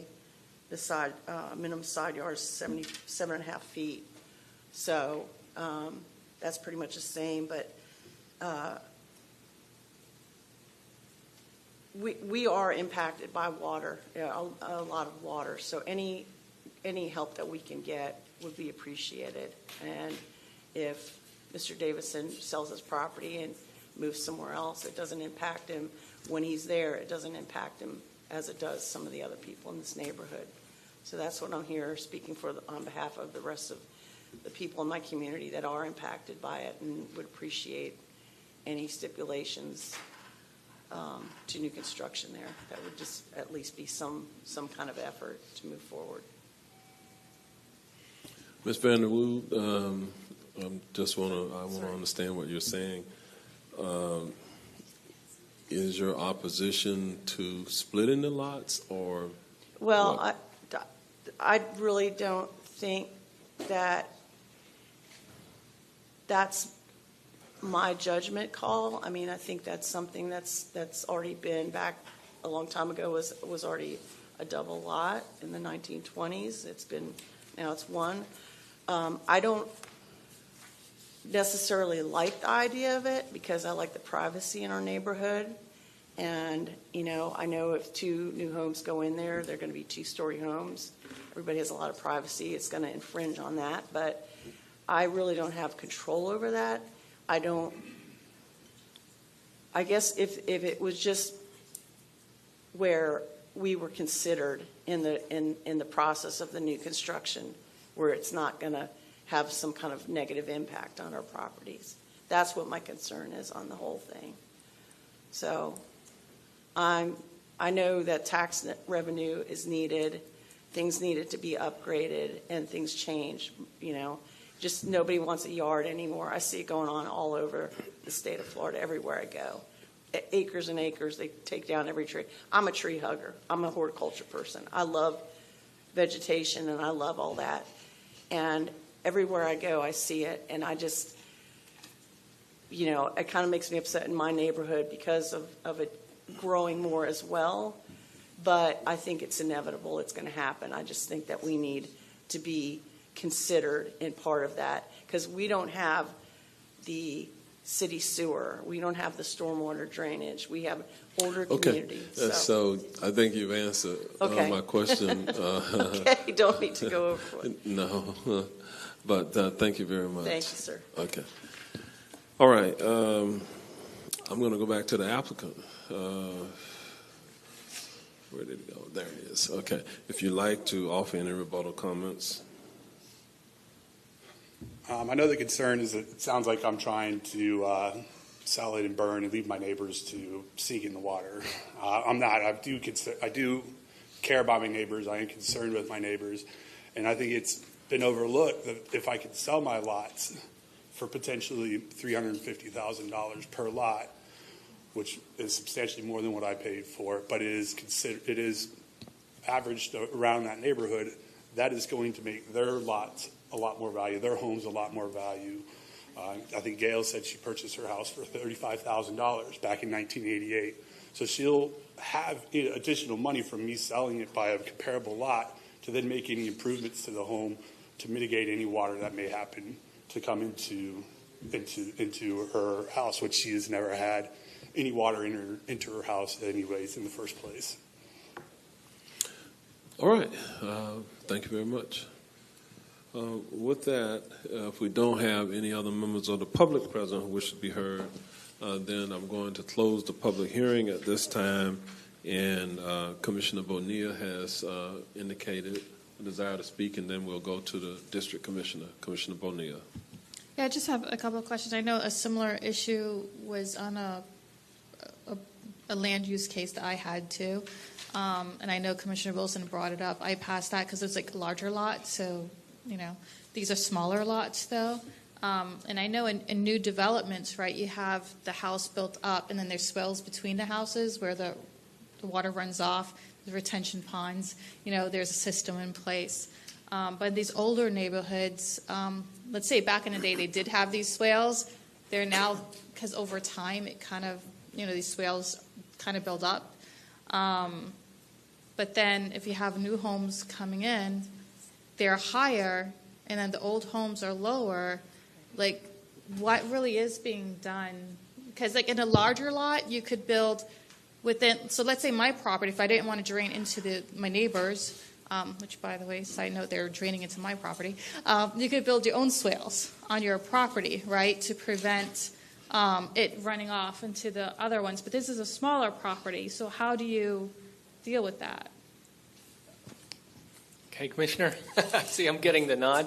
I'll attempt to answer that question for you. So with these smaller lots, 50-foot lots, the requirement requires that you match existing grade at the property line so that you're not negatively impacting the adjoining property. With the 7.5-foot setback, you are able to elevate your building pad to the appropriate elevation and then still have some space to grade down and put either a very shallow swale or a place for the water to drain and grade it towards the road which would collect the stormwater system.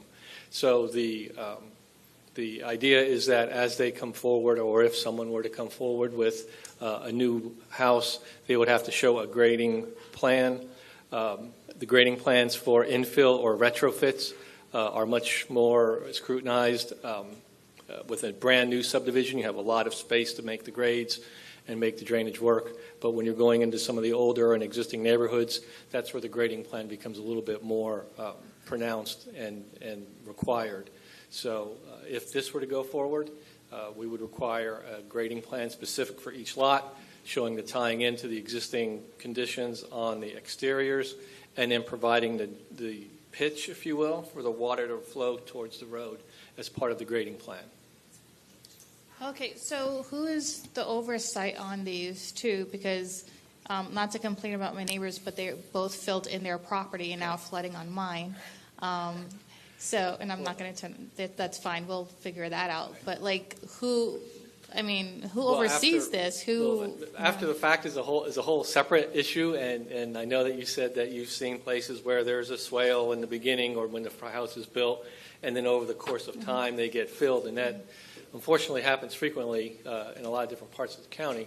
But as a new building permit is pulled for the new construction, there will be a lot grading plan that has actual elevations, and then the building inspectors, as part of their site grading, will see that the grade generally comes towards the road, and then when the project is complete, there's an as-built certification that comes in, and there's spot elevations along the perimeter of the property that show that the grades are consistent with the lot grading that was approved.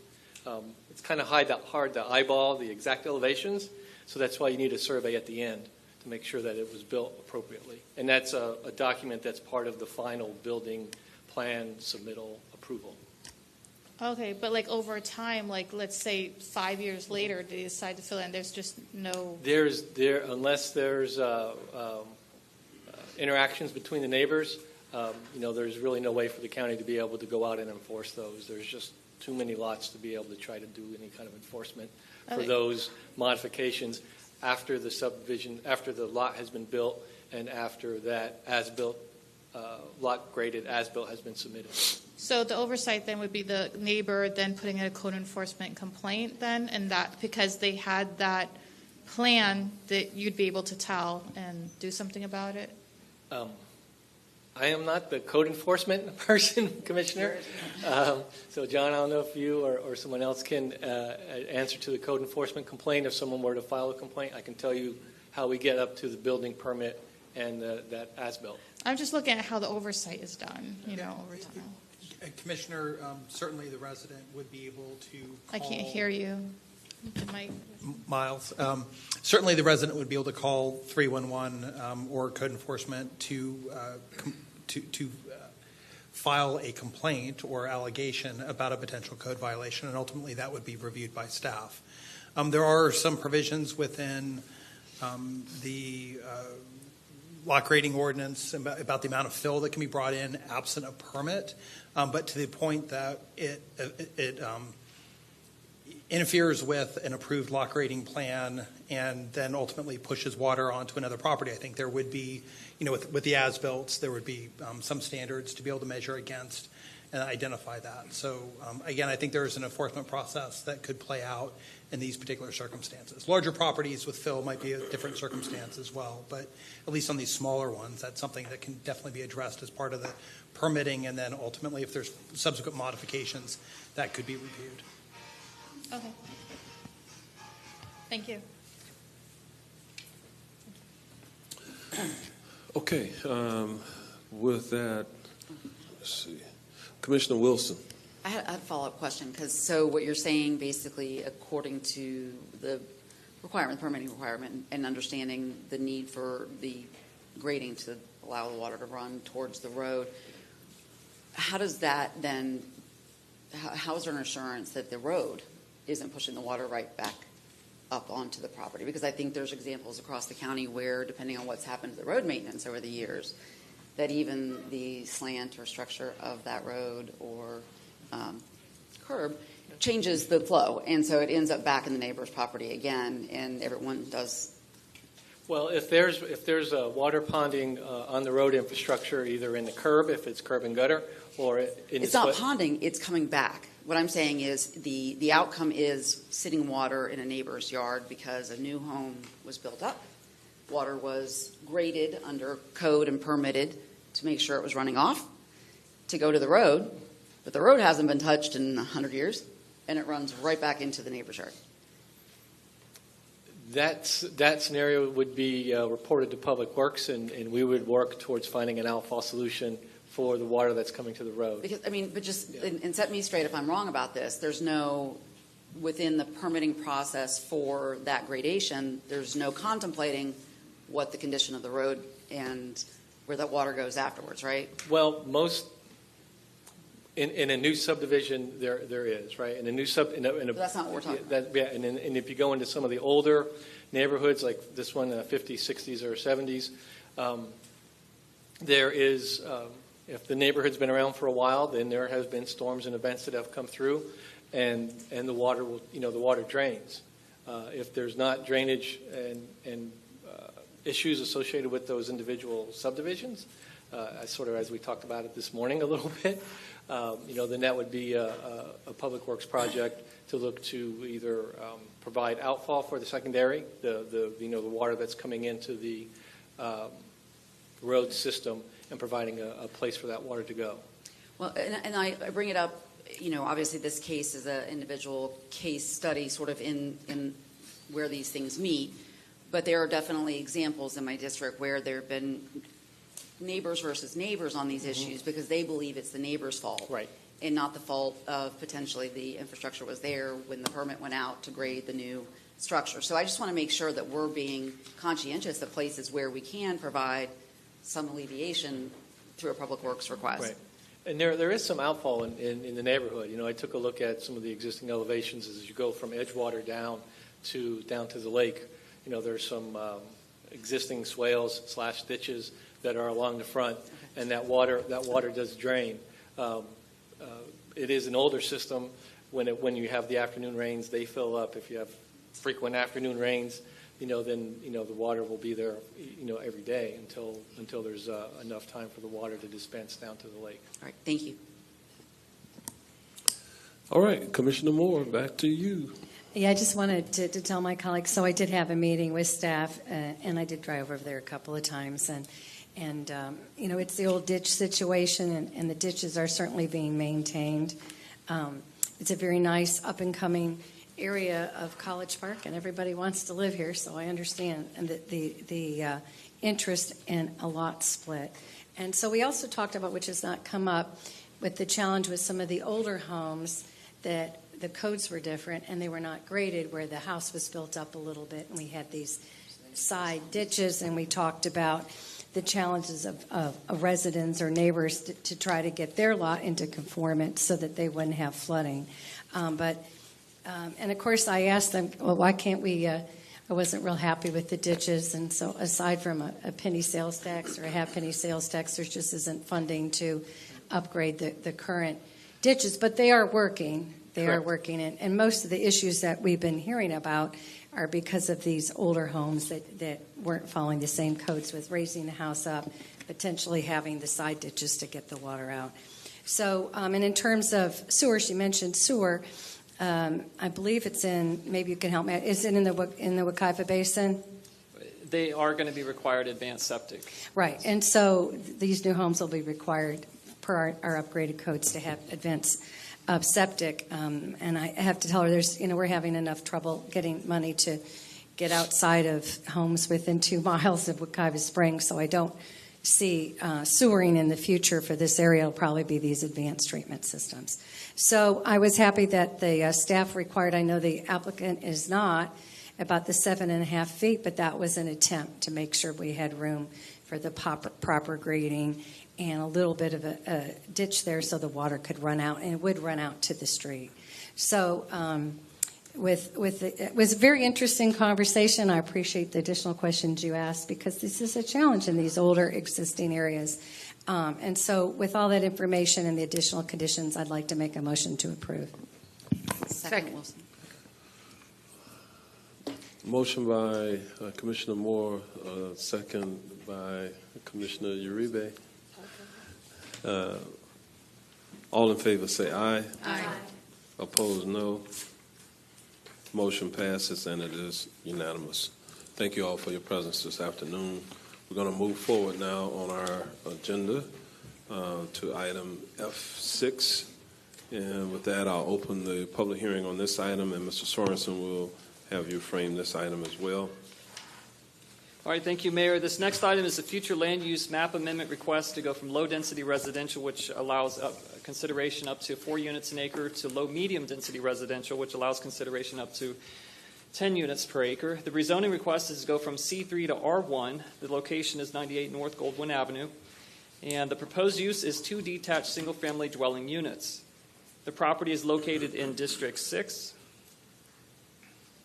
Again, the future land use currently is low-density residential. The proposed future land use is low-medium density residential. The current zoning is C3, and the proposed zoning is R1. This is an aerial of the subject property showing it south of Lawrence Street and west of North Goldwyn Avenue. 143 public hearing notices were sent to an area extending beyond 500 feet from the subject parcel. To date, we have received 1 response in favor and 0 responses in opposition. A community meeting was not required for this request. At the Planning and Zoning Commission hearing, there were no speakers. The Planning and Zoning Commission is recommending that the board make a finding of consistency with the comprehensive plan and adopt the requested low-medium density residential future land use, approve the associated small-scale ordinance, and approve the associated R1 zoning. Staff is available for any questions. All right. With that, is the applicant on this item present? If so, would you like to come forward and make any comments? Don't see anyone moving, so therefore we'll move to the public. Are there any members of the public present who wish to be heard on this item? No speakers for this item, Mayor. All right, then we'll close the public hearing. We'll go to the district commissioner. Commissioner Scott, would you like to offer a motion? Motion to approve the recommended action. Second, Uribe. All right, we have a motion and a second. All in favor say aye. Aye. Opposed, no. Motion passes, and it is unanimous. All right, so we'll move now to the next item on our agenda for this afternoon, and this is item F7. And on this item, we'll open the public hearing, and Mr. Sorensen, you're recognized to frame this item as well. All right, thank you, Mayor. This one is also a future land use request to go from low-density residential to low-medium density residential. A rezoning request to go from R3 to R2 for property located at 48 West 10th Street. And the proposed use is a duplex, which would be 2 attached single-family units. The subject property is located in District 2. Currently, the future land use is low-density residential. The proposed future land use is low-medium density residential. The zoning is currently R3, and the proposed zoning is R2. This is an aerial of the subject property showing it on the south side of West 10th Street and west of South Central Avenue. 150 public hearing notices were sent to an area extending beyond 500 feet from the subject parcel. To date, we have received 0 responses in favor and 0 responses in opposition. A community meeting was not required for this request. At the Planning and Zoning Commission hearing, there were no speakers. The Planning and Zoning Commission is recommending that the board make a finding of consistency with the comprehensive plan and adopt the requested low-medium density residential future land use, approve the associated small-scale ordinance, and approve the associated R2 zoning. Staff is available for any questions. All right, thank you, sir. Is the applicant on this item present? If so, would you like to come forward, offer any comments? I invite you to the podium.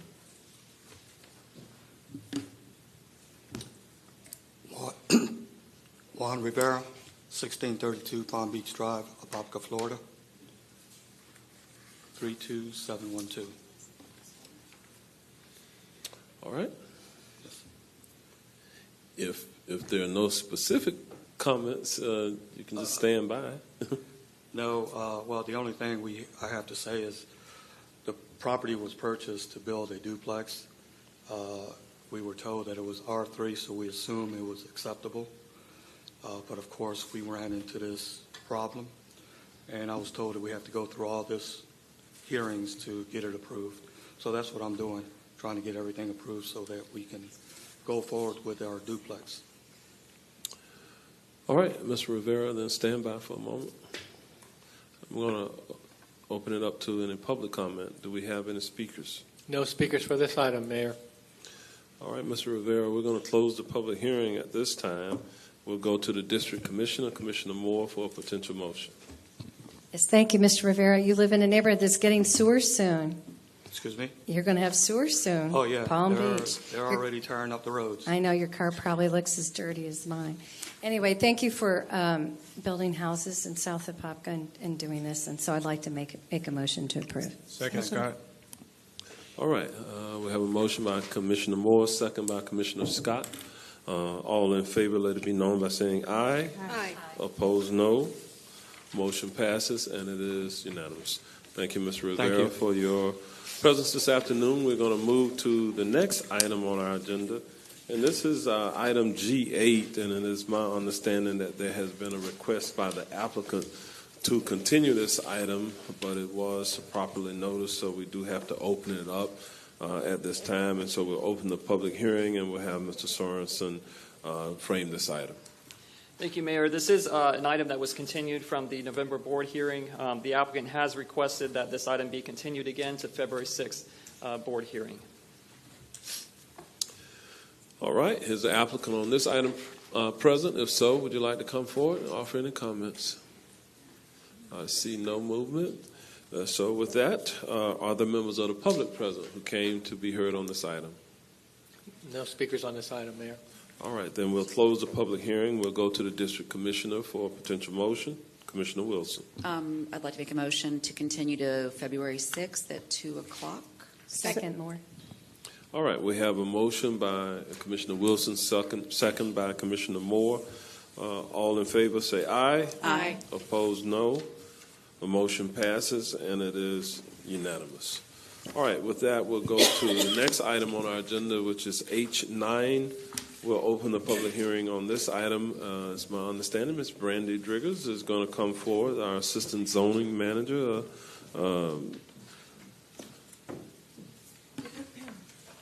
Okay, here we go. Good afternoon, Mayor. Good afternoon. And Commissioners. I believe our speaker might be a bit delayed, but I'll start out and see how we go. How about that? All right. I was going to say, it doesn't look like Brandy. Oh, give me just a second to recover there. All right, take your time.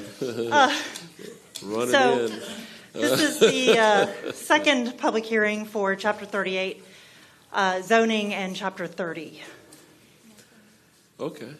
I will give a brief overview of the background, proposed amendments after the first hearing, and then the requested action. Thank you. So just to refresh your memory. Take your time, catch your breath. This is an administrative item, so we don't have an applicant per se on this, and so staff will be making the presentation, and then we'll open it up for any questions by members of the board. Correct. Okay, so there you go. You got a little extra time. Thank you. So if you'll recall, we did a work session with the board on September 12th of this year. We then had a work session with the local planning agency on November 16th. Actually, I'm sorry, we had a work session with them, and then the public hearing with the local planning agency on November 16th. We came before you all just a couple weeks ago on November 28th with the first reading of the ordinance, where you all provided comments and guidance. And now we are here before you today for the second reading of the ordinance. So just to give you, we're not going to go through the entire ordinance today. We're just going to cover essentially the comments that you all brought up at the last hearing, show how we're proposing to modify it based on those changes, and then address some additional things that we've identified just from the last time to now that we need to modify that were accidentally changed. So the first item is regarding the special events. If you all recall, you brought up a couple of comments regarding primarily making sure that the special event definition that we had didn't apply to someone who just wanted to have a house party or a pool party or something like that at their house. This is the entire definition with the language that we've modified in yellow, but for ease of just reading it, here's the actual definition as proposed now. But what we did, I think the main change that we're proposing here is highlighted in yellow here, which we're basically adding the language that says that it's promoted or advertised to the public. You may or may not charge an admission fee, but you are specifically promoting and advertising it to the public. That would take away any need for someone who, who's just having a party at their house for graduation or something else. You're obviously not advertising that to the public. And we believe that this will address the primary concerns that you all brought up. Feel free to jump in anytime. So we also just noticed a change regarding the special events language, which is on page 32, line 1216 of the ordinance. The language that we had in there did not include just residential uses on residential properties. So we're just striking the reference to non-residential, so it covers any of the uses on properties that are otherwise zoned residential, agricultural, or PO, or neighborhood residential. Looks like page 32, line 1223, we're also adding in, and I think we covered this last time and indicated that we were proposing to do that. We had noticed that the however for good cause shown language was not duplicated. We had a couple sections there depending on the zoning district that you were in. So we're just adding that language to give me a little bit of flexibility on the off chance that there is a reason that an extension to the duration or the frequency of the event may be appropriate. And then this is the other section where we're also adding the frequency and duration limitations in regards to my ability to grant an extension. Some of you brought up the utility trailer definition. And specifically your concerns and how that related to a boat trailer. What we're proposing to do is strike boat trailer from the utility trailer definition and add a specific language at the end that said, also a boat trailer shall not be deemed to be a utility trailer. And then we're also proposing to update the boat section of our code, which was not in your previous amendments nor in the ordinance that you have before you. But we would just update that to wherever it says boats to say boats and boat trailers. Because the assumption is if you're parking a boat on your property, it's going to be parked on a boat trailer. And feel free to stop me if you have any questions as we go along. We had covered this last time, changing the distance between C3 zone properties and residentially zoned properties from 500 feet to 1,000 feet for truck terminals. We also made a slight modification just in the overall condition and just separated the two items into two separate sections, A and B, because they were really two separate comments. I think we covered this last time as well, that we originally were proposing a modification to our ground-mounted solar panel systems section that increased the square footage allowed, but at the last minute prior to the last hearing, we realized in speaking with the building division that the electrical code actually already covers that and what you may or may not be allowed to do. So we're proposing to just strike all that in its entirety and then just make clarification that for ground-mounted solar panel systems, we won't penalize you or count the allowed accessory structure square footage against you for also having ground-mounted solar panels. And this is something that we realized just as we were reading through the ordinance that we made some modifications, but we forgot to clean it up a little bit here. We have a difference between screen rooms and screen enclosures in our code, so this is just clarifying that the language that we're applying here is actually regarding screen enclosure. This is on page 44, line 1701 of your ordinance, specifically condition 84.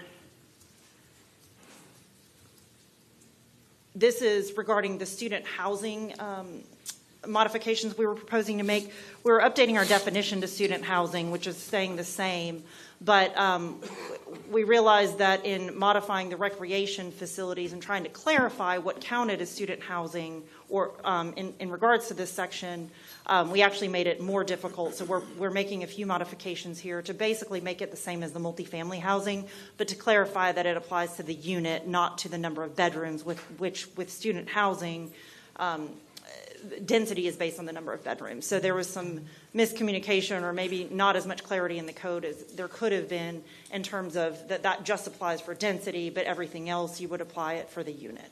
So we're modifying this to make it clear that the recreational calculation is based on the unit.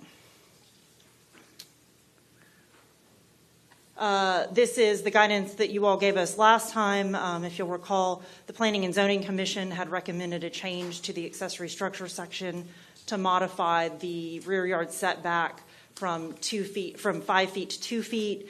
The direction at the last hearing was to go back to what the code actually requires now, which is 5 feet. So that's what we're showing here.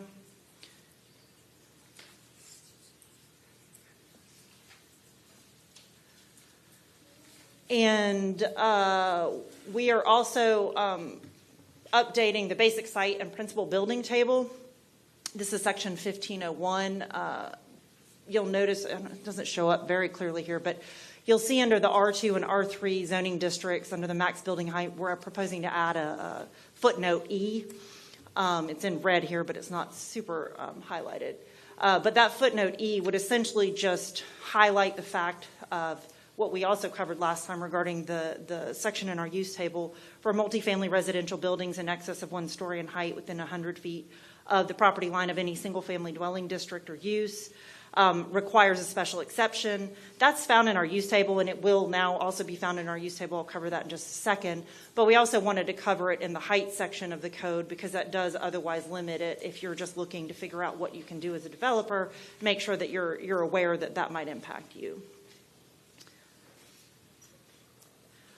We also discussed last time the section under 30-45. We were proposing to add a requirement that in order to qualify to file a notice of appeal, someone would have had to submit oral or written comments or objections during the Board of Zoning Adjustment hearing or the Planning and Zoning Commission hearing.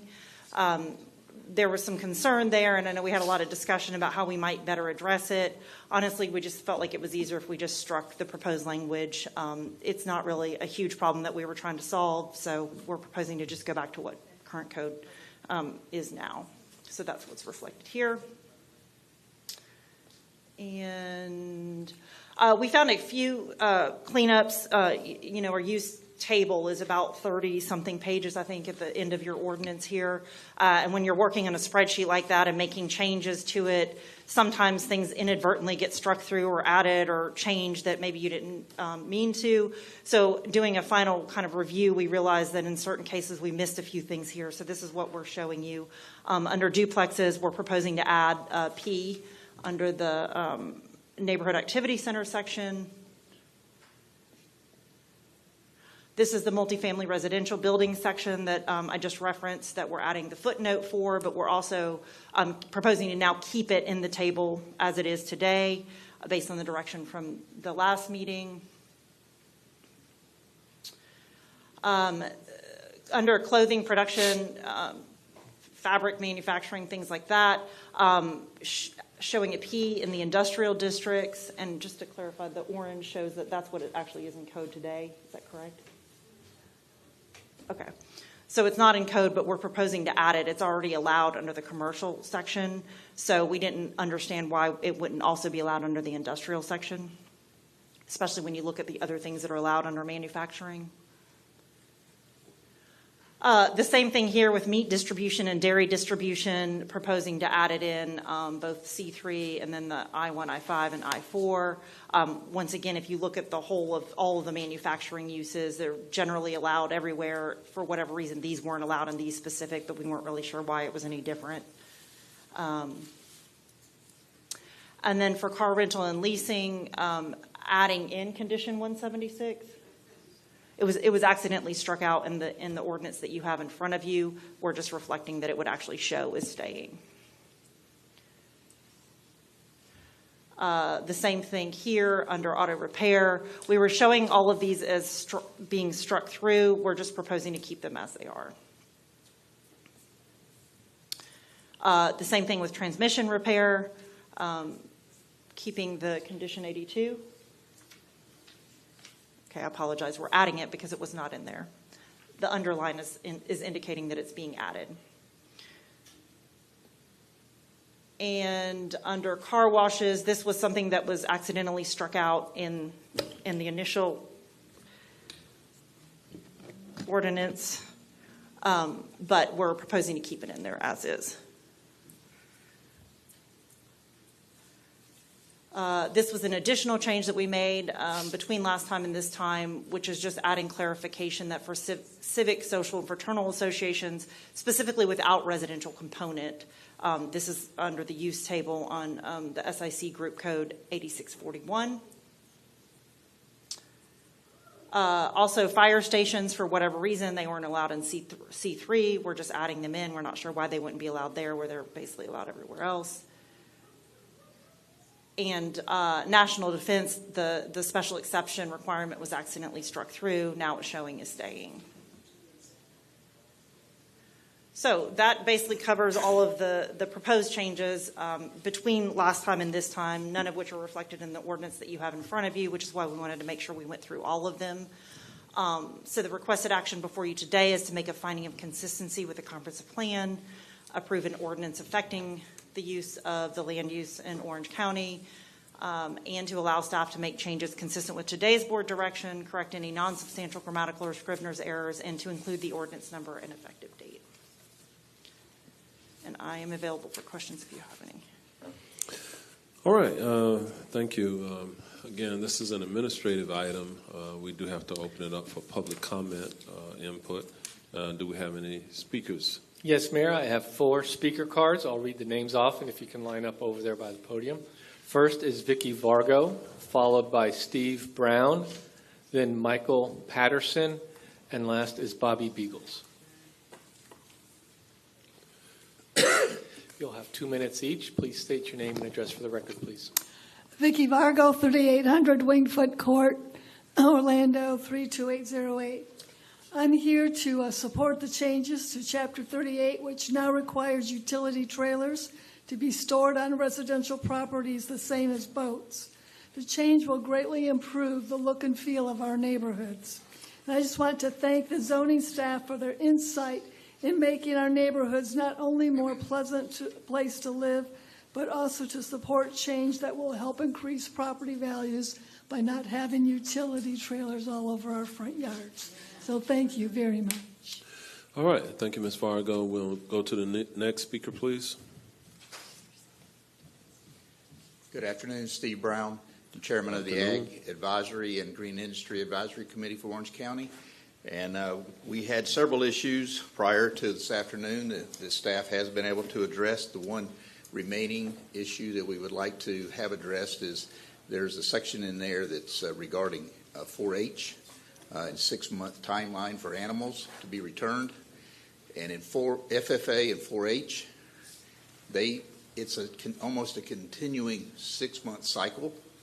So once they finish their first 6 months of an animal, they almost immediately, within 90 days, start another 6-month cycle. So we would like to see that addressed for both FFA and 4-H. Thank you. All right, thank you, Mr. Brown. Next speaker, please.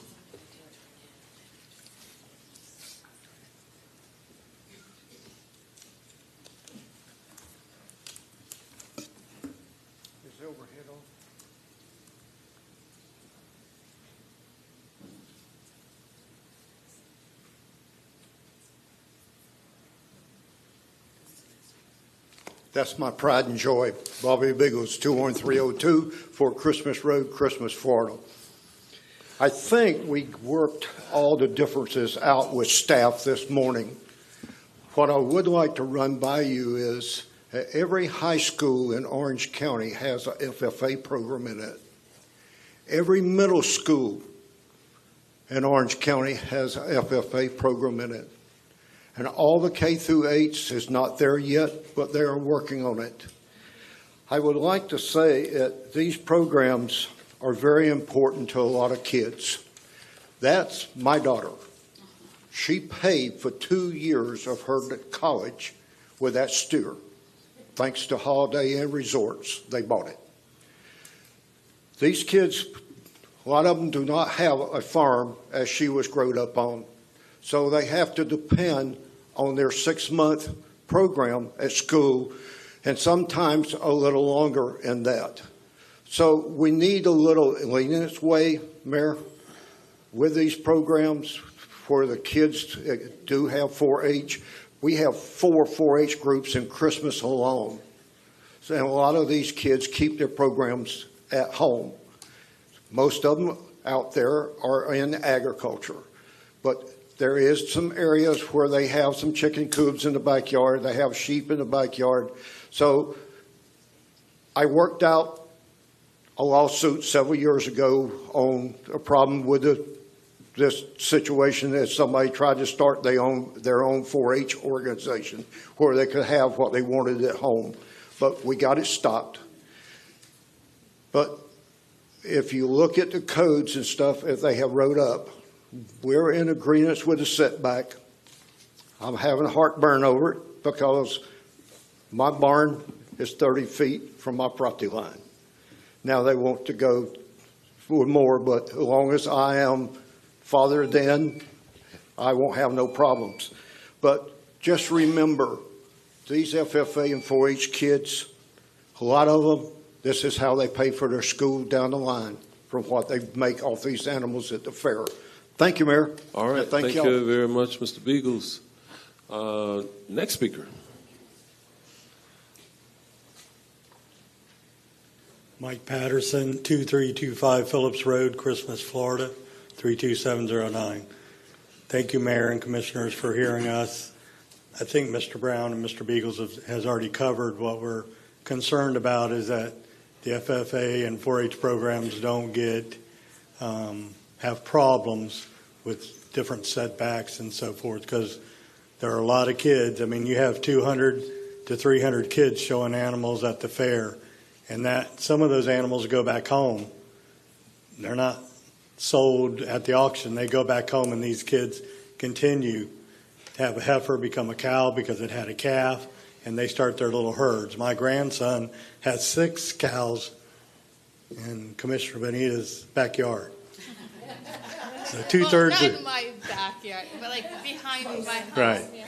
So it is important, and I know the mayor, he's behind us on this. We just want to make sure that if the verbiage needs to be changed or corrected, that it's looked at and taken care of.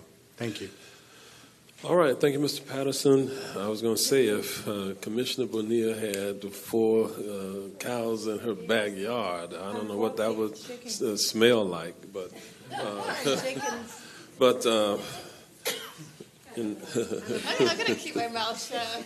I'm so, you just set me up for so many things I can say. All right. So, do we have any other members of the public present who wish to be heard on this item? That was the last of the speakers, Mayor. All right.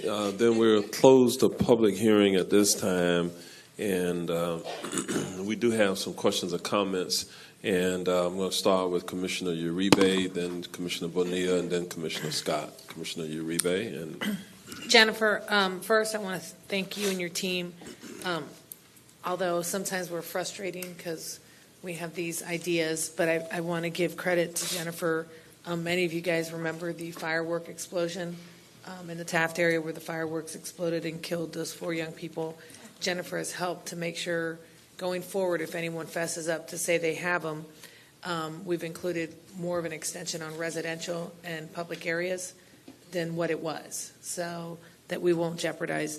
Again, I want to thank you on the boat situation and also keeping intact the 100 feet to protect our neighborhoods as density is becoming a very popular thing in our communities, and some of us that are already built in. But I want to say I don't want to hold this up as we move forward, but there are 2 issues that I would love you guys, my colleagues, to know that I really hope that we can get some backing to get support to have staff look into this. And one of them is car washes. Right now, a brick and mortar car wash has regulations from EPD all the way down to how it won't affect neighborhoods, how it's protected by a wall, and all of these measures to make sure we're protecting our storm drainage and what's going into our system and eventually going into our water. Except if you're a pop-up car wash, you have no rules. So if you actually pay on the tax roll to be a brick and mortar and do everything, you have a list of requirements to be there. But if you are a pop-up car wash where you put up a tent somewhere and use whatever chemicals you want and have it go into our system, we have nothing in place to make that illegal or require a standard to be there. And this is not the Little League doing a car wash at Chick-fil-A on a Saturday once a year or twice a year. These are those businesses, and I'm sure you all have them in your district, at a gas station, in a mall, next to a little bodega, everywhere, where it's these guys, females, detailing cars. We have no idea what products they're using. We have no idea how they're disposing. They have no standard, and this isn't anyone's fault, but when we looked into it, there is absolutely zero standard environmentally or business requirement. And if we are going to allow this, I really would like for us to make sure that we create a standard or create some significant rules on how you can do that. Number two, this also is a major issue, and I don't know, I don't want to speak on any of you guys. Parking requirements when there's parking. I have multiple businesses that are not very friendly to communities around it because residential bumps into it, where they are not parking. There is no standard parking that you can't even be right up to each other, where you wouldn't have to move cars to move one out, where there is absolutely zero standard in the county on how you park in a parking lot. And what happens, no, it's not. Currently is not. So even if, when you're obstructing, I wish I would have brought pictures, but I have businesses in my district on Orange Avenue that have become after-hour clubs, and they squish in like every way possible, and I actually think it's a safety issue. Heaven forbid we ever need law enforcement, fire, or rescue there. By the rules, as long as a fire hose can get there, it's okay, but if a fire truck can't get up there, if a police officer can't get up there, and I would like us to look at a standard on how we regulate and how we use parking. It should not be just because it's private property, it's a free-for-all. Park where you want, fit it in, smush it in. And this does not include valet. This is including people who are parking and just so much parking that you couldn't get out if you wanted to. You barely can walk through. And we don't have a standard, and we learned that when we went through. So we don't have a standard for the car washes, and we don't have a standard for parking requirements. And I would love for us, but I don't want to hold this up because we need this to go into effect. But Jennifer said, well, talk to the commissioners. So I'm here talking to you guys to see if I can get some support and to get John and our staff to move forward on really circling into car washes. I have a particular spot, and the next time it rains, I'm going to get pictures where at the storm drainage on the corner of Orange Blossom Trail and Rio Grande, there are actually bubbles and discolorization of water from the debris that comes from the pop-up car washes. And it's going right into Lake Bumby, and it's going right into Lake Jessamine. It's where the water flows to. And it's causing, and I've got neighbors here, it's causing issues in the quality of our lake. But and I want to thank you for moving back truck parking and overnights to be from 500 to 1,000 feet from any residential, because some of us who have dense communities, I know Commissioner Gomez-Cordero and I, we have communities that it's commercial, high-intensity commercial with residential right behind it. And so this is going to help our communities to prevent this going forward. So I don't know if I need to maybe ask a request to get some support. I know that you have some questions and some thoughts, but again, I want to preface, I don't want to delay this. I would just like to see if we can get a consensus to get staff to put these in the books. But. Okay, so we'll ask staff to do a bit of research regarding the parking issue, John, and maybe within the next 6 months, you can, after the research, you can come back with some recommendations if there's some best practices from neighboring jurisdictions or other large urban counties here within Florida. we can take a look at that. All right, Commissioner, the car wash situation also. So, but just a real quick clarification, as the mama kids that would never have gotten through activities without the pop-up car wash for the lacrosse team, soccer team, cheerleading squad. Okay, I just want to make sure that we're articulating that up front, that we're talking about a commercial, right, some kind of a. Yeah, if it's for commercial business. That's, I just want to make sure that So we're being staff clear can do about the that. research and come back with that. Right. All right, Commissioner Bonilla. You know, you just reminded me of something, which I did not even connect the dots, but, you know, when you mentioned that, it reminded me of something else that I had learned recently, and a change that was in here. So actually, when, you know, butchers, when they're processing meat and stuff like that, EPA allows them to just drain that waste into our water bodies. There's no restrictions on that. And we're actually adding that permitted now to these new areas. I don't know if maybe it was not permitted before because of that. So I would actually like to take this out until we do more research on that. And, you know, not to hold up the rest of this, but, you know, maybe these until we can get more research done on what, you know, what the waste is going to come out of these. Also, the clothing production. You want to let staff respond to that? So they. Well, because the other one's related to that one too, because the clothing production uses a lot of water too. Jennifer, you keeping up with this at this Yes. point? Okay. Slide 24 and 25. The clothing production too. I don't know what this includes here, but with textiles, you know, they use up a lot of water too, which has a lot of waste, and I don't know, like what. For that one, I don't know what the restrictions are on where that waste goes and, you know, what they're required to do as far as processing that waste.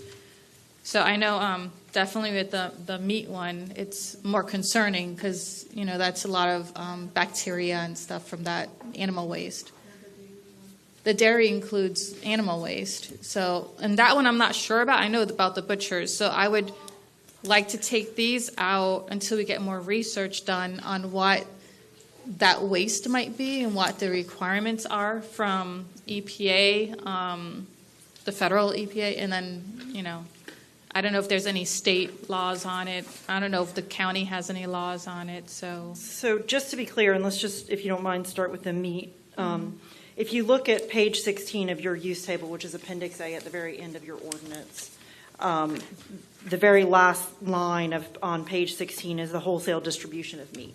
So we already allow the wholesale distribution of meat in C3 and I4. We were simply saying that we weren't really clear why we would have allowed it in, we allowed in I2, I3, and C3. We weren't sure why we would allow it in C3, which is a lesser intense commercial, district than I4 and I1, I5. And then we also allowed in I2, I3 currently. So we were simply just saying it's already allowed there. It only makes sense to allow it in these other industrial districts. But see, that's where, okay, so I was going to bring up another thing with the, like plant nurseries. I don't see why they are required to be industrial when they're usually in agricultural areas. So, I mean, that's not something we could take care of today, but if an industrial is a plant nursery and then it's in an agricultural area, and then you're throwing in this. So those industrial areas, you say lesser use. Well, maybe that's why they weren't in lesser use because of the waste disposal of those. So as Taylor was just pointing out, this is wholesale distribution of meat. So the slaughtering and everything has already happened. So this doesn't include. This doesn't. We actually have slaughtering in another use category. Yes, it's a separate use category. Okay, so the wholesale does not include the slaughtering. No. Okay, so they would have to. Okay. Correct. And the same for dairy. Okay. Now, what about the clothing production? What does that mean? So, 23. You don't have the SIP code with you, do you?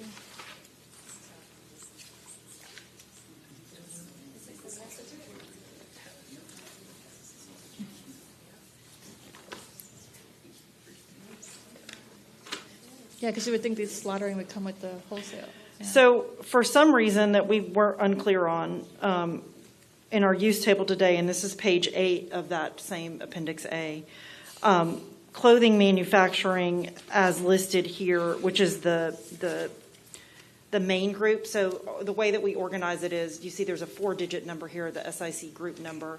Then there's a 3-digit number, and then there's a 2-digit number. So when we look things up, like if we can't find the 4-digit number, then we go to the 3-digit number. If we can't find the 3-digit number, then we go to the 2-digit number. Either in our table, we refer back to the SIC manual. And so there's a breakdown of, and it sort of says, here's the overall uses, and then the next level down. The more numbers it is, the more detailed it gets, essentially. So for the clothing manufacturing, this is the main overall group heading, which is 23. So there's other subcategories below that would allow things in other districts, in heavier districts, and in some of these industrial districts. For whatever reason, that main heading title was only allowed in neighborhood activity center and neighborhood residential, with some conditions and some other things that go with it. So we just weren't sure why we wouldn't also apply the industrial category to a manufacturing use, because that's usually where you would want to see manufacturing. That's why we were proposing it. Okay, but what does this mean by manufacturing? The clothing production? Yeah. Well, and I don't have the SIC manual in front of me, but I would say, just based on the general description, it's cutting, sewing of fabrics, and then garment manufacturing. I apologize, I don't have that in front of me. I mean, we can take it out. This is not a problem we're trying to solve. This is one that we're just like, hey, this doesn't make any sense. I'm not sure. It's not like we have someone waiting to do a clothing manufacturing tomorrow in one of these districts. It just didn't make sense to us. So Okay, yeah, because I don't know if it's like dyeing clothes and using like all this water, and I just don't know what that means. I mean, depending on how the board would like to go, we can not make that change, but. I really haven't heard the articulation yet of really why to take it out or leave it in, actually. So it's Commissioner Bonilla's simply asking a question. She's trying to understand I'm still unclear. the definition. She's not clear. And so, it becomes more difficult to kind of take care of these things later. And like I said, I mean, if you look at our use table, it's 30 pages. There are all sorts of things that don't make sense in here in terms of, well, why would this be allowed here and this isn't allowed there? A lot of these code amendments that we're doing are trying to clean that up.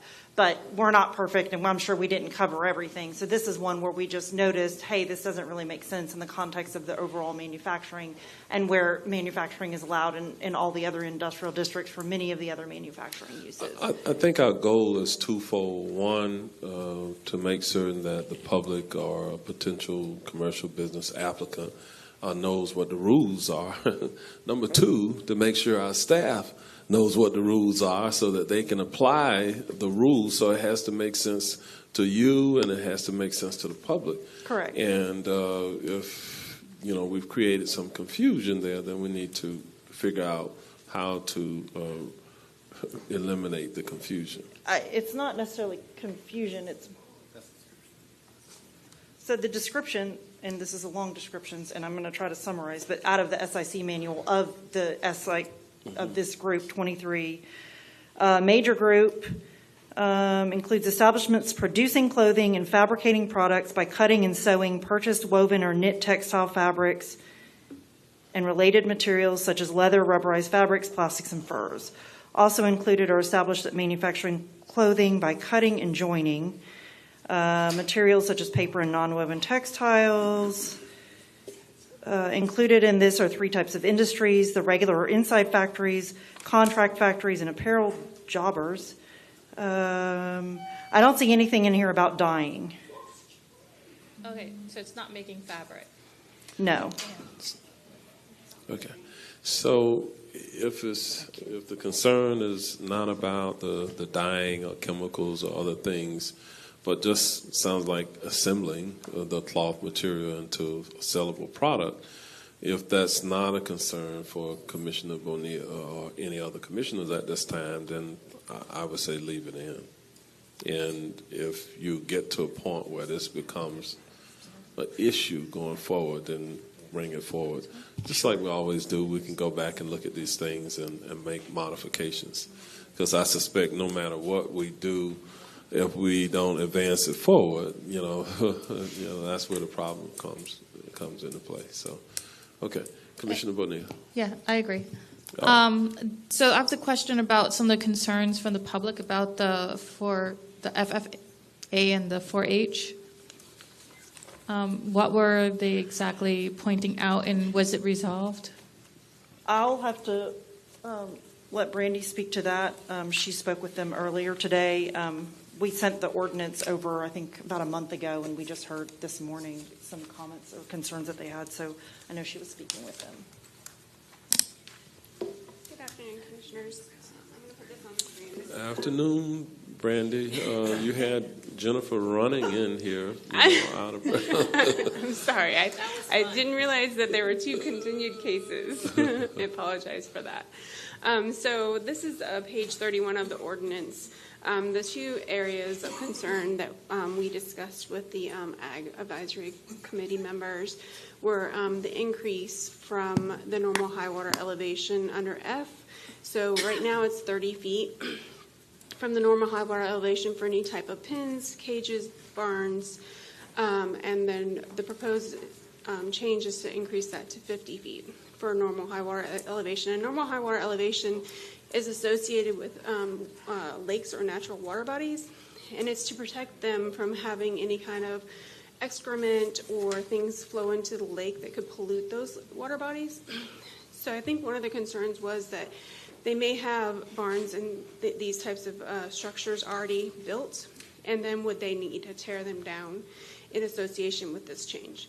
So we have a section of the code, I think it's 3846, for non-conforming uses and structures.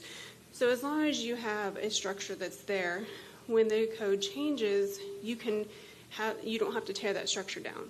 And you can repair it as long as it isn't damaged greater than 75% of the assessed value of the structure.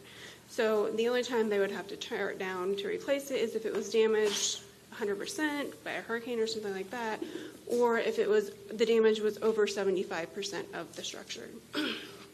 And so that I think that they were comfortable with that after we talked about it.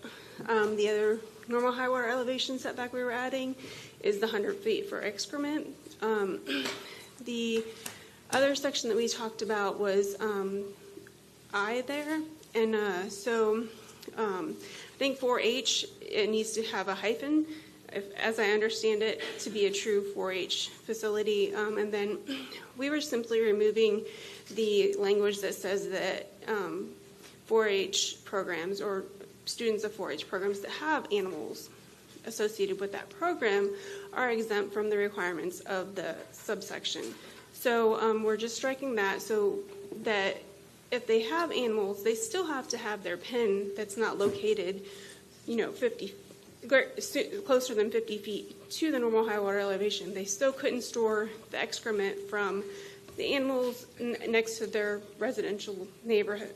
So it's just those protections. It doesn't really change the intent of the program or anything like that. It just says that they also have to comply with the other standards in that condition. And you're saying that after a caucus with the FAA and other concerned parties, 4-H, you came to this language. Everybody agreed? No, they did not see this language ahead of time. They saw the language back in 2018, 2019 for us removing the exemption from the requirements. The setbacks were new language that we had recently added at the beginning of November. I had sent it to Mr. Beagles, but I did not send it to the Ag Advisory Committee. So I had many conversations with them this morning and explained to them what the intent was, explained to them that it would not affect existing structures unless they were damaged greater than 75%, and provided them with the section of the code for non-conforming structures. And I believe that, as they stated, they were comfortable with the changes at this point. I'm just looking for a nod from you all that you are okay with what has been said. Okay. Yeah, I think there's some other things that they want to look at that's just not consistent with the program that is in the language today. And so they've asked that we come back and maybe discuss any potential future changes to code that might not be consistent with the program for the 4-H and FFA. Okay. All right. Back to Commissioner Bonilla. Did that answer your question? Yes, it does. Okay. Okay, and the other two things I have is just kind of similar to what Commissioner Reby did, hoping that the board agrees on. I know we've talked about before the storage facilities, that we would like something similar to what's in Horizons West. And I thought that was going to come back too, and so I'm wondering if that still is on the agenda to come back. Okay. I don't know if Jennifer, if they're hearing you at this point. Okay. Yes, I was noting it down. So we were not proposing any changes to the storage facility section of the code, and so we're still not. If that's the direction of the board, then that's something we could look at and probably look to incorporate into Orange Code when that comes back to you. We may need to even get some more direction from you all in terms of what your expectations are. I don't know if it's something as simple as design requirements or something that would be tied to storage facilities, which I believe Horizon West Code does have, or some other provisions specifically related to Horizon West. But we can certainly look into that, and either as the briefings with Orange Code or separate briefings, we can come back with that. Yeah, I believe it was the special exception that we were interested in, so that the board members would be able to decide whether they want that in their district or their neighborhood, whatever, their area or not. We wanted the same standard they have countywide. That was basically it. Yeah. You guys have a better standard than exists. Okay, so John, that's something that I think is going to require a bit of research and update. Correct. And again, I mean, as Jennifer mentioned, we can start the research and then ultimately identify whether it's appropriate to advance something perhaps separate from Orange Code, or whether it makes sense to integrate that into Orange Code. Either way, we'll make sure we have the specific engagement with the board on sort of the issues that were raised today. Okay. And then the last thing I have is my concerns about the plant nurseries needing industrial zoning rather than agricultural, because, putting industrial zoning in the rural area just seems like, I don't know why it's like that, and I don't know what they'd be able to build on that if they decide to change from a plant nursery. So that's something I definitely would like to engage with staff about, get some more answers on that. Commissioner, can you tell me where you're seeing that plant nurseries are only allowed in industrial? So we've had some land use cases where they've come through and they've had to rezone their properties to industrial in order to have a nursery. Okay, I'm not familiar with those. And the reason why I'm asking is, we're trying to find the section in the code that talks about landscape nurseries to clarify, but, a lot of landscape nurseries might qualify as agricultural bona fide ag, and that's exactly where you can do it, is in the agricultural areas. So we have a lot of landscape nurseries that are in agricultural areas, definitely under the bona fide ag provision, but they may also just be allowed, and Taylor's trying to find the section in the use. So I was curious where you were getting that information from. All right, yeah, I think that was it District 3 that you had that case? Yeah. We had a case on Narcoossee. Remember the case on Narcoossee where we had to it was a whole big deal. We had to make a big deal out of it for him to do a nursery. Okay, I'll coordinate. I'll get with planning and see if we can get you the address and figure everything. out. Yes, I can look into that a little bit more. Okay. All right, that's all I have. All right, Commissioner Moore. Jennifer, I just wanted to come back to the FFA issues with the animals, because I was very familiar with many children who couldn't participate because of where they live. So I understand in terms of with the structure, but what about in a more suburban area? I was just wondering if we need to clean that up a little bit, maybe have a special flyer or something to go to these students, because that came up a lot of times where they couldn't have animals. And it's a short period of time. These kids are not going to have animals in their yards for hundreds of years. It's a year or two. It's never that long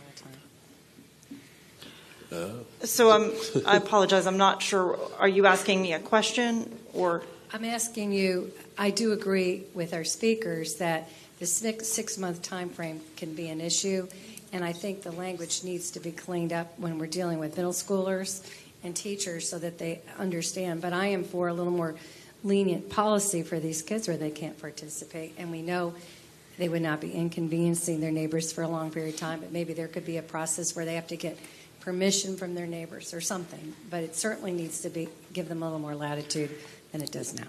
Well, we will certainly reach back out to the Ag Board and have conversations with them and may come back with some additional changes based on that. Yeah, I appreciate that. I can remember times being on the school board having to go find a place for a student's pig or cow, and do you know someone? And we'd be out looking for a place for them. So I know it's been a little bit too restrictive. I don't know. There might be two sides of that. It depends on what that animal is and how close they're living to the neighbors. That's why I said ask the neighbors.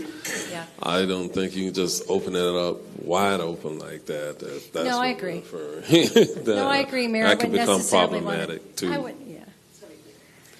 Well, I think you should have permission of your neighbor. Yeah.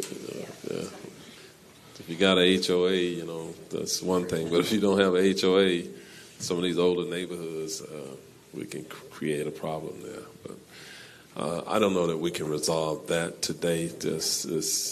But you hear the concern. And this section's been in the code for quite some time. We weren't proposing to change the duration or the length of the program. So. Okay. All right, Commissioner Wilson.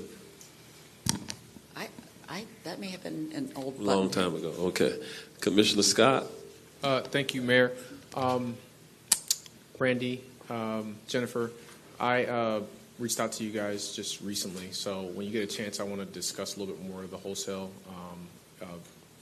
slaughter of animals. I had an issue, and I had it in my notes, and I just forgot it. When Commissioner Meade was talking about it, just reminded me that I should have reached out to you. So at some point this week or next week is fine, and we can discuss that in greater detail, and I'll have some additional information for you, but I want you to be prepared for it. And Mr. Beagles, good to see you, and congratulations on your reappointment to the Agriculture Advisory Board. All right. With that, no further questions. I'm going to move approval for the requested action.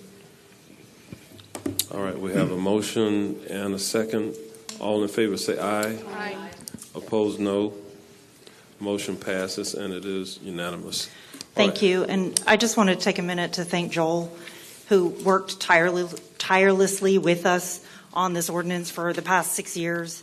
So I think I'll miss him most of all. But thank you for all your hard work. Thank you, Jennifer. Pushed him out the door. Well, it's like Joel Great Princell timing. Day in Orange County today.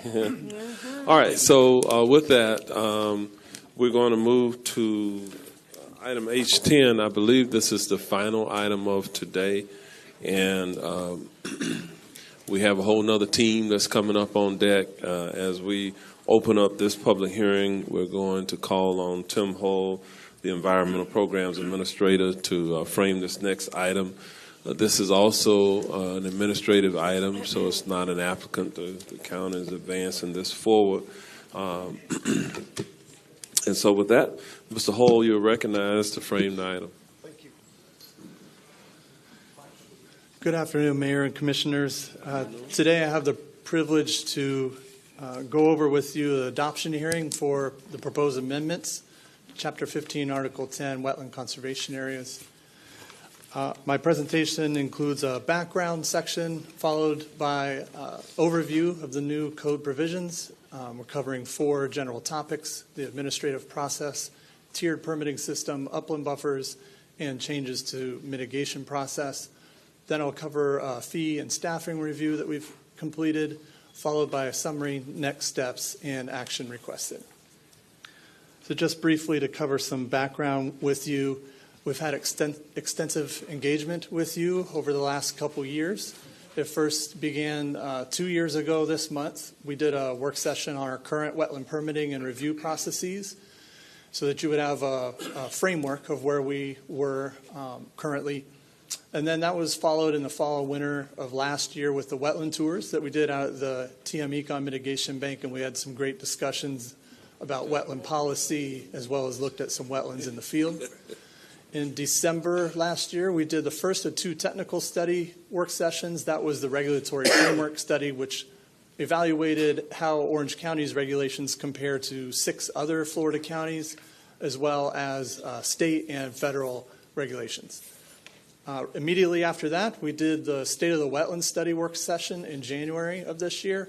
And of course, that was the data study that looked at how our wetlands over the last 30 or so years have fared under the current ordinance. And then lastly, in April, we came to you based on those 2 studies and all of our discussions with some initial policy and key recommendations for the ordinance. The little exhibit you see on this slide, I just wanted to point out to you, this is the wetland acreage loss and gain by wetland type that came out of the State of the Wetland Study. And just so you know, the vendor has been doing some QA/QC since the draft report to the final report, which has been made and published on our website.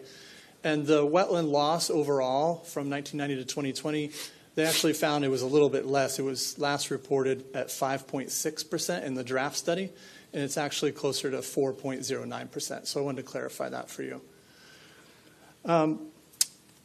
At our work session in September, we went over the draft wetland ordinance, and there were a few key things that we heard from you.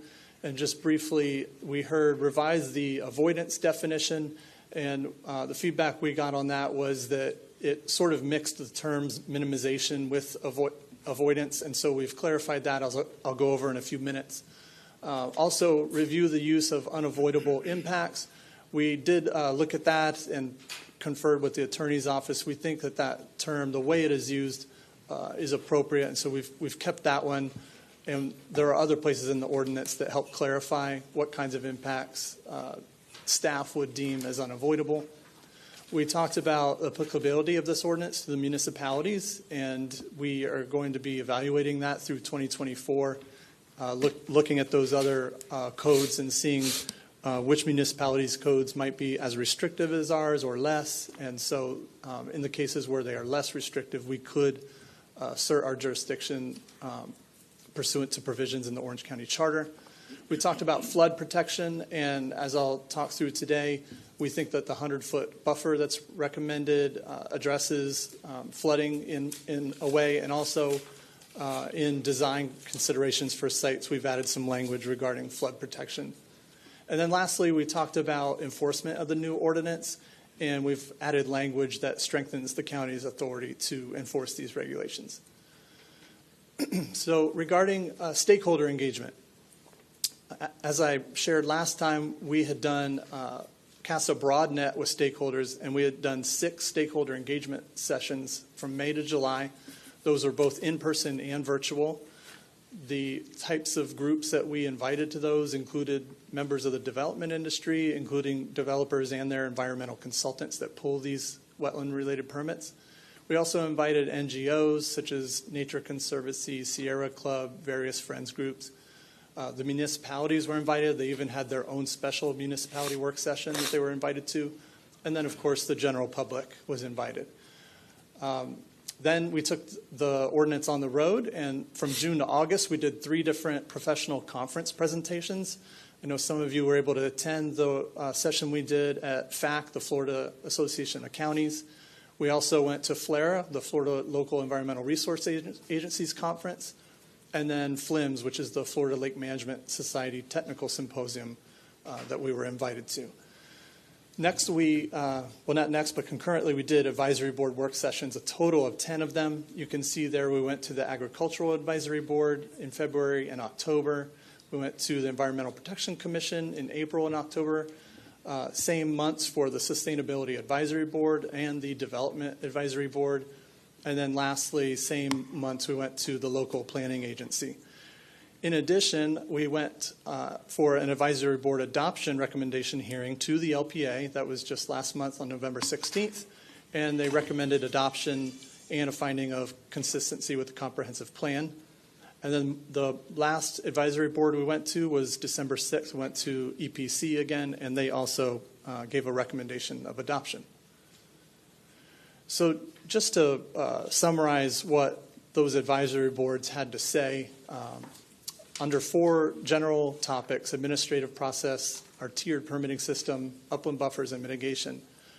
Firstly, on our process, they had provided support for increased clarity and definitions, and as you'll see, we've significantly improved those, as I'll share in a few slides.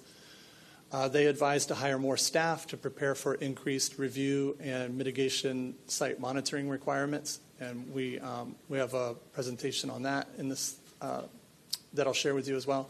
They supported removal of the class system, so that's the class 1, class 2, class 3 wetlands. We don't think that protects wetlands as well as it might have initially thought that it would. And then lastly, consider reducing the fee for beneficial notice general permits. So to pull a permit to remove invasive exotic plants, you'll see that there's a fee for that, and they recommended reducing that. On the tiered permitting system, they generally supported it. It provides increased predictability. There was support for the increased permit application timeframe review efficiencies. So on the notice general permits, particularly, as I'll share later, we think that that'll decrease review timeframes. And lastly, in that category, add a deterrent modifier for wetland impacts in rural settlements and incentivize urban infill projects. We actually have done both of those things, as I'll show you. In the buffers category, they supported the 100-foot minimum buffer. However, there was some support for reducing that buffer for urban infill projects. We've taken that into consideration, and I'll share that with you later. There was also support for there being some exceptions on that 100-foot minimum buffer, and we do have a few of those that I'll go over. Lastly, in the mitigation category, they agreed that some of these incentives will incentivize sustainable growth patterns. There was support for the enhanced monitoring of mitigation areas. They suggested increasing the monitoring period to every 5 years. It was 3 years at that particular advisory board and at the draft at that time, so we've actually agreed and increased that to 5 years. There was support for in-county mitigation incentives that we've built into the code. And then lastly, someone shared to consider exemption from in-county mitigation requirements for linear projects. We believe that linear projects could easily meet our criteria for out-of-county mitigation, so we actually haven't taken that advisement into consideration in the new code. Just briefly, the Sustainability Advisory Board, at their October meeting, they provided this statement of support. They endorsed the proposed amendments to the ordinance presented by staff with consideration of their comments to be in alignment with the county's goals to protect and preserve water resources, enhance water quality, protect and restore habitat, recharge groundwater, adapt to climatic conditions, and alleviate flooding consistent with the county's overall plan for a more sustainable and resilient Orange County now and into the future. So good words from them. And now we'll go into some of the actual code language. First, in the administrative process category. This legislative finding change here identifies that wetlands provide functional environmental benefits that support public health, safety, and welfare. We think those 3 terms there on the end are pretty important and should be in the code, so we've added that. And then at the last half of this, you can see where I've identified in gold some services provided by wetlands that are really important, such as enhancing water quality, providing habitat, recharging groundwater and aquifer resources, recreational educational opportunities, and alleviating local and regional flooding. This next change in legislative findings just identifies that alteration to wetlands is discouraged. However, we do recognize property rights.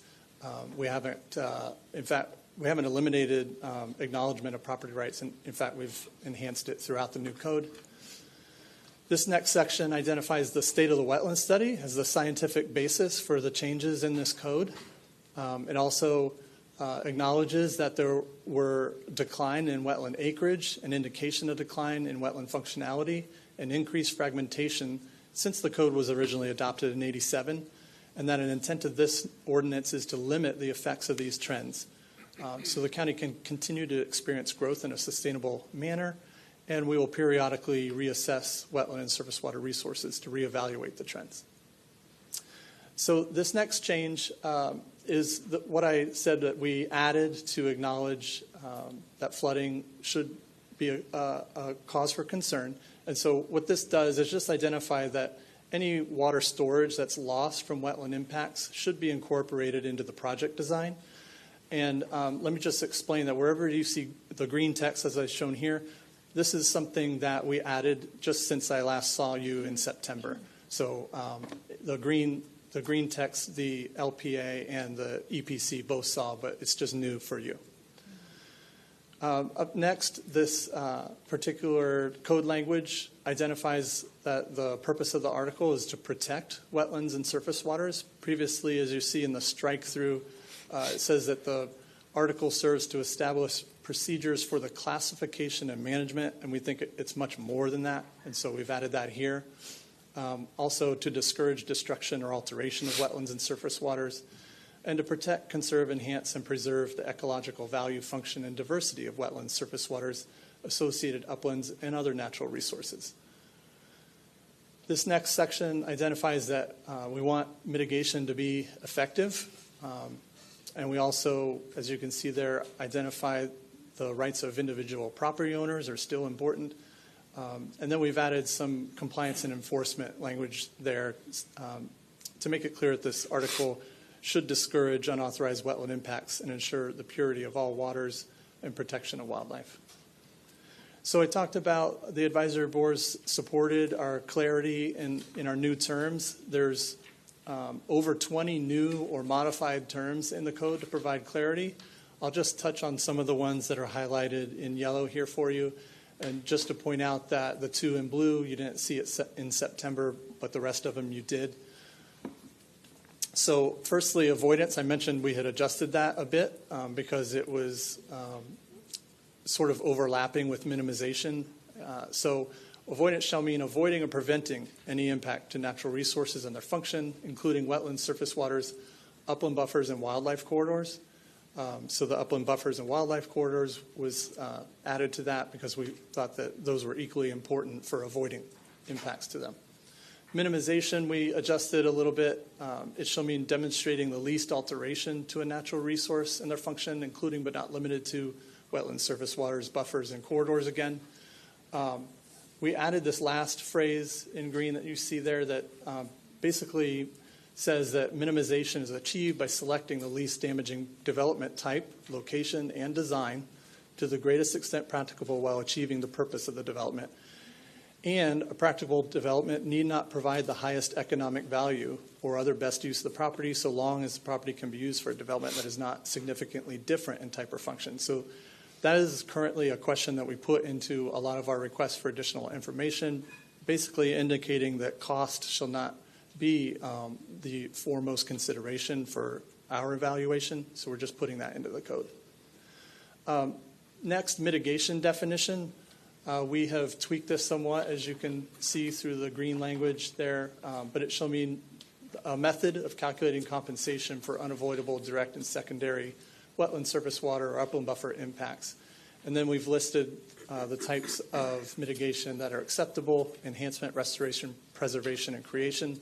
Also payment to the CTF. It's been in code and we're not removing that, but we did adjust the language a little bit. Moving on to practicable. Just quite simply, we shorten this to mean achievable and capable of being put into practice. And then lastly, public benefit. It shall mean a development or activity that provides a positive impact and benefit to the general public. And then just so that's not construed, we list some very specific types of public benefit projects, including mass transportation, public facilities or improvements, or water, sewer, electric, and other types of public utilities. So we think that should provide clarity about what we would classify as a public benefit project. Reasonable alternative, we tweaked this a bit. It shall mean a development that is practicable and best suited to protect natural resources and their functions, including but not limited to, again, wetlands, surface waters, upland buffers, and wildlife corridors. It shall not mean a more economically advantageous or feasible alternative that results in greater impact. So again, cost is not our foremost concern when we're evaluating wetland impact requests. Upland buffer, we adjusted this just a little bit since we last saw you. It still shall mean a natural undisturbed area of vegetation adjacent to a wetland or surface water. And then we added on the end that the buffer is ideally comprised of native plants. That wasn't in there previously.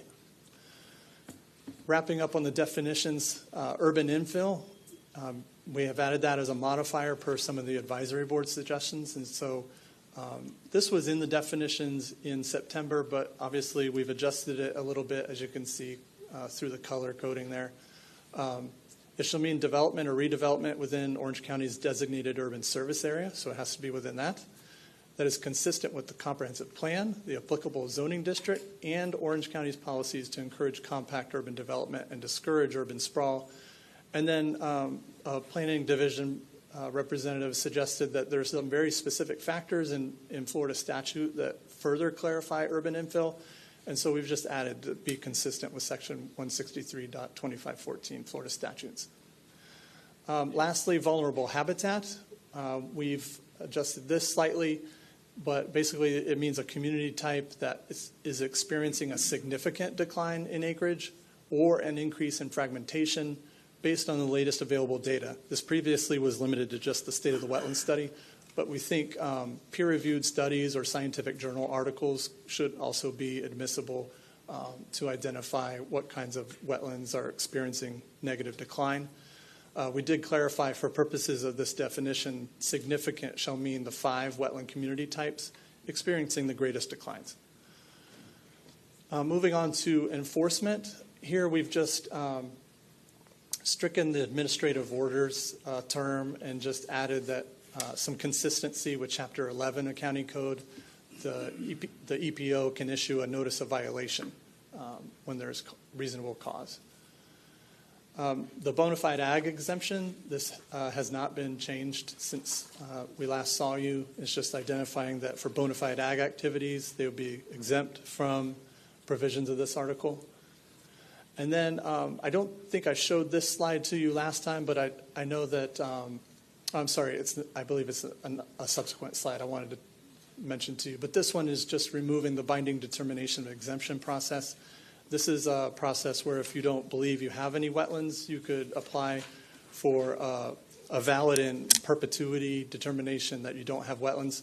We thought we don't need it. The wetland determination will serve that purpose. And sometimes sites change and wetlands form, and so we're getting rid of this process.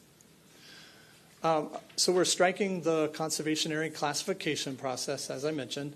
The new vehicle, instead of a CAD, it'll be called a wetland determination, which will also include surface waters, of course. And so we're just identifying that this will be the vehicle for determining presence or absence of wetlands and surface waters. We're also clarifying that the EPD is not bound to accept a wetland determination from the state unless there's a formal determination that's been done or it's in a permit in which the delineation was field verified and specifically approved in that permit. Here we're talking about applicability of the wetland determination and just codifying that it's required for all permit applications. And then we added any proposed mitigation sites with the exclusion of mitigation banks because that's just not necessary for a mitigation bank and mitigation credits. Here we also codify that where practicable, such as a standalone single-family residential development, the wetland determination will be reviewed in conjunction with a permit application. So we had heard from the board that could you not do the CAD with the CAI, and that it would save them some time and money. So we're gonna do that. And then the last section here that's been added, that's just identifying what is a valid wetland determination, because we realize that there are some valid CADs floating around out there that will still be valid over the next 5 years or so. There are still those binding determinations that don't expire. And so we just felt like we needed to put specifically in here what might still be considered a valid determination.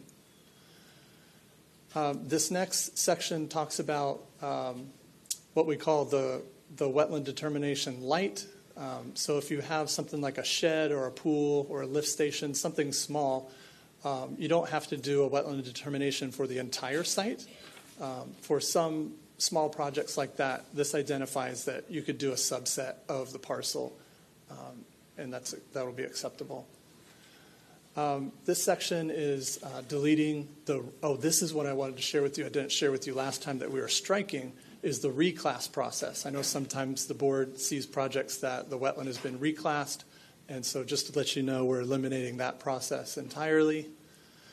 The next section talks about permit modifications and extensions, and these are criteria that we already have in our handbook for applicants, but we just thought it important to bring those over into the code so that they're there. So that concludes the administrative process. Now I'll get into the tiered permitting program that we've developed. We've got a new term there, natural resource impact permits. That's just a broad term that we felt was necessary to refer to notice general permits and standard permits collectively. And this particular language identifies that the notice general permit, or NGP, and the standard permit, and SP, are going to be the official way to request impacts to wetlands. This next section identifies when avoidance and minimization is required. And so on standard permits, avoiding and minimizing impacts to wetlands and surface waters to the greatest extent practicable is required. And then on the notice general permit, it just clarifies in paragraph C there that avoidance minimization is generally not required. But we realized that for the single family where we didn't want just wholesale requests to impact wetlands for no really apparent reason, that we added in some conditions where you need to minimize your footprint. And so to make that consistent, we've added this one exception for paragraphs D and G that I'll cover. This is paragraph D, and as I mentioned, this is just identifying that a permit, an NGP, is only going to be allowed where there's insufficient contiguous upland property to make reasonable use of the land otherwise, and that generally a reasonable site plan would include things like the footprint of the home, the driveway, septic system, and a yard or a pool designed to minimize the total footprint. This next section clarifies that lot splits will not be approved that result in greater impacts. So we don't want to split lots that otherwise might have only needed a quarter-acre wetland impacts, and then by splitting it would then need half an acre of wetland impacts to build a home on both lots. We don't want to put ourselves in that situation, so we've clarified that here. And then the other situation where we thought that important that even an NGP avoid and minimize is wildlife corridor avoidance. And also we've provided some basic wildlife crossings criteria. We don't want wildlife corridors to be impacted even for a small impact like an NGP, so we've clarified you have to try and avoid those. This next section, we added to the list, you can see we start out with number 11 here. There's 10 other very mundane, routine application requirements for an impact permit request. We realized that we had left off an environmental assessment for all the plants and animals that are on the site, so we simply have added that here. That includes all the threatened and endangered species. Number 12 is give us a land cover vegetation map, again, a routine item that we inadvertently left off. And then lastly, we're going to review UMAM scores, that's the wetland functionality, in the wetland determination process. But this is just saying that if you haven't previously gone through that new wetland determination and got your UMAM scores approved, submit us your proposed scores for our review and approval. So next up, I'm going to walk you through the types of notice general permits. There's two general categories of them. The first here is development related, and then next I'll cover what we call beneficial or routinely approved NGPs. The first one is fill for a single family home site where the impact is less than a quarter acre and there is less than a quarter acre of contiguous uplands to make reasonable use of the land. Second is fill for isolated artificial surface waters or ponds. So that is when the land use is changing from agricultural perhaps to residential and they want to fill in the old cattle watering pond. As long as it's not larger than half acre, they could get an NGP for that. Third is filling in upland cut drainage ditches. Of course, they can't impact flow patterns in any way, but if they can reroute the drainage, then we think an NGP is appropriate for that. Number 4 is commercial or residential development where the impact is less than a quarter acre. So this is other types of development other than a single-family home. They could also take advantage of this permit type. 5th is commercial and residential development with only secondary impacts. So they're not actually filling in any wetlands, but they're either preserving wetlands or they have adjacent wetlands on the adjacent properties that they might have a secondary effect, and so they could get a permit to address that. And then lastly, we get a lot of requests for installing some sort of property boundary fence in wetlands, and so we've added that. This is clarifying some situations where we won't be able to issue a notice general because we think more review is warranted. And so that includes an outstanding Florida waterway located within 150 feet of the project site. Also a project, this is B is a new one that we added since I saw you last, a project proposing an impact below the normal high. So this is filling in a lake, a named lake typically below normal high, or a stream, river, creek, or a spring run. C is any listed wetland-dependent species is nesting within the project site. And then D is functional assessment score is greater than or equal to a 0.8. So if you think about UMAM on a scale of 1 to 10, 10 being the highest quality, anything that's an 8 or more we think should get more scrutiny than the NGP will allow. Just continuing the list here, impacts to a conservation easement would throw you out of the MGP category, severing a wildlife corridor. And then lastly, already been issued a standard permit for the same activity, or the impact is not for a single complete development. And those last two, as I think I shared in September, are our attempt to short circuit any attempted workaround to just do incremental small impacts in order to get into the NGP permit with less review criteria. So we think that'll address any potential to attempt to do that. The notice general permit beneficial or routinely approved activities. These are for maintenance in wetlands, invasive plant removal, enhancing or restoring wetlands, enhancing water quality, those types of projects, public flood protection, and then utilities with temporary impacts and stormwater intake or outfall structures could all qualify for the NGP. Next, I'll get into the standard permits. And so these are where the review really ramps up if you can't fit in the NGP category. And the way it's set up is the size of the impact and the wetland functionality determine the level of review, the type and depth of impact analyses, and the approval requirements. There's also some other factors that we're calling modifiers that will affect the permitting level. And last work session, this matrix was colored in red, yellow, green, and we identified that that may be a issue with Muni Code or with making copies, and so you'll see we've improved it with this shading and stippling and cross-hatching. And we've tested this, photocopying this many times, and it holds up and persists throughout photocopying. And just note that the UMAM score is on the left side of the y-axis here, going from 0.1 to 1. That's actually the scale that UMAM is in, with 1 being highest quality wetlands. And then across the top are the wetland impact acre categories, so less than 2 acres of impact, and then 2 to 10, 10 to 25, and greater than 25. And you can see that the standard permit level 1, these would be typically issued by EPD going through the staff, and then the standard permit level 2 would go through the EPD manager. And then lastly, the standard permit level 3 would come to the board as a public hearing, because those are our highest quality or largest acres of impact. So just unpacking the standard permits a little bit here. On the SP level 1, we've described with the first paragraph that area, the UMAM score on the matrix, and the impact acreage that's shown in the matrix. We've described it in words there for the applicants. And then we've identified that avoidance minimization is required. We've stricken the suggestion that we originally had of a limited cumulative impact analysis for these because it's kind of a rigorous analysis, even on a limited basis. 2, We were only proposing it if wetland mitigation was provided outside of county, but we have other criteria to manage how we assess proposals for mitigation out of county. So we just felt like we didn't need it. And also keep in mind, this could be for relatively minor impacts that just fell out of the NGP category for some reason.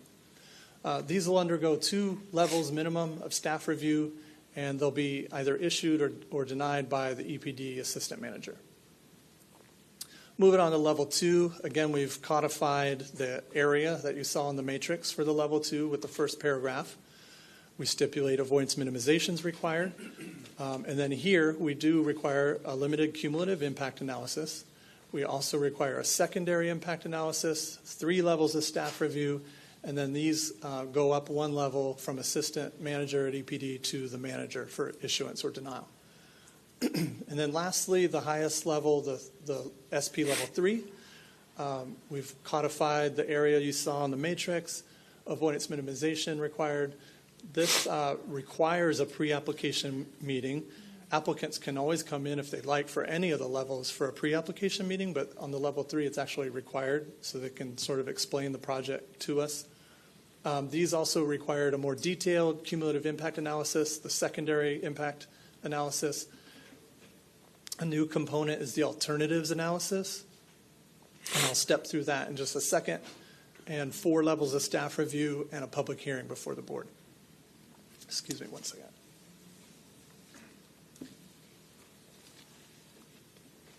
I think this is more words than I've used in a week. Okay, this is the modifier concept, and there are what we call incentive and deterrent modifiers. And the numbers you see are just a raw score that we developed through some testing that gives us a scale to evaluate these modifiers. And when I last was before you, we talked about the application could move up or down a level.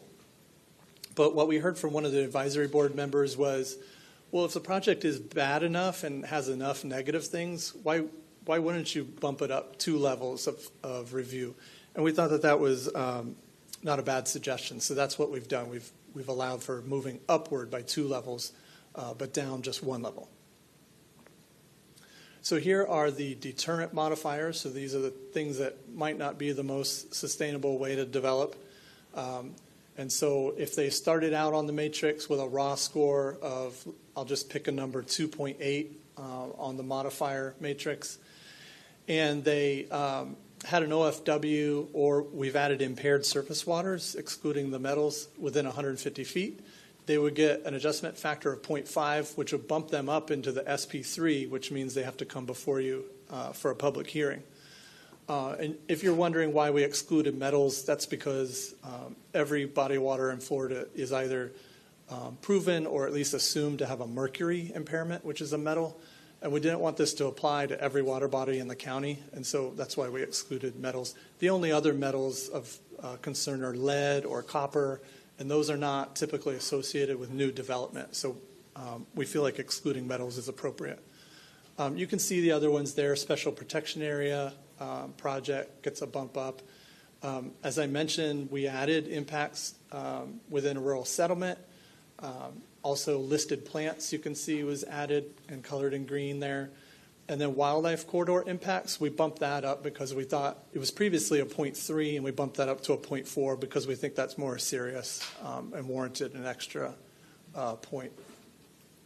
The incentive modifiers, so these are the things that are generally a smarter way to develop.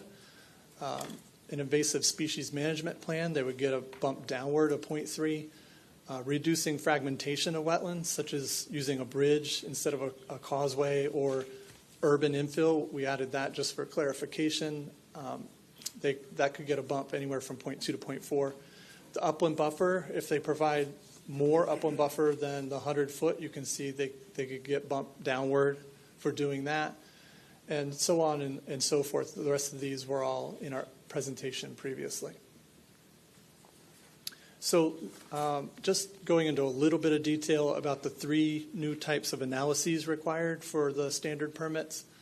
The cumulative impact analysis involves an evaluation of the combined incremental effects of the human activity based on factors such as connectivity of waters, hydrology, habitat range of affected species, and water quality.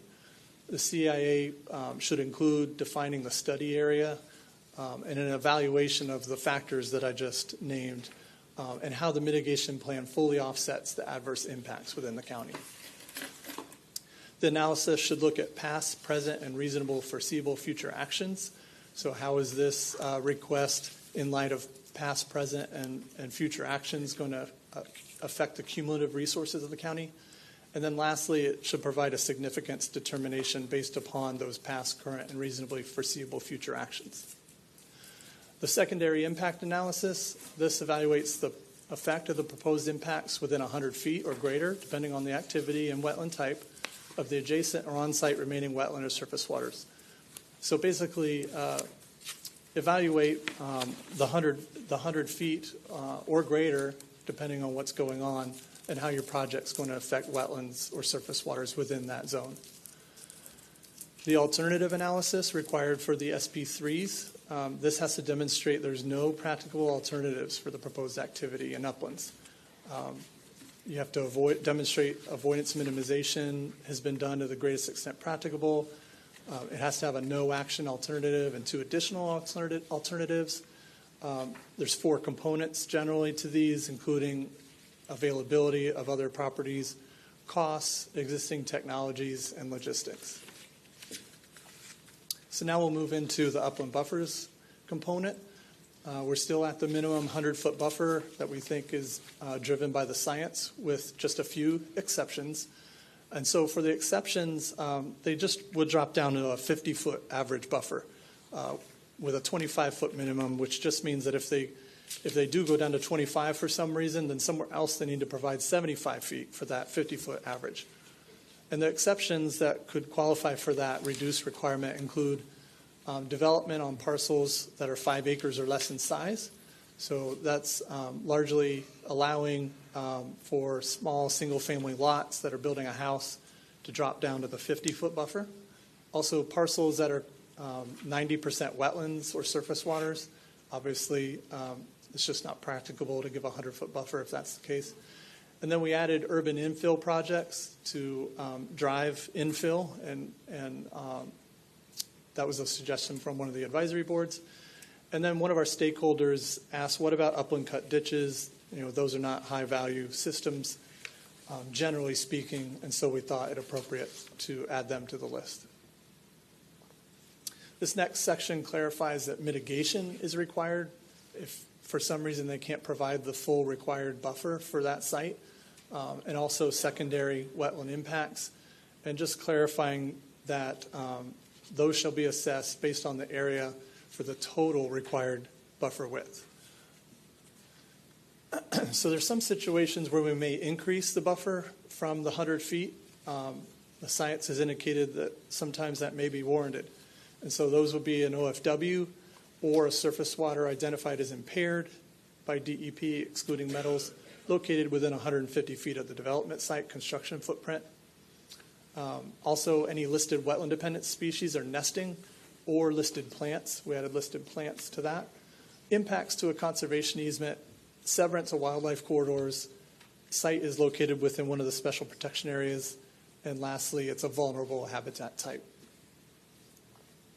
This section clarifies our fencing and signage, that it may be required. One change that we did here was this used to say the fencing and signage shall be required, so we changed that to a may to give staff more flexibility about when it's appropriate to require it and when it isn't. And then there's some methods and materials information here for what the fencing and signage should be comprised of. And then the last paragraph, number 3, we added the passive use at-grade trails in the upland buffer based on one of our stakeholders identifying that I had previously said EPD wouldn't have a problem with at-grade natural surface trails in the buffers.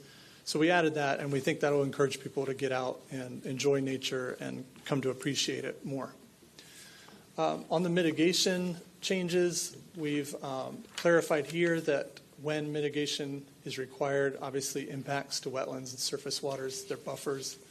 And then the last couple sentences here, we clarified that mitigation is required for impacts to isolated wetlands that are less than a half acre in size. And the reason for that is the state has exemption that if the wetland is isolated and less than a half acre, no mitigation is required. We don't agree with that, and so we're just stipulating here that it is. And then lastly, mitigation is required for impacts to upland buffers. This is our code section identifying that in-county mitigation is preferred and that all reasonable attempts should be made to mitigate wetlands or surface water impacts within the county, either on-site or off the site, consistent with the statutes. And that's just a statute regarding mitigation banking and preemption on local governments regarding mitigation bank credits. These are the criteria that I mentioned that they have to meet to do out-of-county mitigation. They have to meet 3 or more of these. These are echoed currently in the comp plan and have been for a decade or more. And so we're just codifying them here. This section clarifies types of mitigation that are acceptable. They can purchase mitigation credits, and then they can also restore degraded former wetlands, enhance degraded existing wetlands, preserve uplands with a nexus to wetlands. They can create wetlands within existing uplands, and then lastly, make a payment to the Orange County CTF. This code section identifies that a conservation easement dedicated to the county over any preserved uplands and wetlands may be required, and it typically always is required. This next section provides criteria for requests to release conservation easements, so we don't have anything in code today about how staff will evaluate that kind of a request. And so we've identified that such a request may not be approved if the easement area has any of the following attributes. So if it maintains, preserves, or enhances connectivity to other conservation easements, wetlands, or surface waters that are 5 acres or greater, or is connected to natural water bodies on adjacent parcels.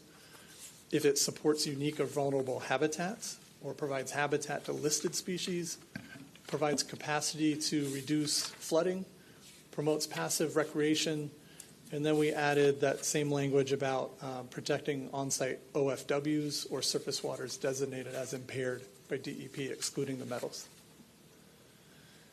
This is our new monitoring and maintenance requirements, just codifying that the applicant shall provide an annual report detailing the monitoring and maintenance activities for the first 5 years of the plan. So that's every year for the first 5. And then what's new beyond what we currently do is after that first 5 years, the applicant must provide monitoring and maintenance reports every 5 years. When I was before you before, that said every 3 years, and one of the advisory boards suggested that seems really frequent. Could you consider 5 years? We evaluated that, and we agreed that 5 would be sufficient. And then we've just, numbers 1 through 3, identified that for these mitigation sites, these are some of the success criteria that we expect them to implement. Lastly, on mitigation sites, we would like to propose a requirement for groundwater level monitoring. We don't stipulate means and methods on that. It could be something as simple as a piezometer, which is just a PVC pipe in the ground, and they go out and measure the water levels with a tape measure. It could be that simple. We just found in the State of the Wetland study that a lot of wetlands dry out over time for one reason or another, and we want to be kept apprised of that.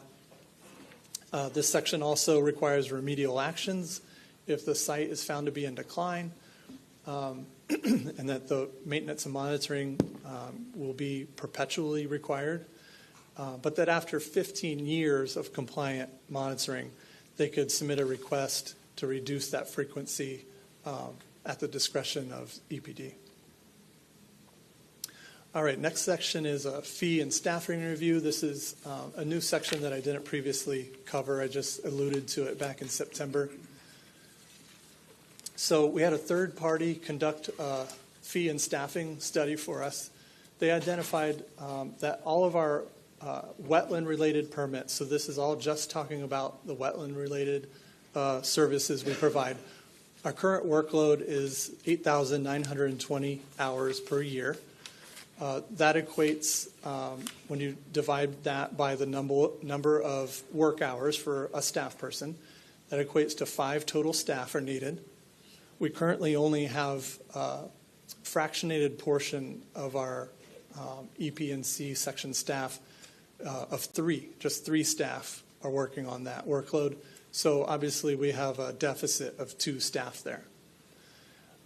Moving on to our new expected workload, there will be an additional 1,740 hours. So there's some net permit complexity. We're gaining some review time on the NGPs, but those standard permits and the extra 3 analyses required, we think that there's some component of a net permit complexity there. And then the increased mitigation monitoring reports and obviously site visits that'll be needed equate to 1,740 hours. And so we need 1 more staff person needed for the updated ordinance. So that's a total of 6 staff needed to process the wetland permits, or 10,662 staff hours.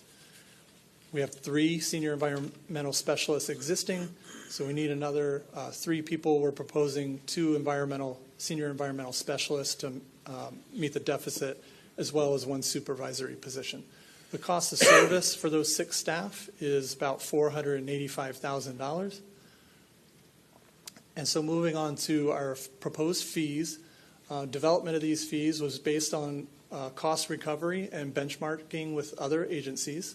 We've updated the fees for some of our existing tasks, like the CAD is now the Wetland Determination, or WD, and then the various types of impact permits there, the NGP and the standard permit, those are converted from our CAI permit.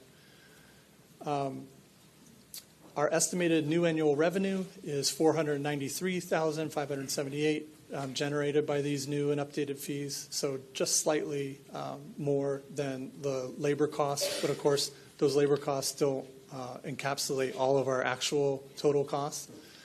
And so our staffing request that will be coming before you at a future consent agenda item, as you see there, is 3 new positions along with a fee resolution, and we're targeting end of January, beginning of February for that consent agenda item.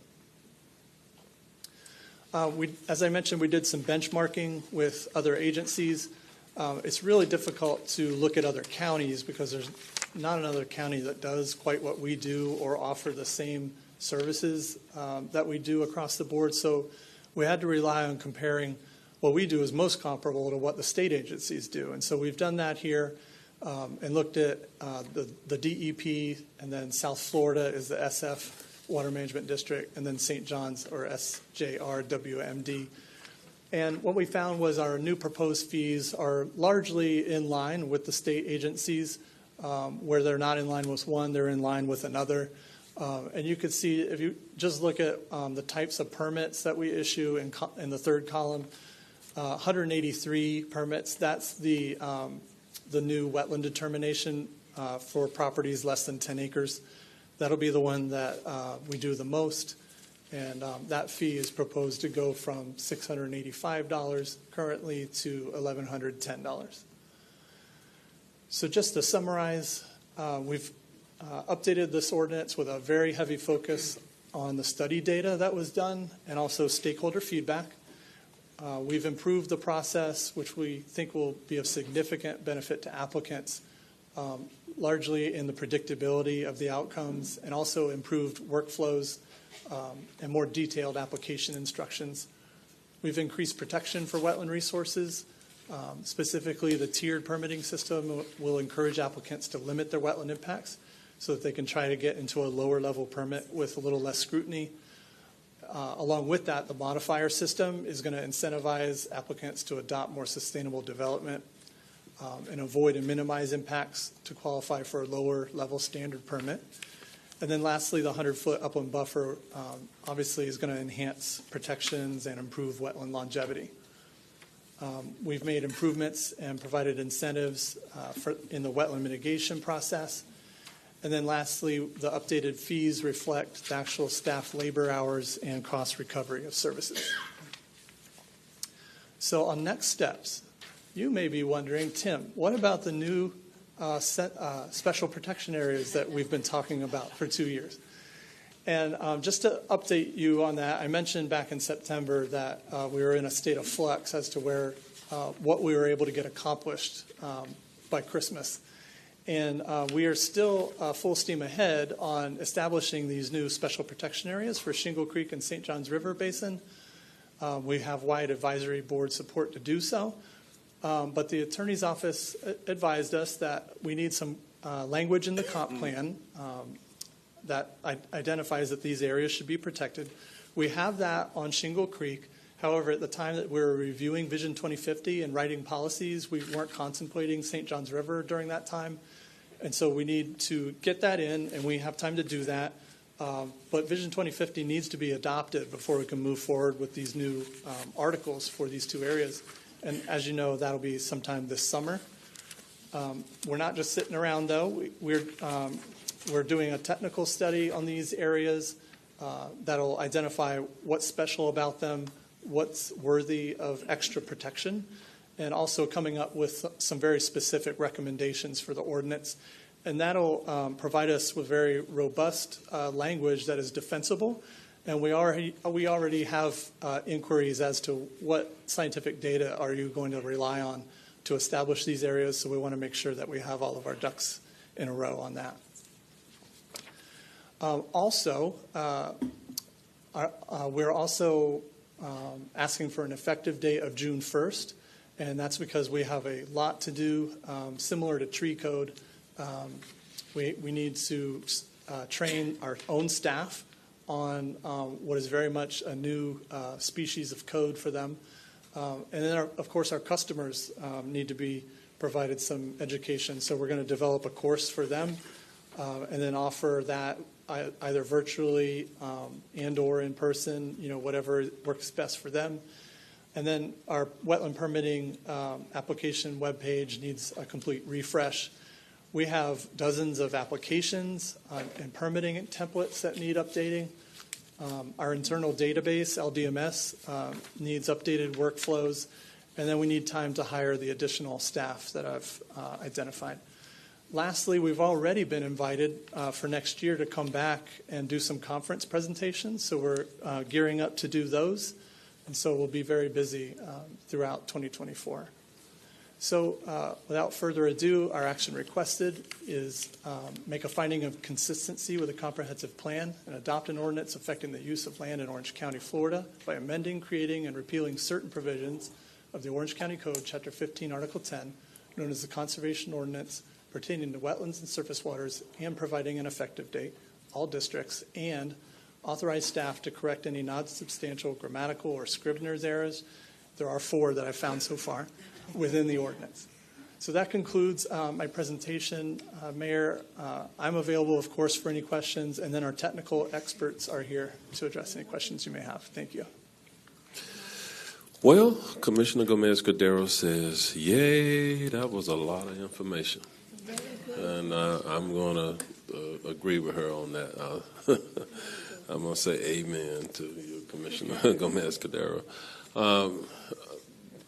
Just excellent, I think, community stakeholder engagement occurred throughout this process. I think it's an example of what we can do in a lot of different areas. And as I see it, the ultimate goal through this process was to improve our customer service as a county, improve the efficiency of our processes, and also to provide accountability to the county's sustainability plan and environmental codes. And I think with this proposal, we can accomplish all of that.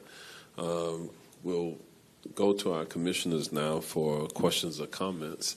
And I know you have backup out there. I saw Dr. Listopad out there, and and she's been, her and her team have been integrated with us for quite some time now. So we'll start with Commissioner Christine Moore. Wow, I beat you. Yes. Thank you so much for your work on this. We've talked about this in some of our briefings, that perhaps after this process, you're going to be working on some SOPs and recommendations for HOAs and looking at some sort of training for them, because we have so many HOAs, particularly in District 2. I can't speak to the rest of you, but that we're given all of these wetlands and they don't know what to do with them. And we have municipalities with the same thing. And so I think that would be really helpful to maintain what we have. I have one question. You mentioned, and it's a big picture question, Tim, and you were talking about that because it was quite expensive, very expensive. I mean, it was $16,000 for the highest level, and imagine any of the compliance work and hiring their expert would probably be quite a bit more than that, even what they're paying you. Can you explain, without reading the material, how a developer, if they were going to avoid the impact, how that then they would have a reduced cost to pay for all of this work through EPD and potentially their own expert? So how do you avoid, if you come in and you've got these surface areas and you say, I'm going to stay X number of feet away, is that help them to avoid some of this process? So I think by the modifier table, if they are providing additional buffer above and beyond the 100 feet, they could potentially get into a lower level permit. You know, they could go from a 3 to a 2 or 2 to a 1. That is going to save them tens of thousands of dollars paying their expert to come up with those additional analyses that are required as you go up from one level permit to another. So if they are willing to do extra things as listed on that modifier table, they're going to save significant money. And then you said you're going to do training, because I heard that in the last few slides, so that the developers will have a chance to see all this material. And I think that's some of our goal, isn't it? That we have less impacts to these wetlands. And then finally, do you have any concerns about any preemptions? I probably shouldn't even say that word. We do have concerns about preemptions, of course. There's another House bill that's just been filed. I think it's HB 527, if that's the right number. Thank you. That preempts local governments from requiring a larger upland buffer than that required by the state. If a local government wants to do that, as the bill is written, they have to do eminent domain process, or they have to buy that additional upland buffer from the landowner. So we've provided the county's legislative affairs division with materials to help fight that bill, and we've also reached out to several of our NGOs and friends groups, and they are also aware of that bill. And so that in particular is one that we're keenly watching as we go through the legislative session and see what happens to it. All right, thank you. All right. I forgot to open it up for public comment. We probably have a number of people here in the public that do wish to speak. So I'll go to Mr. Kunkel. How many speakers Yes, do we Mayor, I have? have 6 speaker cards. All right. So I'll read off the first 3, and then we'll go from there. The first 3 include Deborah Green, Maria Bolton Jobert, and Gabrielle Milch. All right. As you all come to the mic. You'll have 2 minutes each. Please state your name and address for the record, please. Deborah Green, for Orange Audubon, P.O. Box 941142, Maitland, Florida. Good afternoon, Mayor and Commissioners. And it was an excellent presentation by Tim and answered most of our concerns. We look forward to the protections of Shingle Creek and St. John's coming out in the Vision 2050 process fairly soon. And otherwise, we urge you, commissioners, to vote yes for this ordinance revision. All right, thank you, Ms. Green. We'll go to the next speaker, please. 2 minutes. Womp womp. I'm going to talk like the Micro Machines guy from the 90s. Okay. Maria Bolton Chopert, 1377 Page Avenue, Orlando, Florida, 32806. Okay, one. Good day. Will the hurricane water survey that came out the last few months, will that information be public? I would like an answer. Don't answer yet. 2, please expand incentives where we can for on-site mitigation, additional buffer areas making developers continue to preserve land inside our county. 3, asking if the wetlands ordinance is enough to save Shingle Creek from the mass development that apparently it is slated for. I am concerned it is the headwaters for the Everglades for our beautiful state of Florida. So Shingle Creek matters. 3, I don't know, it was like within the last 6 months. Do you remember my friend, the rehabber, wildlife rehabber, Lindy? She came in here, she complained, her home flooded during Hurricane Ian. She is in Cordero's district.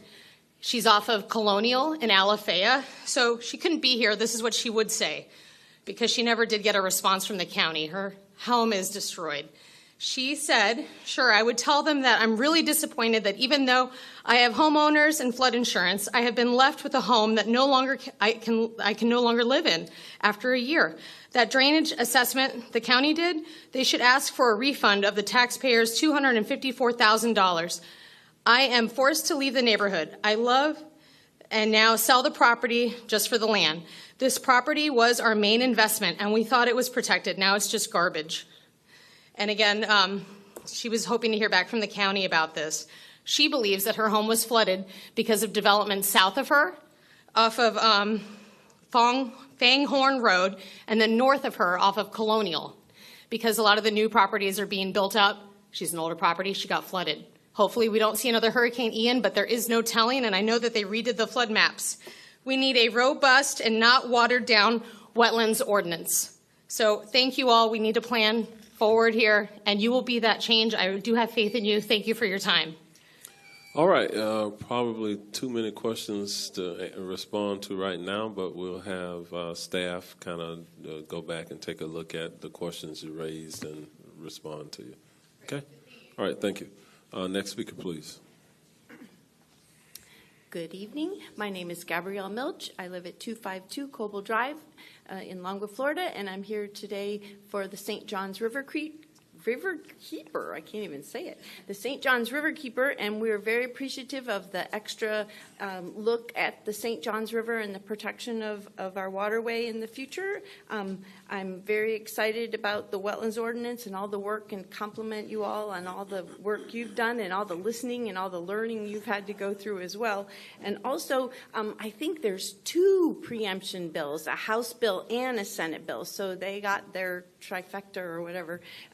And so that's interesting about the 100-foot buffer. Also, perhaps a creative thought would be for the natural lands program or the lands program to create a mitigation bank. So some of the conservation funds that are taken in by the county could be actually utilized, not like schools and taken away from the budget, but added to the budget for the natural lands management. And thank you very much, and have a happy holiday. All right, thank you, Ms. Milch. Same to you. We'll move to the next speaker, please. Our next set of speakers are Valerie Anderson, Catherine Winter, and Margie Holt.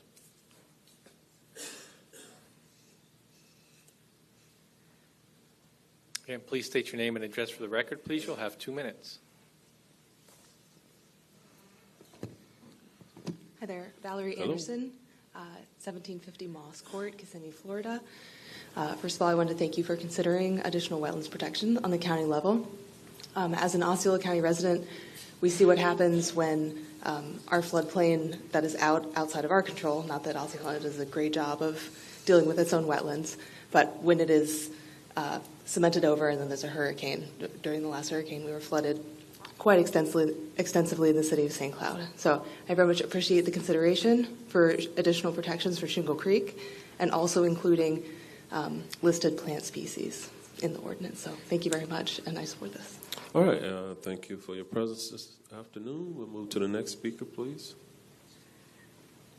Hello, Catherine Winter, 124 Pine Arbor Drive, Orlando, Florida, 32825, District 3. Woo. I'm very excited about this ordinance. Of course, wetlands mean a lot to me, and I want them to be protected as much as possible. One thing that I want to underline, though, is I hope that we can make it explicit that developers cannot pick their environmental consultants. I have a big fear of corruption and other things related to that, because even though it should be standard, there is always going to be, within businesses, a wink and a rubber stamp. So with that, perhaps we can give them a preferred list of consultants that they have to choose from. Just something to think about. Or I don't know the solution, but that is just one idea. Additionally, maybe have funding for the Orange County environmental protection staff to be able to double check the environmental impact assessment. And of course, require public notice so that people within these areas will know that something is going on and that they have time to be able to organize and be able to make their voices known. Anyway, thank you for having us and listening. Have a good day. All right, thank you. We'll move to the next speaker, please.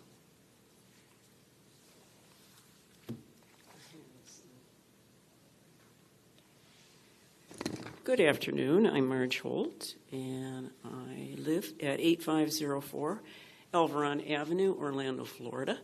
And I also represent the Sierra Club Central Florida Group, P.O. Box 941692, Orlando, Florida 32794.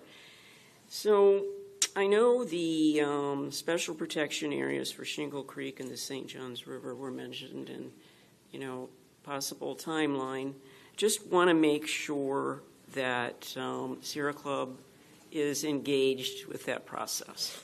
And that's one item that really brought us into this ordinance, was that extra protection.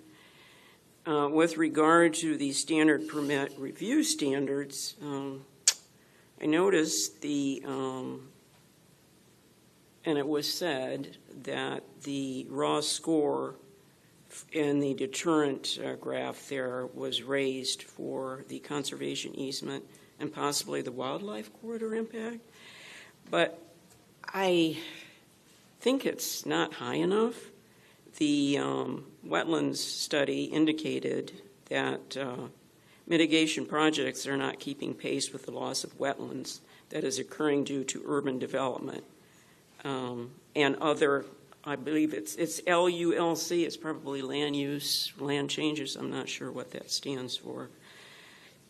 And just to make sure, it's been indicated that affordable housing or certified affordable housing is not within the identified as a public benefit.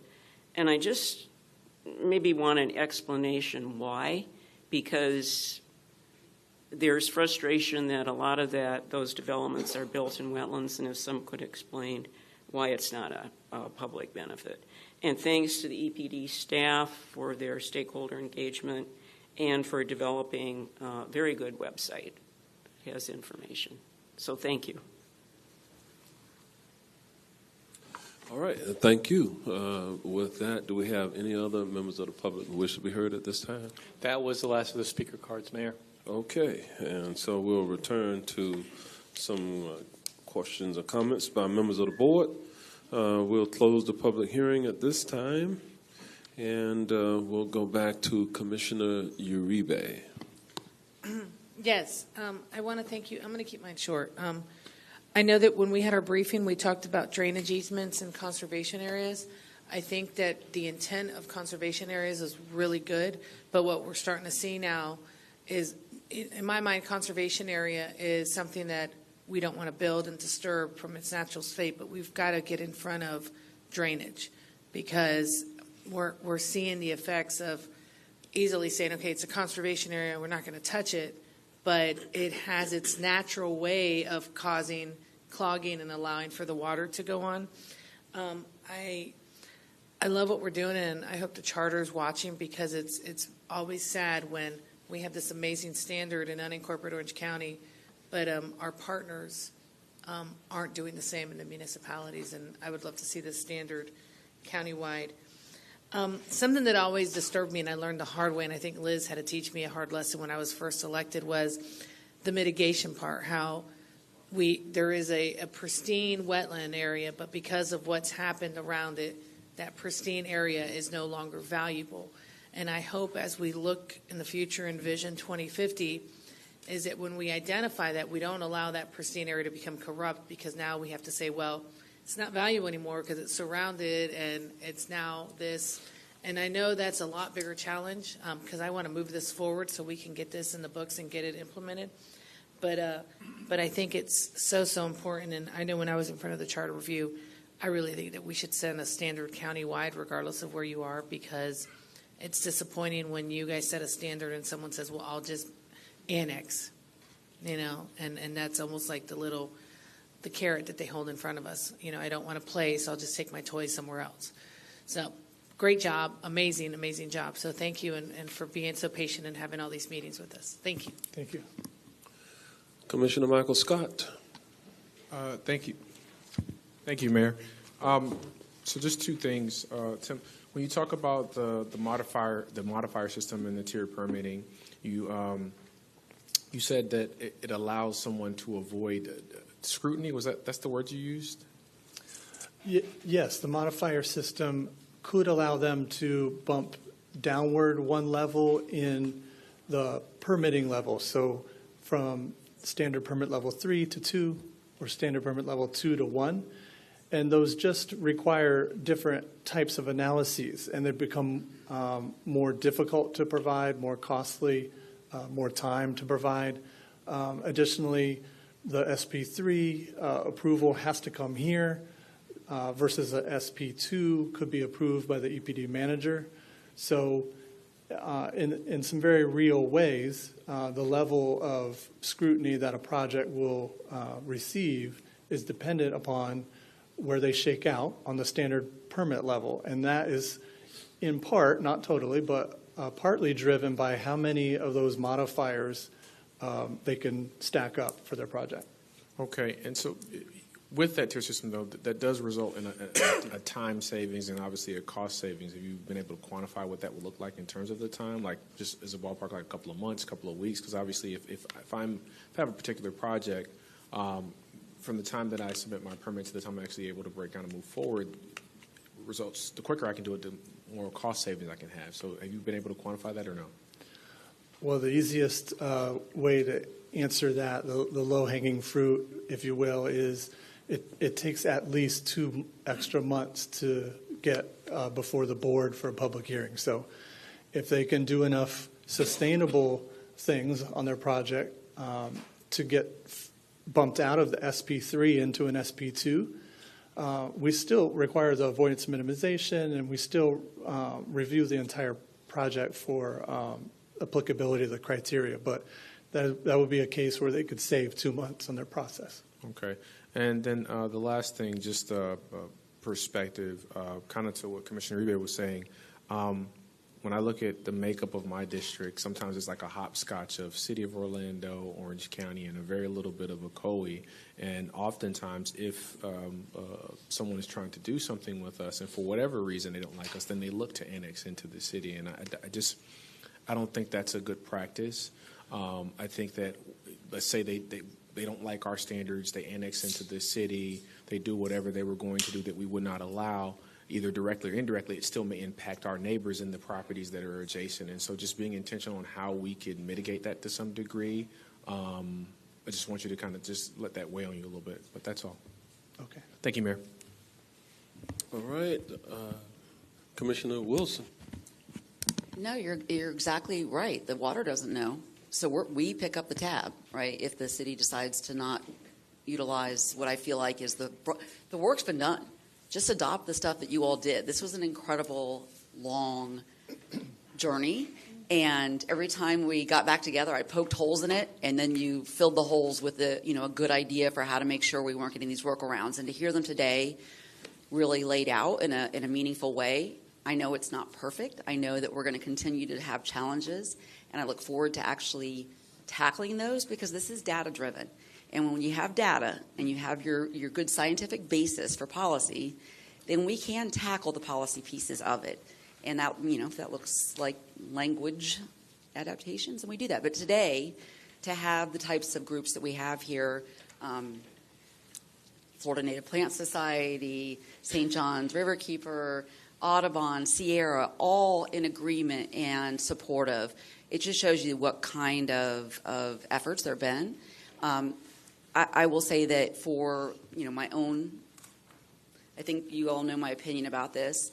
I think the reasonable use of a land that's 99% water is not to build on it.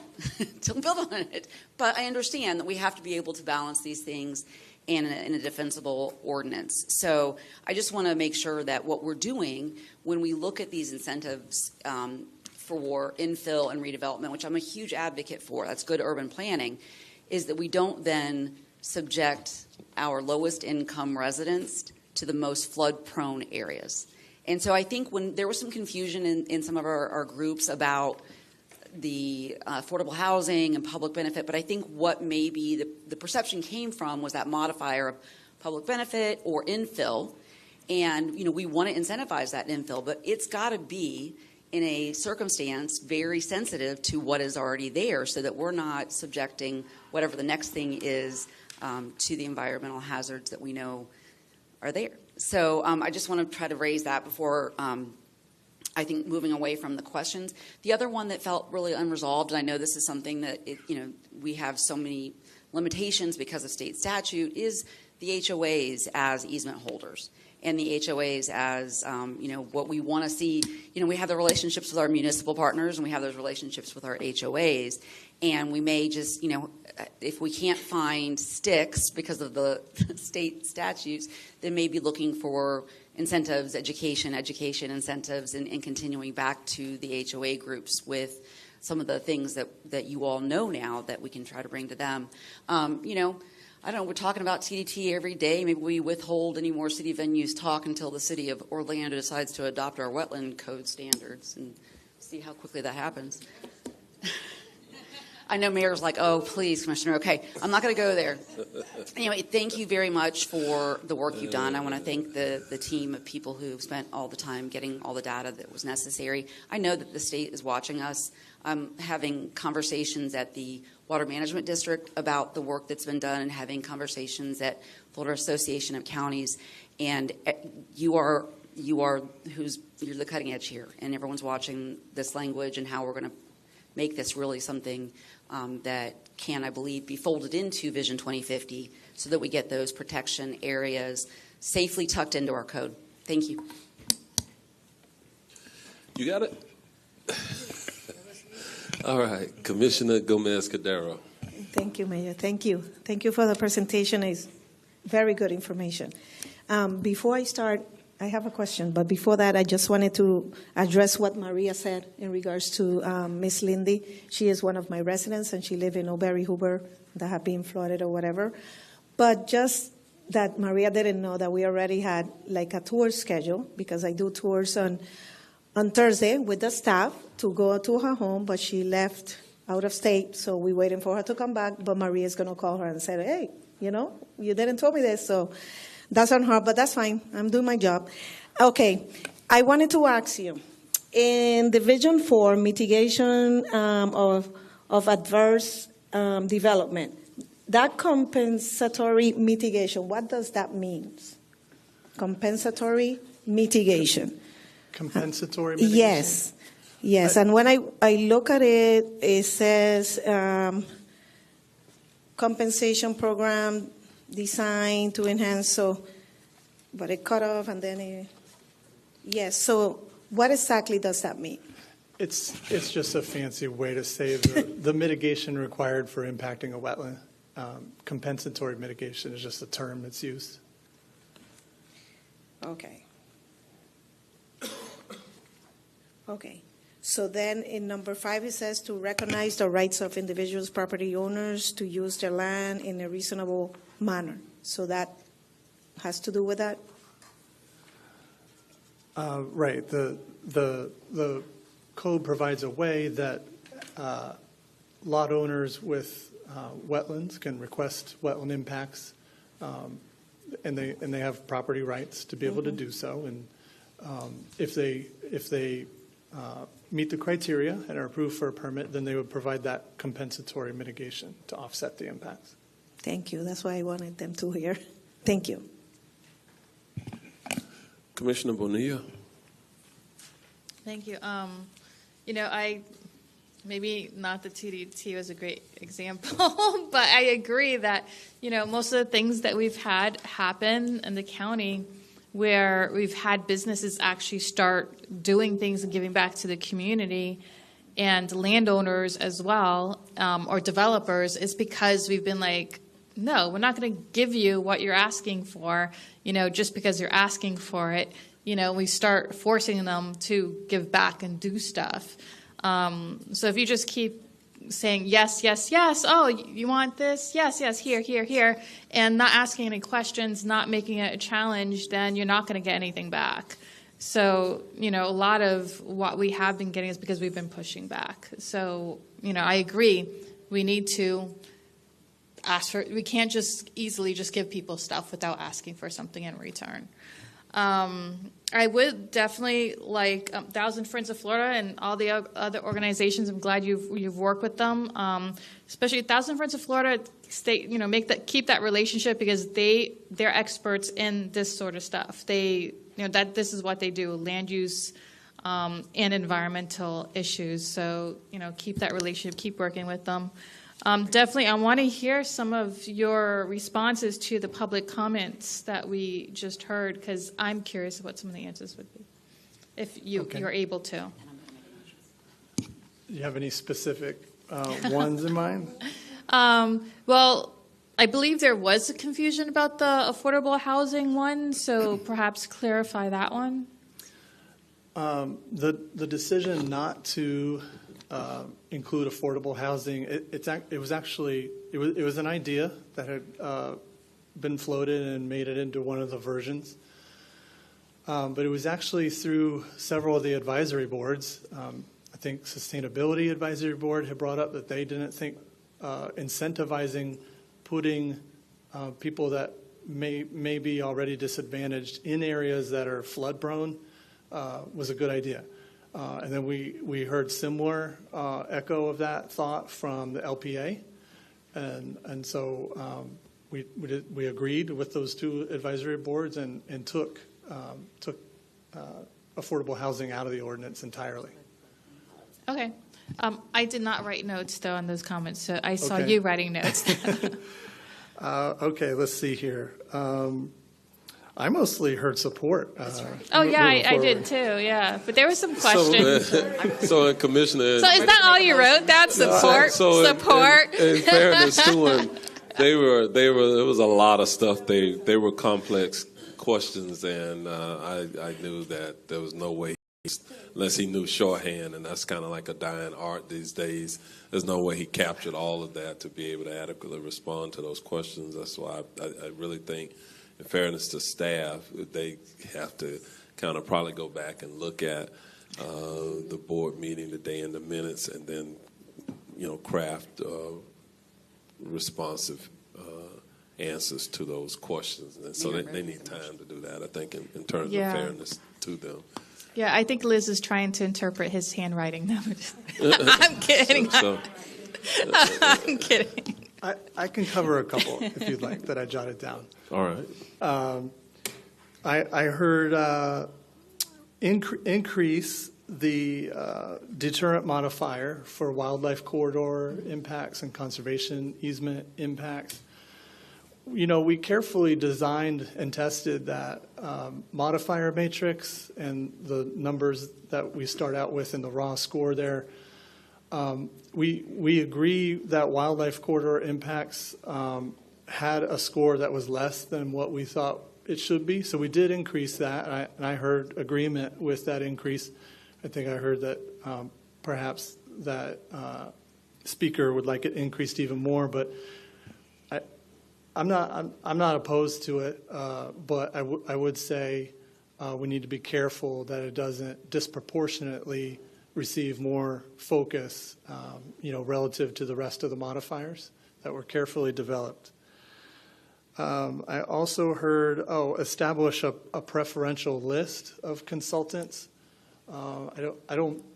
I've been advised previously by That attorney's might be office. problematic. Yeah, Because, we are a quasi-judicial body, and really it would be inappropriate for us to put our foot on the scale one way or the other. And I think we could be accused if we said, you got to choose from this list, unduly putting our feet on the scale one way or the other. So they're paying for it, and the long as we set the requirement for what constitutes an expert, and they have the respective qualifications, licenses, et cetera, then I think we have to kind of respect that. And if someone is determined subsequently to provide flawed representation over and over again, then that applicant, to me, loses some credibility with the board if they continue to bring someone whose professional reports are consistently questioned and determined to be inaccurate, whether that be through the courts, through our quasi-judicial processes, et cetera. So I think that recommendation is right with some challenges. We heard it, but that's something that I don't think that we can take a position on today. It will require a lot more of research and follow-up on. So I know there was one that was a little easier. I think it was Mrs. Jobert who asked a question about a poll or a survey. Would it be made available to the public, the results? And I'm not sure which one she was talking about. It was one of her very first questions that she asked. I don't have a clear note on that particular concern. I have notes, several people, including Ms. Jobert, cited flooding. There she is. She Flooding heard her concern. name. We invoked her name. It was the survey NPR just discussed. I think it was done over the last few months. And Commissioner Uribe, you were quoted in it. I can try to find out which one. I guess it went out to the county. It's for the block grant. Okay, the CDBGR grant, the survey, the CDBGR survey, that's what she's references. No, I think it was this morning. It was this morning when we had the presentation, and so we can get that. That's under the housing side, on the Mitch Lasser side of the house. Yeah, and Okay. on the consultants, I've had that concern as well, but I know staff, you review their reports as well. Yeah. And yeah, some of them do have bad reputation. I mean, there was one that really had their math wrong. But yeah, staff does look over some of their reports. And I just want to say, because it was brought up, that staff should be funded to double check the environmental assessments. Yes, that's what And that has been something that we have profound investment in that we currently do. I've said it up here before that we don't rubber stamp anything we receive from the wetland limits. We go out into the field with the developer's consultant and we review every single wetland flag for conformity to the state wetland delineation methodology. Any of these analyses that I've gone over, just like we do today, whenever we receive an environmental assessment, granted, sometimes something may slip our notice, but by and large, we review every word and go over everything in every assessment that they send to us. So just want to make it clear, the staff currently does heavily review everything that's provided to us for accuracy. And then the only other thing I heard that may be of interest to the board to discuss was, because I've heard it here and also I've seen it online or in an email, was the public notification of a wetland impact permit application. There actually has been a terrific app developed. It's called OCFL Atlas, or Orange County Atlas. And residents can go onto that. There's a specific color pin for environmental permits that are under review right now, and they can sign up to be notified by email when there's a new application within a mile of the address that they have, whether it be their home or a property they own or something. So there is a notification process. They just need to sign up to get notified of new permit applications. Well, thank you so much. Thanks for all the hard work. I'm very, very proud of this. I know we'll probably have some issues, once it starts rolling out, because, you always do, like trying to figure it out. But I'm very proud to be part of this board to push this forward. One last question, though, because with all of this and the reviews, how are you going to need more staff or a budget? You're good the way you are. I'm not opposed to any, increase. I'm not saying increase of your budget or anything. I'm just asking, like if. Yeah, he made that in his. There'll be a consent item. Sorry, I missed that part. Zoned out. Sorry. He made that. Yeah, that's in I zoned out that part. Sorry. Excuse me. All right. With that, thank you. I'm going to move approval for the requested Second, action. Wilson. All right. So we have a motion and a second. All in favor say aye. Aye. Opposed, no. All right. The motion passes and it's unanimous. Thank you all very much. And ladies and gentlemen, that was the last item on our agenda. Let me just say to all of you, this is our last Board of County Commission meeting of 2023. And so we hope that all of you have a Merry Christmas, a Happy New Year, and we will see you soon. All right. With that, ladies and gentlemen, we stand adjourned.